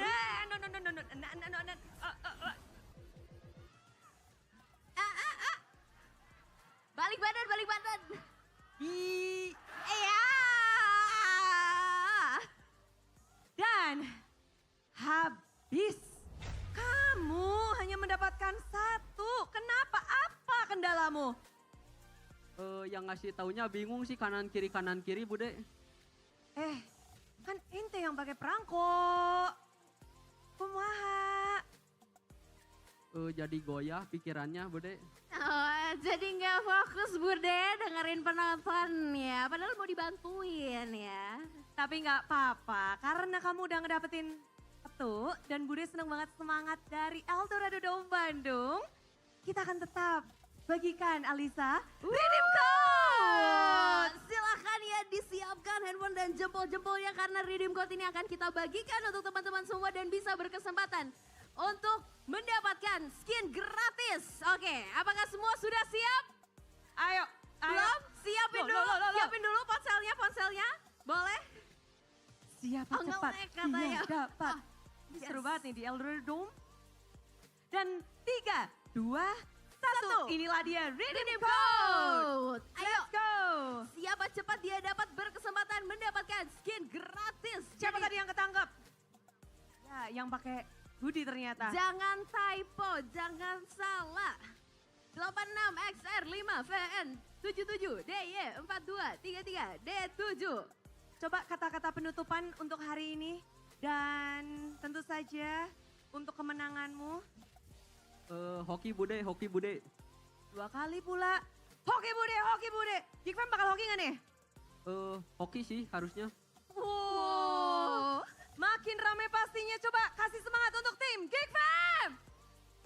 Woohoo. Untuk tim Fnatic Onyx. Oke, sudah kompak sekali ya. Kita akan melihat juga after this. Apakah di game selanjutnya? Yes, karena game ketiga akan kita lanjutkan. Dan tentu saja masih akan ada game-game seru lainnya. Jadi wajah-wajah di sini mungkin akan bisa bertarung lagi. Terima kasih untuk kalian semua, terima kasih untuk antusiasmenya. Dan tentu saja kita harus bersemangat untuk menyambut game ketiga Fnatic Onyx dan juga Geekfam.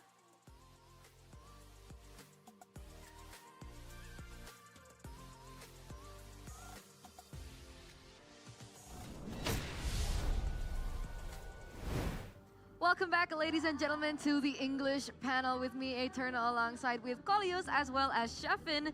And in that short break before we get into game number 3, we did see some of the audience participating in activities that you guys can actually participate to as well if you guys can come over to the venue here at Eldorado Bandung. They did a, what would you call that? A Franco? Hide and seek. Hide and seek. They Yeah. played hide and seek on a Franco.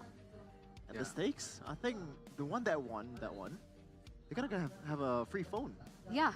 Yeah, free phone, right? There's so many prizes that await all of you guys who actually participate in the hide and seek, and it is including a Samsung phone. Yeah, it's not just hide and seek. I heard there's gonna be Johnson race. Oh, again. It'll be fun. I mean, if you don't really enter the arena, you can still enjoy the festival. It's a whole lot of fun. You can see the merch in the booths, you know, unless your team is not in the playoffs. I'm sorry for you. But yeah, you can just eat some stuff that we prepared there, a lot of yummy stuff. Yeah, it's a whole lot of fun, Eterna. And you could also meet Sheffin. I don't think no one wants to meet. You know, when I'm not casting, Yeah? I like read the comments. Yeah? And you have so many fans. Yeah, where's Sheffin looking so cute today. Sheffin so handsome. Oh, a lot of girl fans. I think you're describing yourself, Eterna. No, guys. I could pull up the comment section right now. Chat right now. Let's see how many thirst comments for Eterna. No, guys. No, seriously though, right? Okay, let's get back into the matchup. Okay, Fnatic, Onyx, and Geekfam now back to a 1-1. So we're now going to game number 3. Any predictions as to how this will pan out? But before we get into that, let's take a look at the Suyo win rate. Top 5. All right, Mpl-Id. Still at 100%. We have MPL Mena at 75%. We have PH at 62%. We have SG 60%. KH 52%. How do you think the Suyo is performing here for Mpl-Id in particular? I think so far it's the third time. Last game is the third time that Suyo comes today. And every time the team got Suyo, I think they can play very good early game. They can press the opponents, they can move to the turtle very comfortably. What do you think about it? I think, there's no Arashi right now. I think the Suyo is Suyoi and Sugoi. Wow. Do you know what that means? No, I don't. Yep, I know. Suyoi, it means it's strong. Okay. Sugoi means Awesome. it's amazing. Oh. Is it also kawaii? I depends on your preferences. Why do I even try? What about the audience, right? Let's ask them. How can Fnatic Onyx win in game number 3? Drumroll please. And the voting shows 45% prioritize Suyo. Okay, so Suyo is a big topic, and we did see some differences when it comes down to the win rate in certain regions. Do you think that there's a reason why perhaps in a different region that the win rate falters a little bit from that 100% win rate? I mean, it's all of them are positive, so I wouldn't say it's, you know, falter. It's more like more sample size, or maybe they're a bit more used to playing against Suyo and used to play with Suyo, so you know how to counter it. I guess that's it. It's all positive all over the place. There's no 40-something, it's right? only 3 games, right? Yeah. Until the last game, so that's why are we gonna see another Suyo on the 3rd games of this match? Because if Onyx gonna be on the blue side, I think maybe GFAM will ban Suyo. This is Fnatic Onyx on blue side. By the way, Coach Yeb has chosen blue side. Twice. It's been season after season after season that he keeps choosing red side as his comfortable side. Can you guys guess why there's a sudden shift here in the playoffs? Well, mostly because so far the one that used the blue side, it's always the one that's picking Suyo, right? That's how prioritized Suyo is. That's why they would need to the blue side. If the opponents is like not banning the Suyo, they want the Suyo, the first pick on Suyo. Even though the Suyo is getting banned, maybe they can get Edit or the other powerful heroes. Yeah, I guess So the not main reason. worth to let go? The So Suyo? do Geek want to ban it out on their side, on red? I mean, to be honest, going by the result in the first game and second game, I think GFAM can still play through that. And even Onyx, I think the main problem in the second game was not the Suyo. In fact, the Suyo was kind of, you know, in terms of the effect on a team fight, he is a bit, compared to Boloiski, it's not that important, I guess. Okay, so the impact.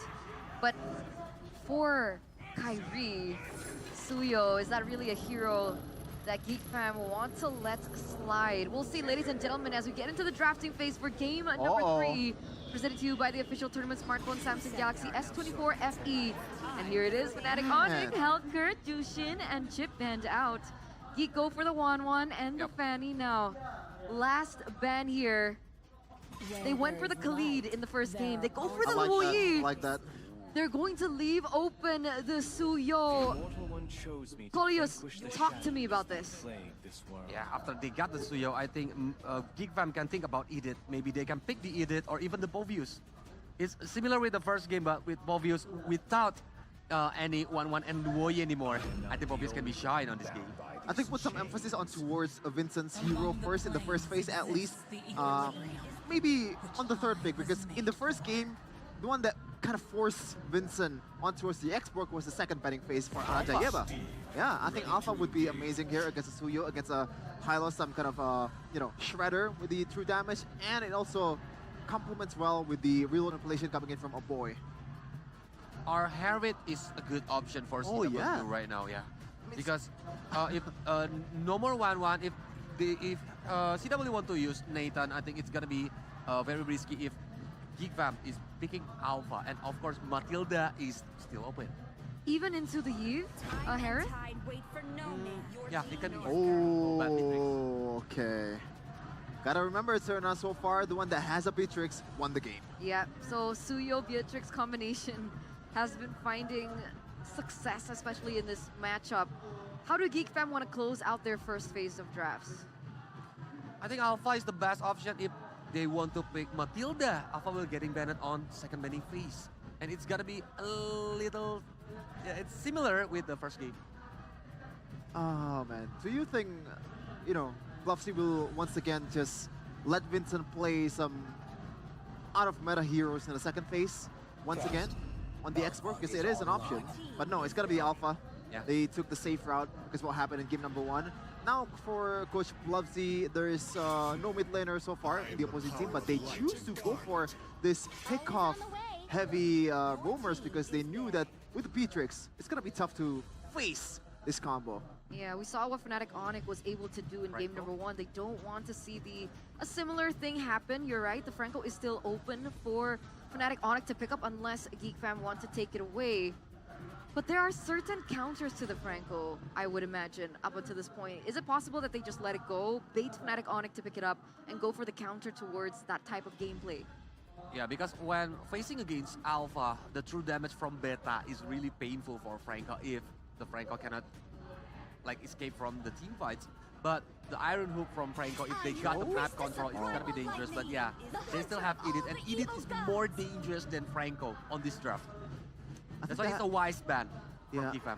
I think they have some kind of solution towards the Franco, knowing that they just gonna let go of this hero. Because when you think about it, in the first game, Kaja was open for Keyboy, and they choose to go for the Franco, I believe. Kaja was banned out. Oh, banned. It's the same ban. Kaja and Edith in the second phase. Oh, okay, never mind. So yeah, it's going to be a Tigreal for Beloski. We talk about this. It's a deny. Tigreal, especially in M5, Beloski used to play this hero a lot. And it's a good complement towards the Alpha's combo, but we got a cross-region data here, Eterna. Yeah, in the MPL Atom Season 2 playoffs, it looks like Phoveus has a 100% pick and ban rate with a total of 6 picks and a 50% win rate. What do you think about the Phoveus in our region, Mpl-Id so far?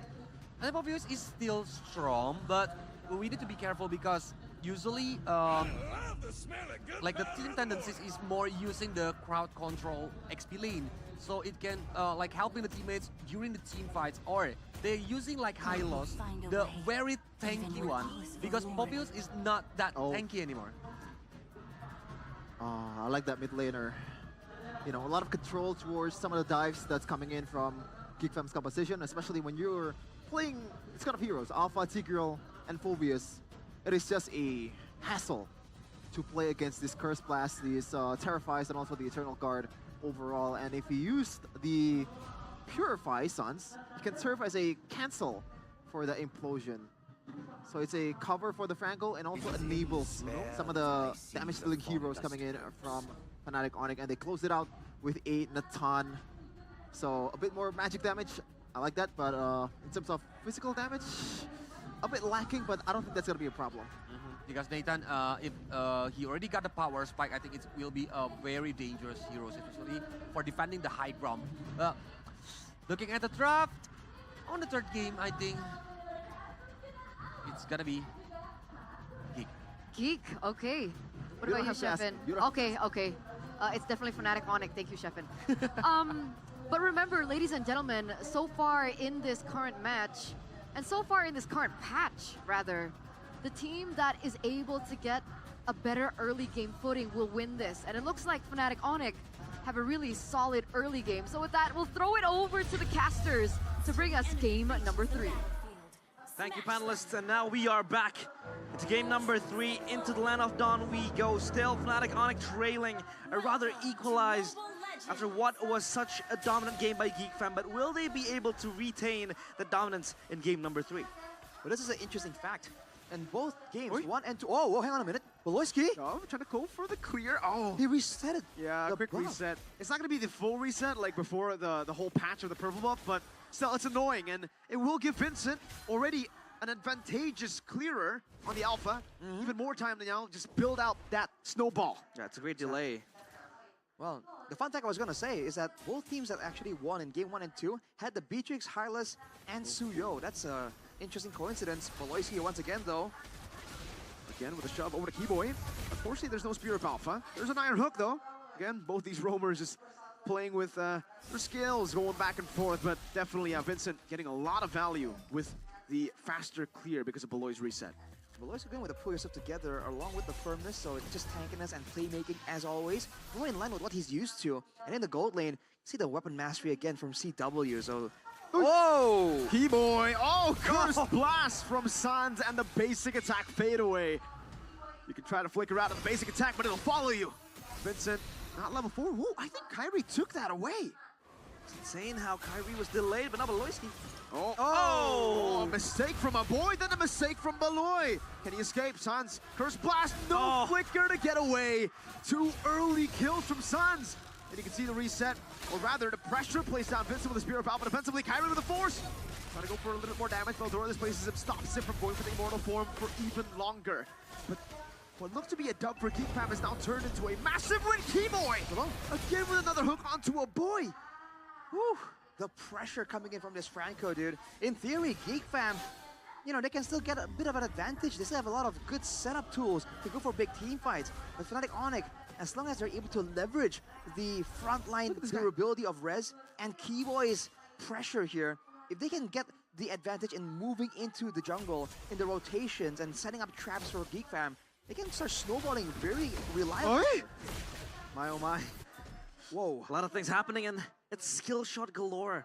Land of Dawn for game number 3. So far, the pressure has been exerted a lot by Keyboy.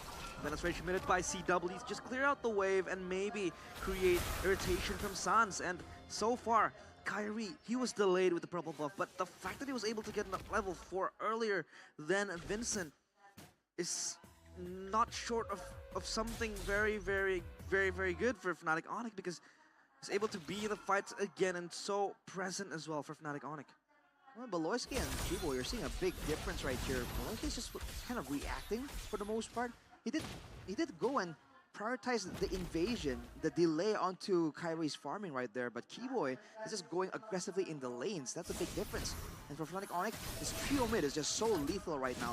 Franco, Vexana, and the Suyo. This early game is dangerous coming in for Fnatic Onyx, and you're seeing Geek Fam respected, but sometimes they are overextending a bit more, allowing Keyboy to find a lot of these value moments. Yeah, they'll look for they look to snowball even further, maybe shut down the Natan, like how it was in last game, in game number 2. I mean, Shadara was all over the place towards CW, did not give him a chance to play the lane, especially after that solo kill. CW was just fully shut down, but now it's a different side of the coins. Shadara having to play the Natan, and now CW with the Beatrix. Turtle spawning though, and Beloyski is already standing behind the pit. But Onyx, of course, Fnatic Onyx rather, they will try to force this one out. Yeah, they have the tools to do so. Like we said, the control right here. Beloy's going to be zoned out, bullet away by Rez. Veldora is trying to open up the situation, but Sans is close by. Zoning them in the back. Up the Beloy's pathway as well. He doesn't even use the Revitalize. No, that's just normal regen. He's able to zone the entire Geek Fam away. Chadera on the other side of the map, just farming on the Natan as expected. Yeah, doesn't want the pressure from the Beatrix. He swaps lanes up top. And Rez is there to catch the wave as well. They look to invade the purple, but nah, Geek Fam, they deny it.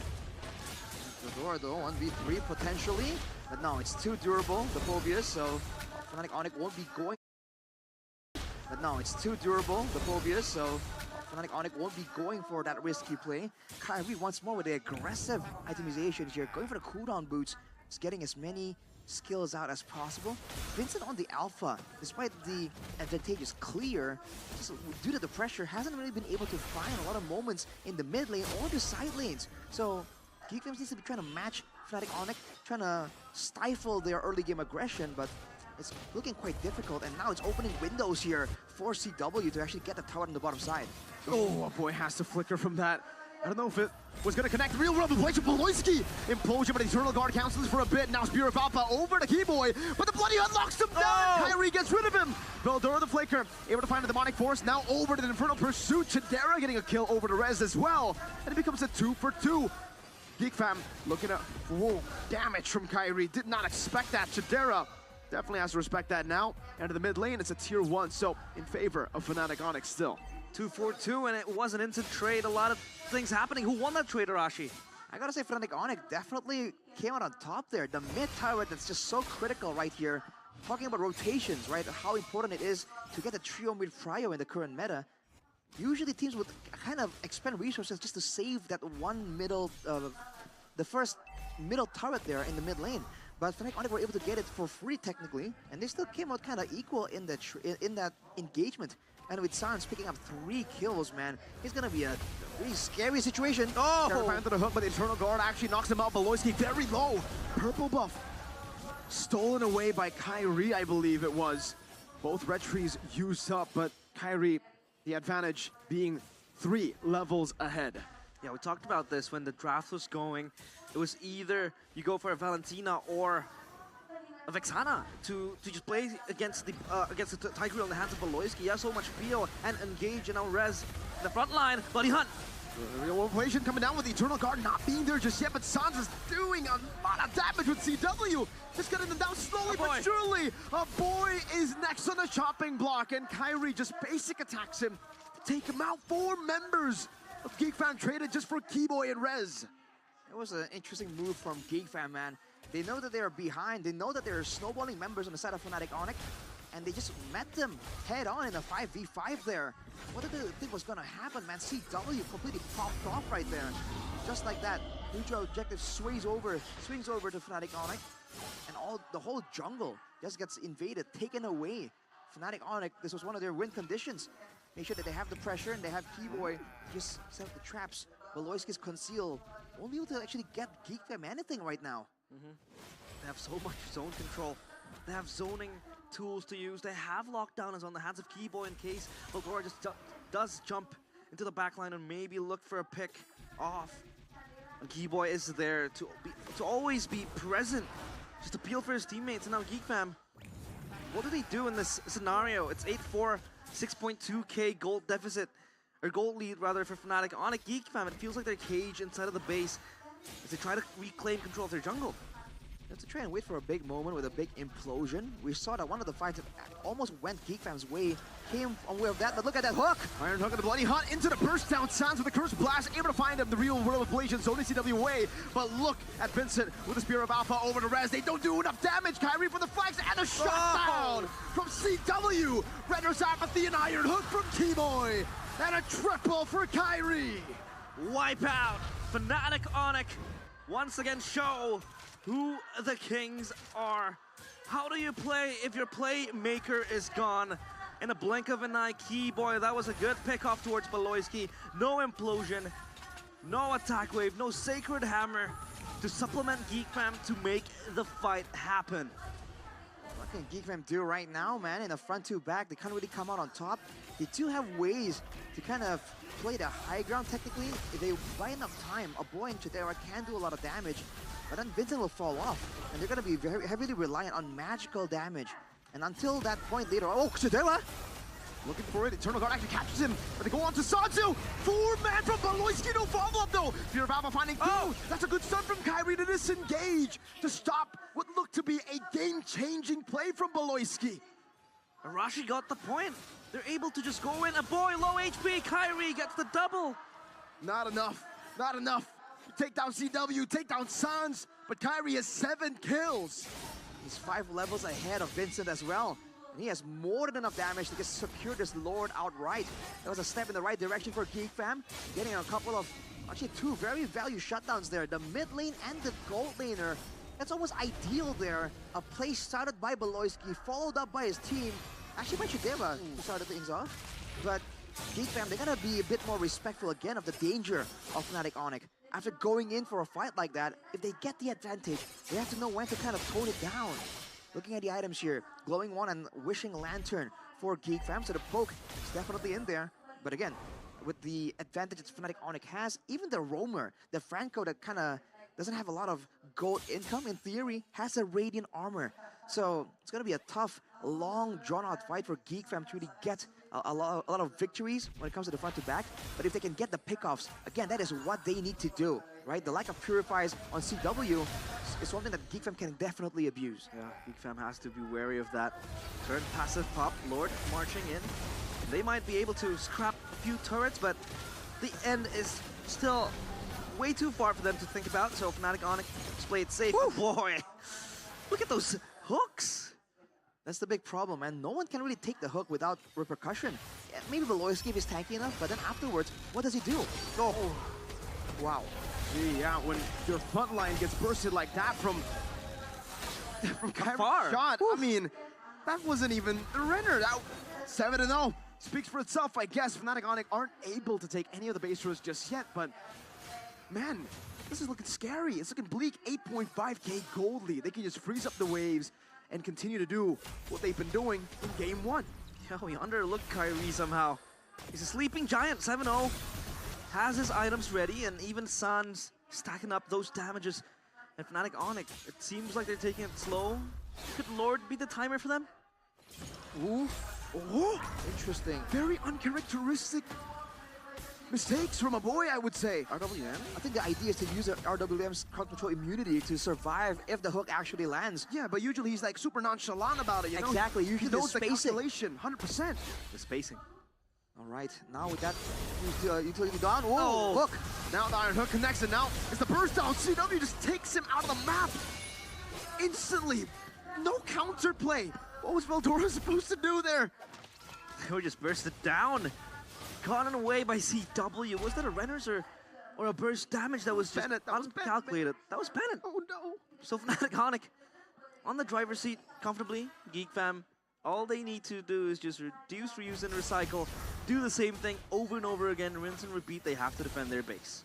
They just can't keep playing this front-to-back burst-heavy style right here. And Geek Fam, again, this is the main problem. Beloyski can't take the hook and re-engage as well. But Vincent isn't tanky enough. Veldora perhaps, right?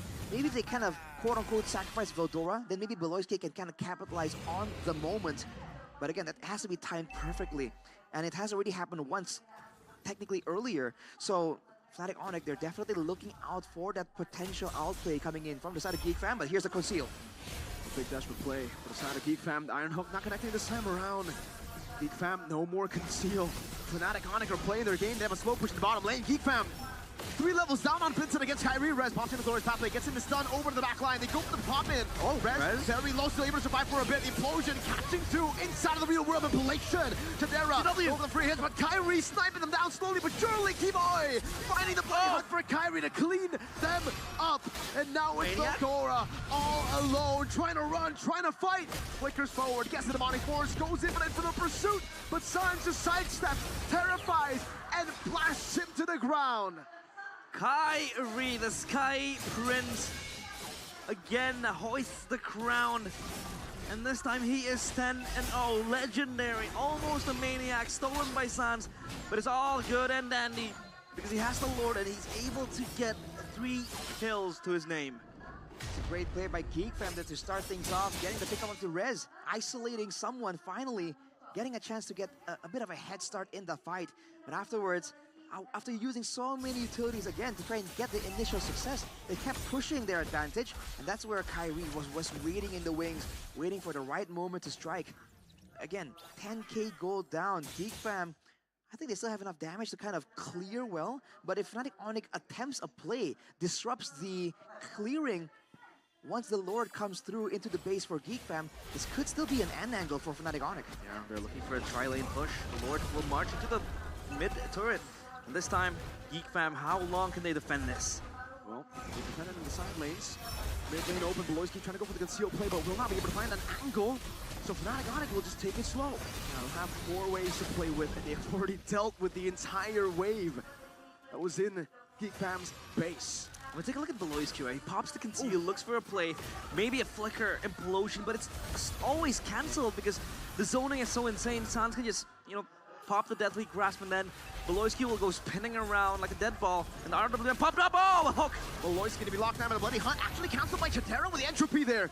Keyboy now forced to respect this. Geek Fam have damage now. Chadera has hit some of those power spikes, though he is still a glass cannon. A glass cannon can still hurt very much. And look at that, have to see it's built in by CW. I thought the burst was dangerous earlier. It's gonna be even more now. Geek Fam going for the defense yet again. Fnatic Onic, they really want to get this final base turret. Oh, Veldora catches him this time with the implosion. CW caught off guard. Void Blast to take him down. Again, Geek Fam always able to find these moments in a base defense. I'm surprised that all the resources burned by Geek Fam there to secure that kill on the CW.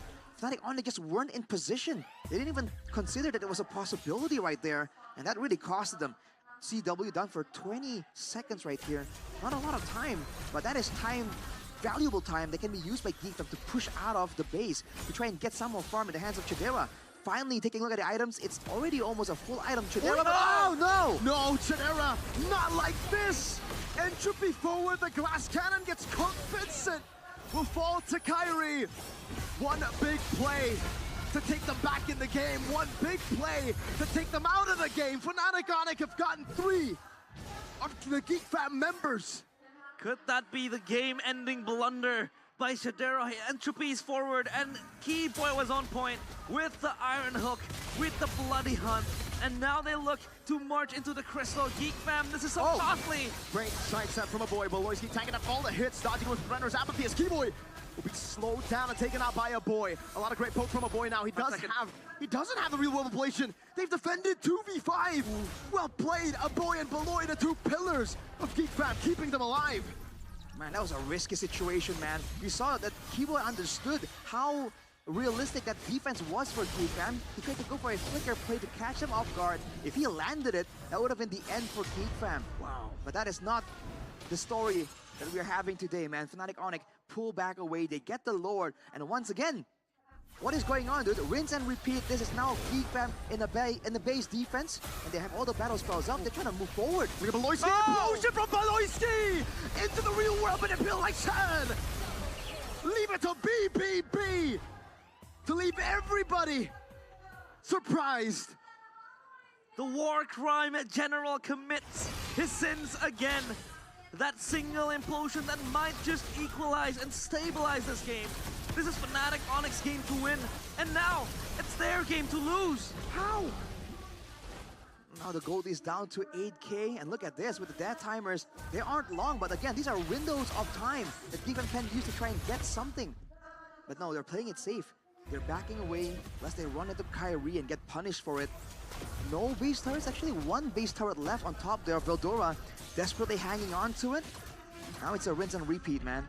But again, the late game composition, the late game power that Geek Fam were relying on has arrived. Even the Wind of Nature here, I believe, replacing the boots of Chidera. He's gonna have solutions for the dive coming in, or even the Bennett attempt coming in from CW. Geek Fam with the Yeve advantage, with the high ground advantage. They have to play it precisely here. And of course, a huge amount of pressure is on the roamers, man. If Beloyski can find the plays again, that can set everything up for Geek Fam. But if Keyboy can land that devastating Iron Hook, that could be the final hook of the game for Fnatic Onyx as well. Now the priority changes, right? Because you want to avoid, or rather take down Beloyski as soon as possible. Because that implosion is such a looming threat. Always going to jeopardize Fnatic Onyx position and formation. And so far, if you talk about the compositions, Geek Fam, they have strong defense. Because that RWM is always going to be ready when the base is under threat, and Chidera. Even though that a few blunders has been committed, but that late game power is just so insane.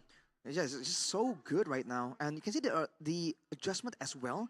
You're seeing moments where Beloyski gets engaged on, but Chidera cancels that engage, and vice versa. You know, Beloyski gets caught, Vincent going in. So this team is actually working really well with each other. It's just the nature of this composition of Fnatic Onyx kind of doesn't allow them to really work together every single time, right? They have to really fight for windows of opportunity where they're actually able to group up as 5 and get that reliable fight that they desperately need. And now it's, of course, a game of momentum, a game of inches for both teams. For Beloyski, it's insane. What? Momentum, swift, but now Keyboy gets caught. 2-man, 3-man into Ricardo. Rest of the Glorious pathway trying to go for the zone. Beloyski traded in. Chunk real low, the real world manipulation forced out by Kyrie goes into the back line. Chidera doing some damage. Kyrie to be chased out by Chidera. Goes for the flicker forward, but will not be able to find the last shot as Kyrie bought the immortality in time. No members dying in that skirmish. Stalemate, both teams. And again, just dancing on the edge of a thin knife. And if the Lord is able to be taken away, Kyrie with the lifesteal, this will be again another brawl in our eyes. CCW just cleared the wave on the bottom side though, but left only a little bit. We'll have to see where the wave ends up bouncing towards, but look at Rez. Walking up, trying to soak in some damage. Beloyski shoving away, trying to dodge away from that 2-3-man eternal guard again. Kyrie the cop, the spear of Alpha defensively. Beloyski going to lose out on a lot of HP, but will still be able to survive. Sans caught, has a purify. Veldora with a flicker forward, with a cloud bot. Immortality from Sans in front of Pursuit, chasing him down. Veldora has immortality as well, as now Veldora survives with just a sliver of HP. Keeps his immortality intact. And again, no one has died, no one has fallen. No victims. And how did Veldora and Beloyski cheat death? They escaped with 1 HP, a sliver of life in their very own souls. And now the Lord again restarted by Fnatic Onyx. Geek Fam, will they respond? Valoisky with the conceal. Uh-oh, no bloody high explosion from Beloisky. Only onto 2, but there's no follow-up. Vincent going for the aggressive play, but Fnatic on it got the Lord. You can win the war, but we'll win the battle through that. Man, everything used up right here, but Fnatic Onic finally gets the Lord. And look at Kyrie swiping out some items here. So rapid boots there for him, actually showing off CW as well. They're trying to barrel through to try and catch up with the Lord. They don't want to let defense clear it without a fight. No ultimate on Beloisky, no implosion to play with. But still, that is a late game Natan. Lord, what Lord? Veldora chunking Keyboy, good poke from a boy, and they've dealt with yet another Lord. Wow, that's not a Lord, that's a peasant. Just being shredded away by the powers of the almighty late game Natan. And Kyrie trying to switch away his retributions. If I am not mistaken there, by Fnatic Onic now. How does the geography of this game now pan out? It's the same idea. Fnatic Onic have the macro advantage. They're the ones now looking for one big moment. Before it was Beloisky. Now, GeekFam, as long as they don't make massive blunders, as long as a boy and Chidera don't fall without any costly investments coming in from Fnatic Onic, they stand to win everything. We saw earlier, everything played out ideally for Fnatic Onic. Kyrie even got the flank off, got right next up close and personal to a boy, and GeekFam said, we'll take that. We have the coordination to ensure that the moment anyone flanks, we saw Veldora, we saw Vincent, everyone kind of turns their focus almost immediately. This is a team that's completely in sync. Fnatic Onic, they have to bank on getting a fight outside of the base or just getting a Lord that's just late enough. It's gonna allow them to really barrel through. But the problem is GeekFam, they're steadfast. They don't want to go out of the base. They're gluing themselves into the crystal, guarding it for their dear life. The magic damage so far from GeekFam is just way too nasty. Take a look at the Twilight purchase from Keyboy. They need a lot of magic defense. Beloisky was able to flick around to the iron hook, but he poked in the implosion for the mini waves. Rez brought into the real Will Ablation. Keyboy chunked very low. Veldora walking up as well as Vincent takes a bit of damage, but that's the Suyo damage that is no longer as crazy as it was when we saw Kyrie 7-0. No more burst damage. Kyrie definitely still has the execute. Look at the gold advantage, by the way, 8,500. Hello? But they're full items, right? So at this point, when it comes to item value, crazy. It is ridiculous. I think this is the highest amount that we've seen, the highest amount of individual gold lead. I think usually we see 5, 6, 8,700 is redonkulous, as people would say. And look at CW, man. He's also transitioned more to a DPS build. The burst damage was great. It was so useful for his team, but at this point, he knows with the way the game is going, he's not really allowed to get those easy pickups. He needs to match Shadera's damage output. And that's exactly what he's trying to do. The Lord, though, it can get shredded fast by Fnatic Onic. I don't know how fast you can take it, though, because this is a 24-minute Lord. Oh! But his immortality still intact for him. Beloisky will lose immortality as Rez gets dealt with by the entropy. Beloisky loses his life as a winner crown. Bought by Rez, buying a little bit more time, but he will be shredded down by Chidera with the entropy. Oh! A winner crown this time around as he buys immortality for Vincent Sans, getting the Terrify. But there is no more. No more they can do to force this. GeekFam, they've lost Beloisky. Fnatic Onic, they've lost Rez. That was a very good pick-off. The Engager traded for the front line, though. In a sense, Suyo he can push them away. Chidera goes in.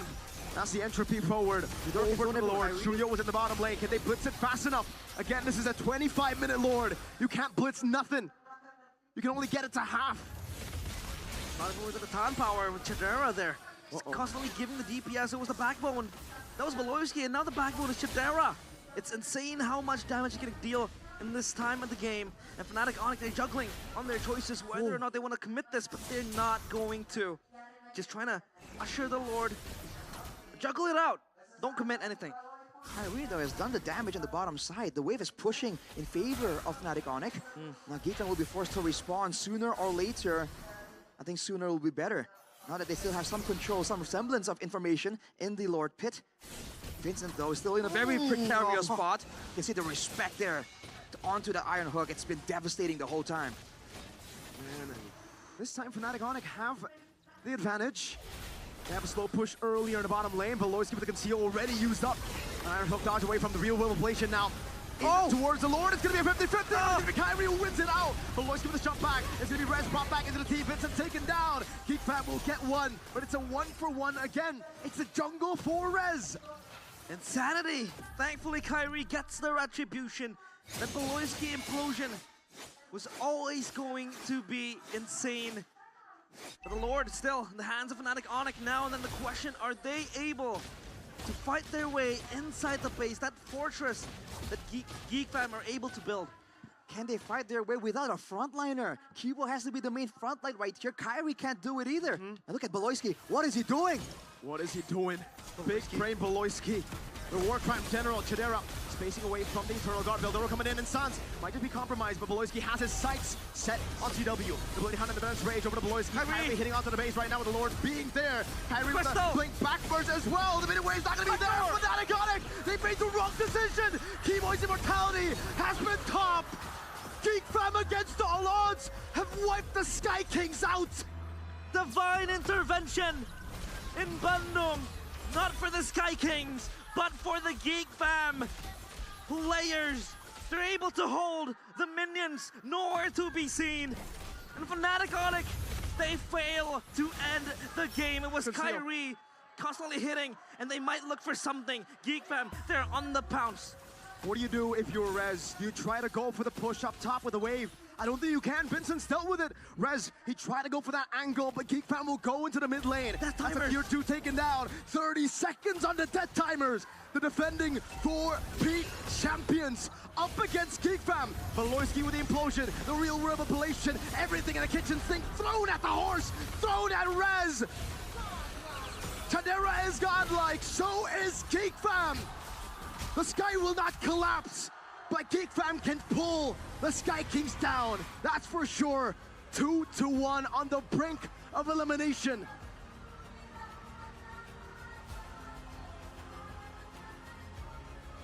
Vulnerably, so much happening in that game. Fnatic Onyx, they have never been so vulnerable before. But Geek Fam, they pull it out, that last minute defense. Fnatic Onyx now on the brink of elimination. Just one more game.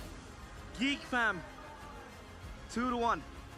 When you play with margins so razor thin, you gotta be careful not to cut yourself.